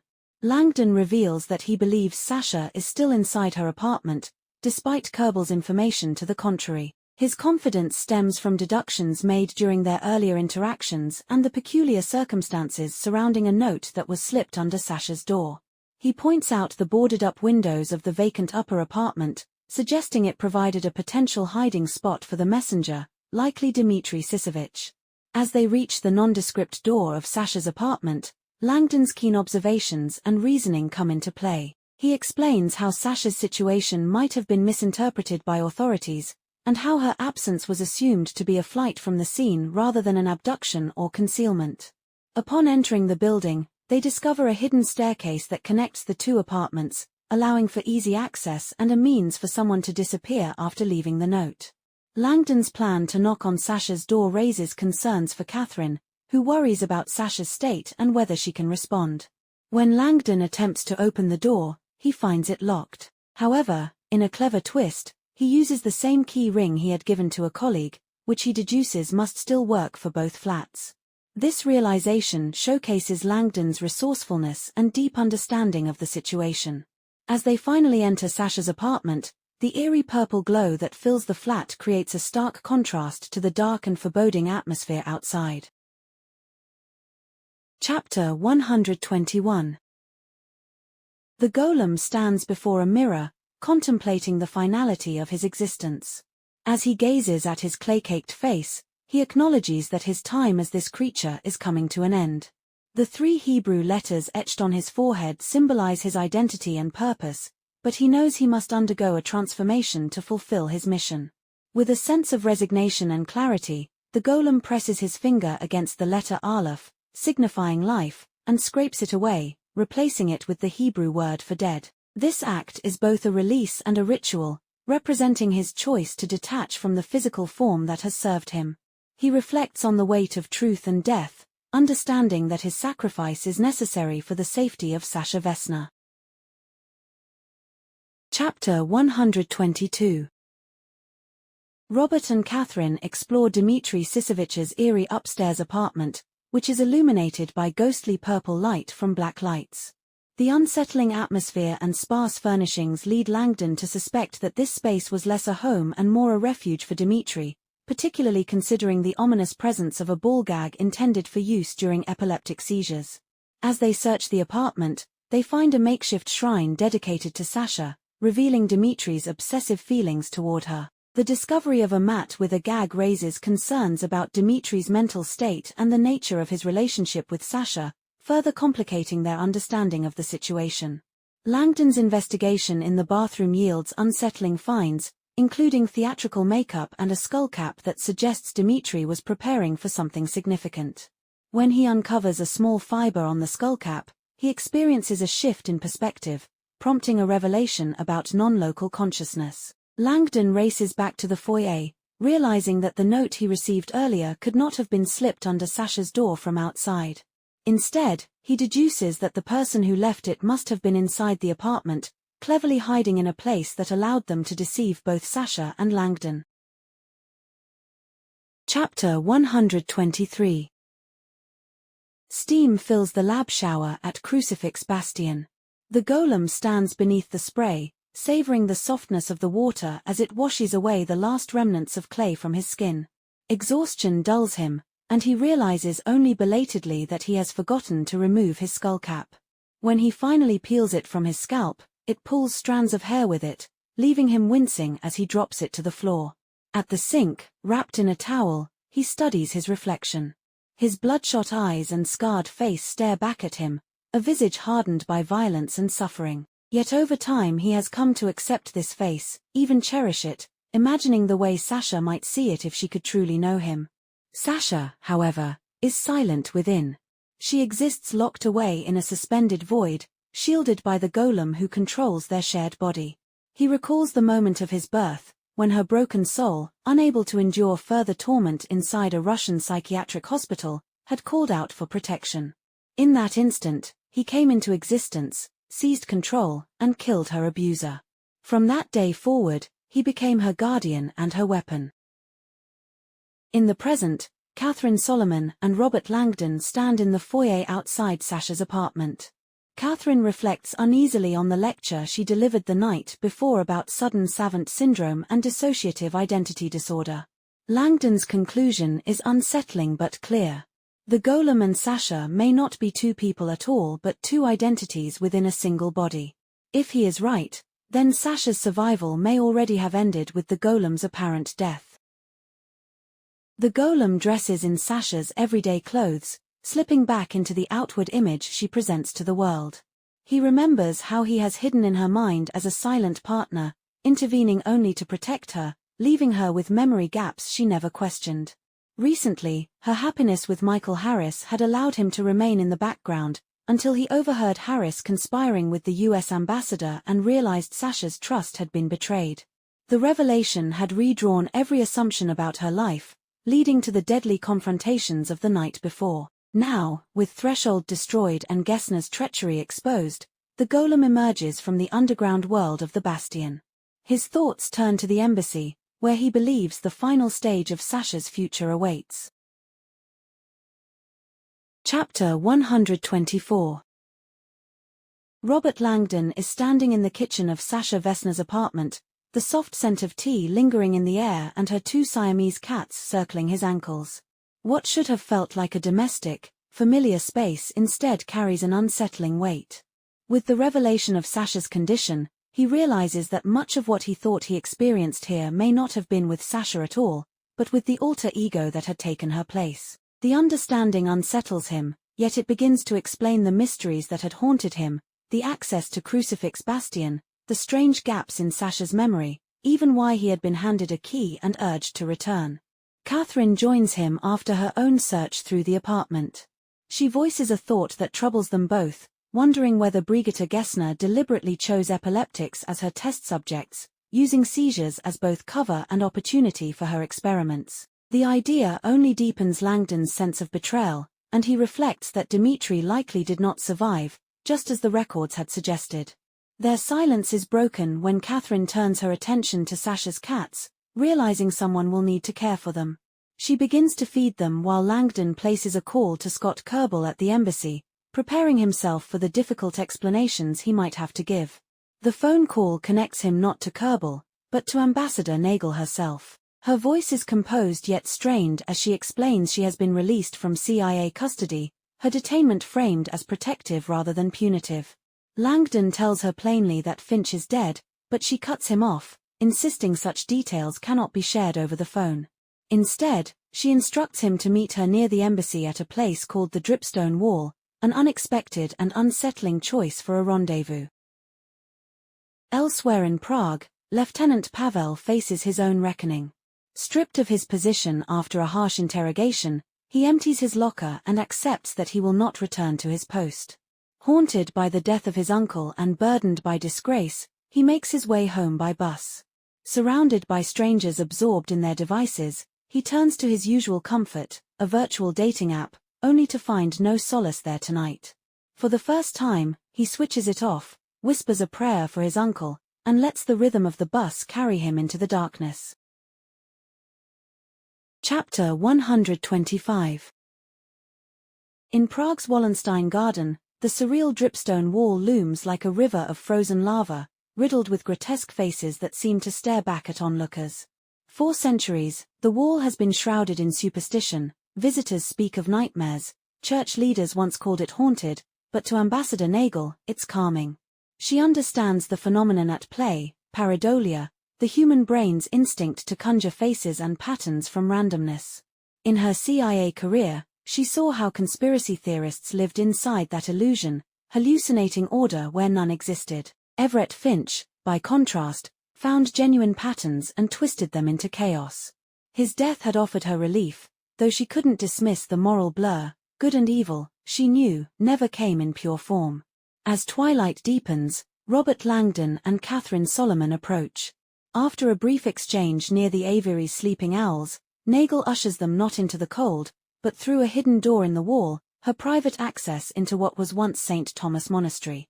The holy cloisters have long since been converted into the Augustine luxury hotel, complete with a chic spa. She guides them past incense and flickering candles, into a soundproof lounge where Scott Kerbel goes to fetch food, leaving them in rare privacy. Nagel wastes no time. Despite the chaos of the day, she has good news. Threshold's darkest secrets are now undeniable. She produces a handwritten plea, "Please help Sasha," accompanied by a video confession from Dr. Gessner.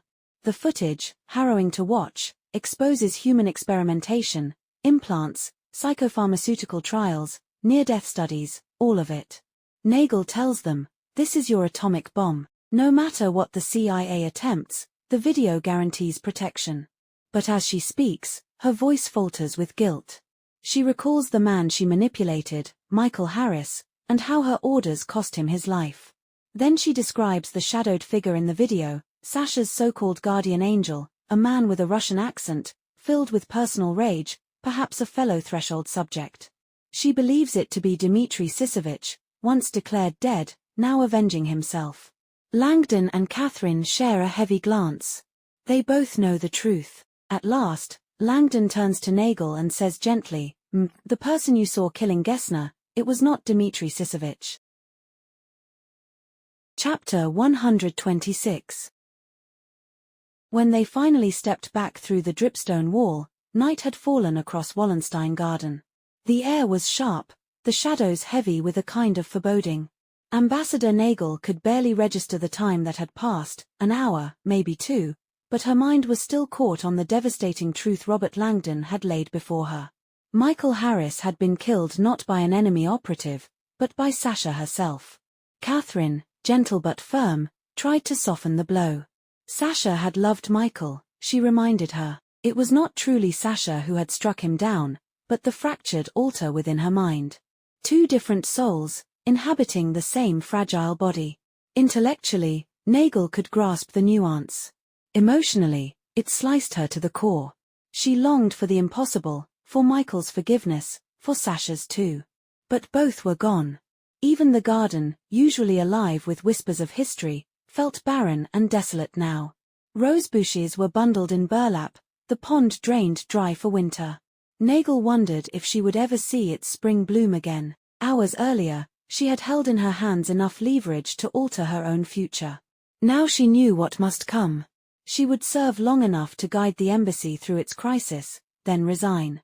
She had been sent to Prague as a pawn, a puppet, and she was finished with the strings. Where she might go next, she couldn't yet imagine. But her spirit told her she still had more to give. For the moment, her priority was the small USB stick. Kerbal had smuggled it safely out of the embassy hidden in a box of Dana's things, and he would soon retrieve it for her. As they reached the street lamps, Langdon and Catherine trailed behind, their quiet conversation weighed down by exhaustion. Nagel thought of them with compassion, two people who had endured more than anyone should in a single day. Kerbal's voice broke her reverie. He would drive Langdon and Catherine back to their hotel after dropping her at the embassy. Nagel turned to him, her heart heavy with gratitude. "Scott," she said softly, "I don't take your loyalty for granted." The Marine's rare smile flickered. He touched his cap. "Nor I yours." Chapter 127. Through the window of the speeding embassy sedan, Langdon caught sight of a haunting monument. 6 bronze figures descended a staircase, each the same man, each progressively more mutilated as he went down. The victims of Communism Memorial, he remembered, embodied both suffering and endurance. He might have pointed it out, but Catherine was already asleep against his shoulder, her hair brushing softly against his cheek. Kerbal drove them south past Petrin Gardens, carrying them toward the Four Seasons and the rest they desperately needed. Langdon closed his eyes and listened to Catherine's steady breathing. The sound anchored him to life, a welcome contrast to the shadow of death that had loomed over their day. He had nearly frozen in the Vltava, been fired upon by Pavel, and faced horrors within threshold. Catherine's research had changed how he thought about mortality, and he found himself less afraid of aging or dying. If consciousness truly extended beyond the body, then some part of him might continue on after death. He took comfort in the thought, though he admitted he was in no rush to test it. His mind drifted back to a conversation they had shared the day before, when Catherine had challenged him to define death. His answer, that death was the absence of life, had seemed simplistic, but Catherine explained that medicine's definition, the cessation of cellular function, was equally flawed. Death, she said, should be measured in terms of consciousness, not biology. A brain-dead body on life support was considered gone, while a conscious mind in a disabled body was fully alive. She believed evidence was mounting that consciousness could exist outside the body, forcing humanity to redefine life and death altogether. Langdon hoped she was right, recalling ancient teachings that spoke of the soul's journey beyond the body. Their car slowed before the Four Seasons, where Langdon gently woke Catherine. Upstairs, he took a call from his publisher, Jonas Falkman, who had been frantically trying to reach him after hearing news of the Prague explosion. Langdon assured him they were safe, trading light-hearted jabs before Falkman inquired about Catherine's manuscript. Langdon could only admit he had no new updates. Later, in their suite, steam drifted from the bathroom as Langdon emerged from his shower. Catherine was in the bath, playfully teasing him before sending him off to bed. Alone, she prepared a surprise. She slipped into silk lingerie, misted herself with perfume, and posed in the doorway, her silhouette framed by the light. But the moment dissolved when she realized Langdon was already asleep, his soft snoring filling the room. Chapter 128. In her small apartment, Dana Danek sat slouched on the couch, watching the evening news unravel the story of the Folomenko blast. The official line was already firm. The U.S. military admitted responsibility, calling it an accident tied to natural gas used for curing wet concrete. Specialists insisted it was a common practice, though pundits were quick to sniff out political complications. Whatever the truth, The military had locked down the area and begun a massive cleanup. A knock at her door startled her. Sergeant Scott Kerbal, the ambassador's lead security man, stood outside. No Marine had ever come to her home before. Flustered in her sweatshirt and glasses, she let him in. Kerbal conveyed the ambassador's condolences over Attach Harris's death, then explained that Nagel had been released, her arrest dismissed as a misunderstanding. Dana is still raw from the day, scoffed at the diplomatic spin. She listed her litany of disasters: gunpoint, strangulation, arrest, explosion, and laughed bitterly at the absurdity of being asked to return to PR duty in the middle of this storm. Kerbal admitted he wasn't much of a salesman, but urged her to consider it. Just as she was about to shut the door, he asked about a cardboard box in her living room, the one containing her office belongings. Inside, Dana found something she never expected, a sealed diplomatic pouch addressed to Ambassador Heidi Nagel, with a note scrawled across it: "D. Tell no one about this. Someone will contact you." Shocked, Dana confronted him. Calmly, Kerbal admitted he had slipped it into her box earlier, and now he needed it back. At the U.S. Embassy, Ambassador Nagel drained her second glass of Becherovka, an unusual indulgence that betrayed her shaken nerves. Though she had reached a fragile agreement with the director, she clung to her leverage, the damning USB still in her possession. She awaited Kerbal's return, but instead another Marine appeared at her door. Nervous, the young guard explained that a diplomatic matter had arrived at the embassy's front steps. He handed Nagel a slip of paper, bearing 2 handwritten Cyrillic words. Nagel frowned, claiming she didn't read Russian, but the Marine explained the visitor had insisted she would understand. The name, he said, was Sasha Vesna. And the Russian woman at the door had asked for Michael Harris. Chapter 129. Driving away from Dana's apartment, Sergeant Scott Kerbal felt utterly spent. The diplomatic pouch sat beside him, its weight symbolic of the secrets he carried. Halfway through Vitezny Square, his phone buzzed. The caller ID showed an embassy extension, Ambassador Nagel. But her voice on the other end was different, frantic, erratic, maybe even drunk. She barked at him to change course and follow new instructions immediately. Alarm bells rang in his mind. Their agreed-upon security protocol told him to test her authenticity, and when he pretended not to hear, her sharp, uncharacteristic anger only deepened his unease. Something about this wasn't right. Meanwhile, inside the U.S. Embassy, Nagel herself descended the marble staircase, heart hammering. She had ordered extra Marines into the foyer, bracing for the arrival of a name she never expected to see written on embassy paper: Sasha Vesna. The woman who appeared hardly matched the nightmare image Nagel carried in her mind. This Sasha looked broken, wet hair clinging to her face, posture slumped, exhaustion etched into her every movement. She wasn't the assassin or saboteur from Langdon's revelations. She looked like a lost soul. Keeping her distance, Nagel greeted her formally. Sasha's voice was fragile, threaded with a heavy Russian accent. She explained that Michael Harris had told her to come here if she was in trouble, and she believed she was.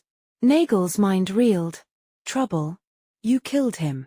You destroyed Folomenko. But outwardly she remained calm. Sasha pleaded for safety, confused, weeping, saying she didn't remember what had happened. Nagel pressed her. Did she want asylum? The term meant nothing to Sasha, but she agreed to whatever would keep her safe. Thinking fast, Nagel fabricated a new protocol: controlled restraint. She told Sasha it was a precautionary measure during asylum requests. To her astonishment, Sasha immediately held out her wrists, ready to comply. The Marines hesitated, baffled by the ambassador's improvised instructions, but obeyed. Flex cuffs were snapped around Sasha's wrists, and she was carefully led toward a secure conference room where she'd be given food, water, and warmth. As she was guided away, Sasha whispered her gratitude, thanking Nagel for her kindness. Left in the echoing embassy foyer, Nagel checked her watch, 8:30 p.m. The pieces were moving faster now. Sasha Vesna was alive, in custody, and sitting inside her embassy. And Nagel realized with a shiver that she had monumental decisions to make, immediately, with the world about to watch. Chapter 130.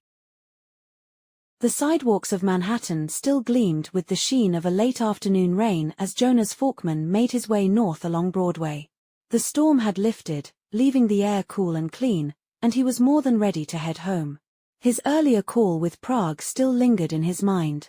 Robert Langdon had been brief and careful with his words, offering only the reassurance that both he and Catherine Solomon were safe. They hinted at a possible stop in New York before returning to Harvard, a chance to debrief face-to-face about the manuscript and everything that had unfolded around it. Falkman knew there would not be much left to discuss. Even if Catherine had the strength to reimagine and rewrite the book from the ground up, the CIA would almost certainly intervene. The thought weighed on him, and he felt the sting of professional loss. The manuscript had promised so much, and its collapse was no small blow to his career. Still, he consoled himself with the only outcome that truly mattered: Robert and Catherine had survived. As he neared Columbus Circle, the familiar aroma of roasted coffee beans drifted into the damp street, warm and inviting. Without a second thought, he ducked into the crowded Starbucks, deciding that if there was ever a day to indulge in another jolt of caffeine, this was it. He smiled faintly as he placed his order, remembering Robert's long-standing boycott of the chain.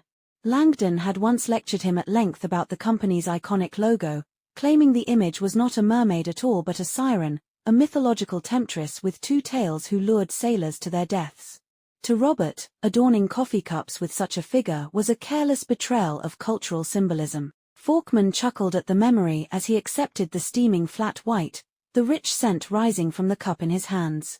Whatever Robert's protests, this was still the smoothest, creamiest coffee in the city, and today he felt no guilt in savoring it. Pulling up the collar of his worn grey pea coat, he stepped back out into the bustling evening, the lights of Broadway glinting against the wet pavement, ready at last to walk the rest of the way home. Chapter 131.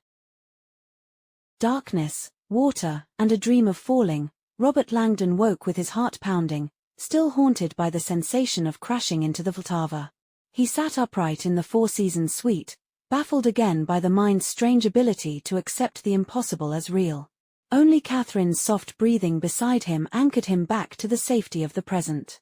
The faint trace of her perfume lingered, stirring memories of the night they had just shared.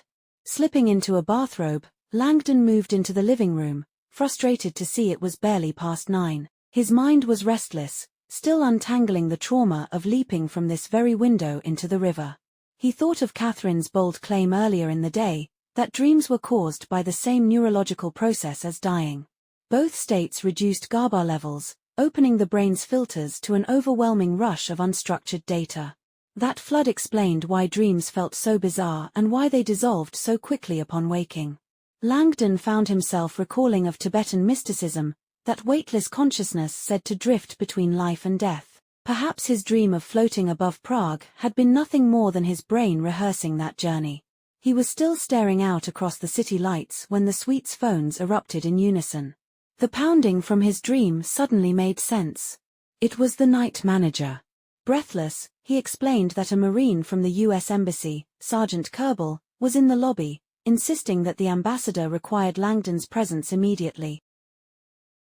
Across the city, inside the embassy, another drama was unfolding.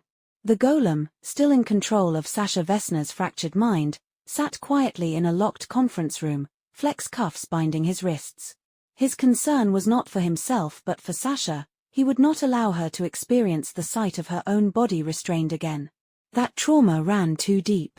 Yet despite her confinement, he remained calm. Every step was going according to plan. Gessner's dying confession had assured him that Ambassador Heidi Nagel knew nothing of the CIA's darker manipulations. She had been a pawn for Finch, unwitting, but still powerful. Now she could become Sasha's ally. The golem had already sown the seed, and Nagel had spoken the word he needed most. Asylum. Chapter 132. Ambassador Heidi Nagel, having resolved to resign and leave Prague, found herself suddenly thrust into a far more complex situation. Finch was gone, she held political leverage, and her sense of survival no longer sufficed. She wanted purpose. That purpose crystallized when Sasha Vesna appeared at the embassy, weary, vulnerable, and in need of protection. Nagel immediately brought Langdon and Catherine up to speed. The U.S. military was en route to secure Folamanca Park, and a CIA team was flying in from Langley to investigate the explosion. Surveillance footage had captured Langdon and Catherine exiting the facility just minutes after the blast, making them, technically, suspects. Their conflict with the agency over Catherine's manuscript added a potential motive. While Dr. Gessner's confession offered leverage, Nagel stressed that insulating them from scrutiny required decisive action in the coming hours. Nagel outlined the stakes. Threshold, the secret project they had encountered, was a continuation of decades-long intelligence experiments in remote viewing and consciousness. Its ultimate goal was the advancement of human potential for strategic purposes, mind-to-mind communication, machine interfacing, and perhaps even exploring other dimensions. While Catherine argued that philosophical inquiry was not the purview of military agencies, Nagel reminded them that intelligence agencies acted where science met national security. America's historical advantage in nuclear research was cited as a parallel. Failing to act decisively now could leave the nation vulnerable in this new, covert race for mental supremacy. She acknowledged the ethical challenges, agreeing with Catherine that some methods were morally dubious, but explained that national security often demanded pragmatism over idealism. The director had likely been unaware of certain fatalities or Finch's methods, yet results, not methodology, dictated action. Nagel concluded with her plan: there was a way forward, a right way, a decent way, to protect Langdon, Catherine, and Sasha. But executing it required Langdon's immediate cooperation. The key catalyst, Sasha Vesna, had just walked into the embassy, very much alive, setting the stage for the next critical moves. Chapter 133. Robert Langdon and Catherine Solomon face the full weight of the dilemma surrounding Sasha Vesna. The revelation that Sasha is alive forces them to confront her dual nature, an innocent, traumatized victim and a cunning, dangerous killer. Ambassador Nagel, exercising both moral and strategic judgment, frames helping Sasha as an ethical imperative. Nagel explains that Sasha cannot be granted asylum without addressing her dangerous capabilities and the classified brain chip she possesses. Time is critical. By dawn, Prague will erupt with investigations, and Sasha's involvement in the Crucifix Bastion events will be exposed. Furthermore, her brain chip may include a GPS tracker or even remote destruct capability, adding urgency to controlling her situation safely. Despite the risks, Nagel outlines her plan. Sasha must ultimately return to Threshold under the supervision of the CIA, specifically Director Judd. She insists that this return will be fundamentally different. Sasha will be treated as a valued, protected individual, with no further experimental abuse. The rationale is pragmatic. Threshold scientists are the only ones qualified to provide her specialized care, ensuring her safety and mental health while preserving the intelligence program's assets. Langdon and Catherine struggle with the paradox. Entrusting Sasha to her former oppressors is both morally troubling and strategically sound.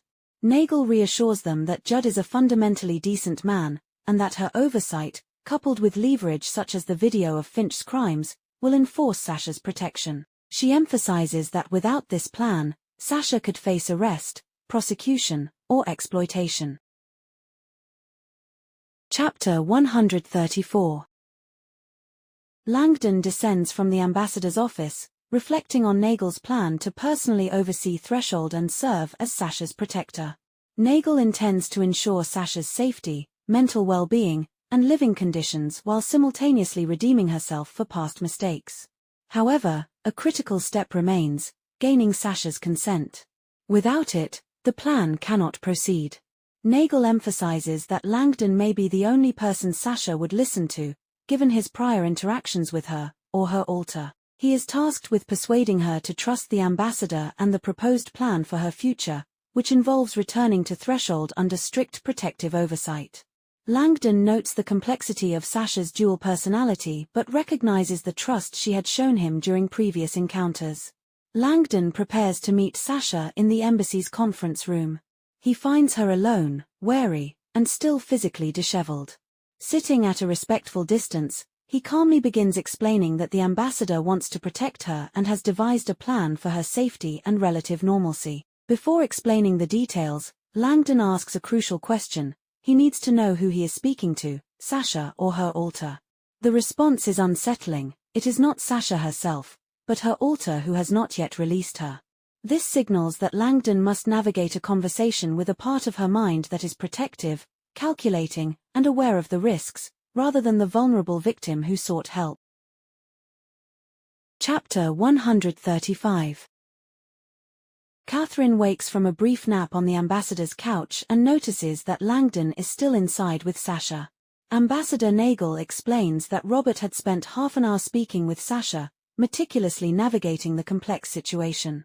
Catherine and Nagel briefly discuss the loss of her manuscript, confirming that the CIA's protocols destroyed all copies, despite the book's potential usefulness in terror management theory. Catherine explains the fundamentals of terror management theory. The predominant human fear of death shapes behavior, motivating fight-or-flight responses and, over time, more subtle self-preserving behaviors like nationalism, intolerance, and selfishness. Those who are less afraid of death tend to behave more cooperatively and benevolently. Catherine highlights the potential for a paradigm shift. If humanity could overcome the fear of death, possibly by proving consciousness survives physical death, the destructive behaviors driven by mortality salience could diminish, ushering in a more peaceful and cooperative society. Nagel listens intently, noting the revolutionary implications of Catherine's ideas, and they share a moment of hope. Robert finally emerges from the conference room, indicating that it is time for Nagel to call CIA Director Judd. In Langley, Judd recognizes Nagel's skill as a negotiator and strategist. Through her guidance, he has arrived at the optimal plan for Sasha Vesna and the future of Threshold, feeling as though the solution had been his own idea. Though not a scientist, Judd acknowledges the profound implications of the research into human consciousness and contemplates a future in which global empathy could replace fear-driven rivalry. Chapter 136. Heidi Nagel oversees the final preparations for Sasha Vesna's departure from Prague to the United States, orchestrating every detail to ensure her safety. Sasha is seated in the embassy sedan with her two Siamese cats, restrained but calm, as the CIA arranged private jet taxis toward them.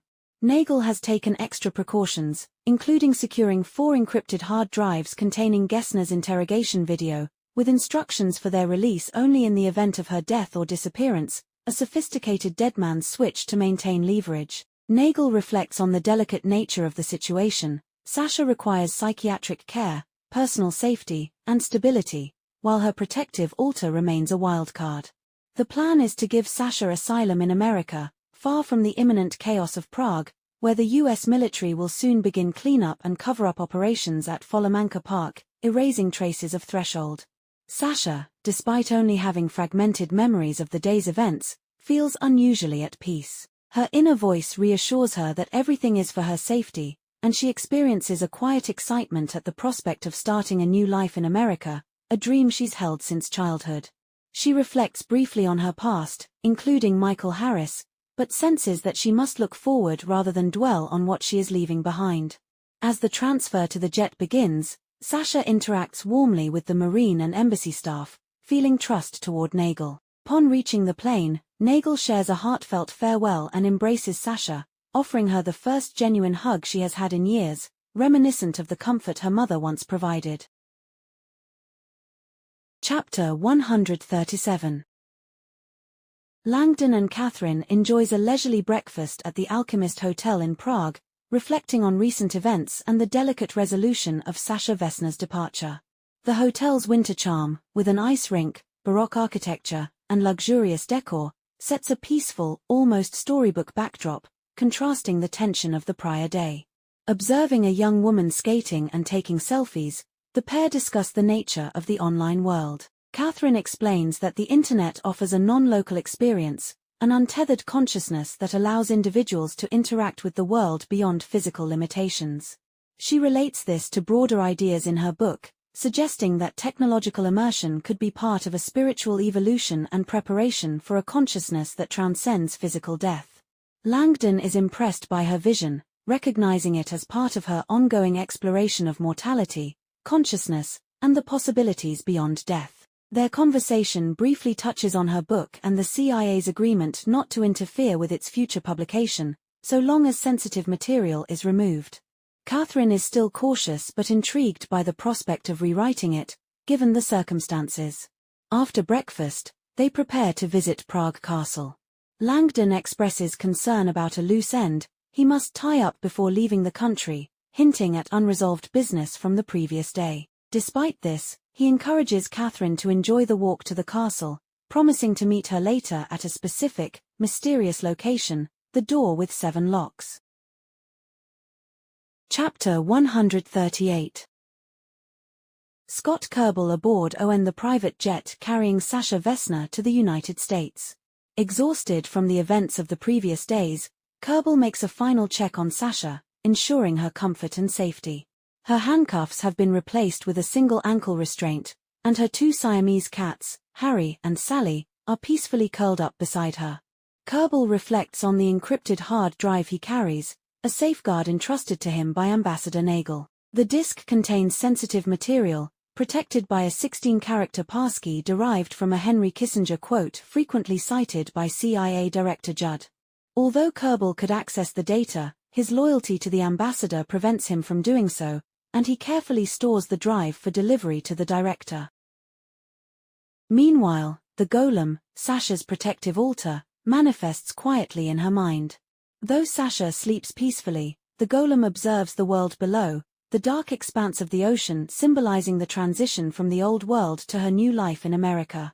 The golem accepts that Sasha's safety no longer depends entirely on him. He will gradually recede, becoming a subtle guiding presence, akin to a guardian angel, offering instincts, nudges, and quiet support without overt interference. Chapter 139. Catherine finally reaches Prague Castle after her steep climb, taking in the grandeur of the sprawling complex.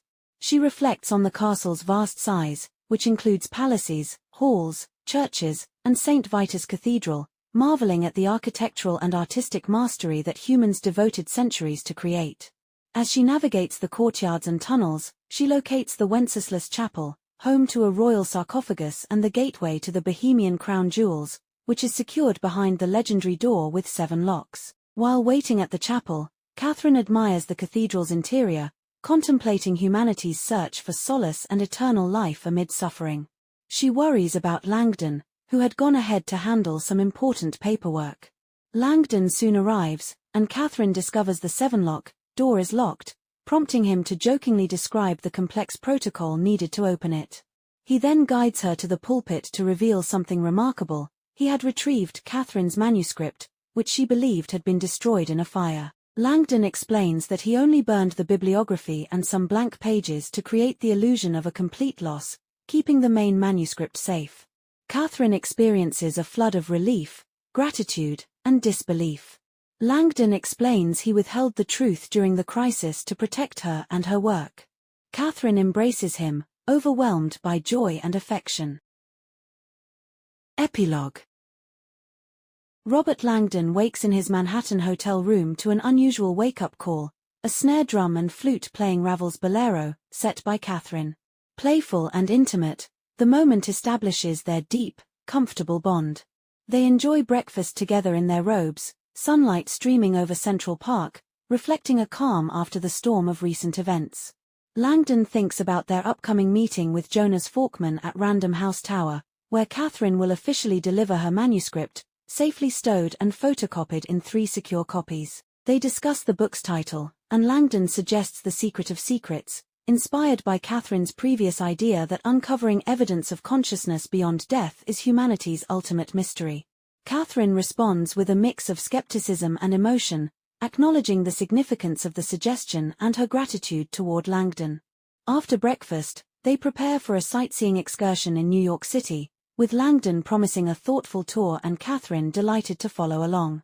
They board the Circle Line ferry, cruising through New York Harbor. Catherine reflects on the Statue of Liberty, marveling at its symbolism, the spiked crown representing rays of enlightenment flowing inward from all 7 continents, a metaphor for America as a melting pot of cultures, ideas, and human souls.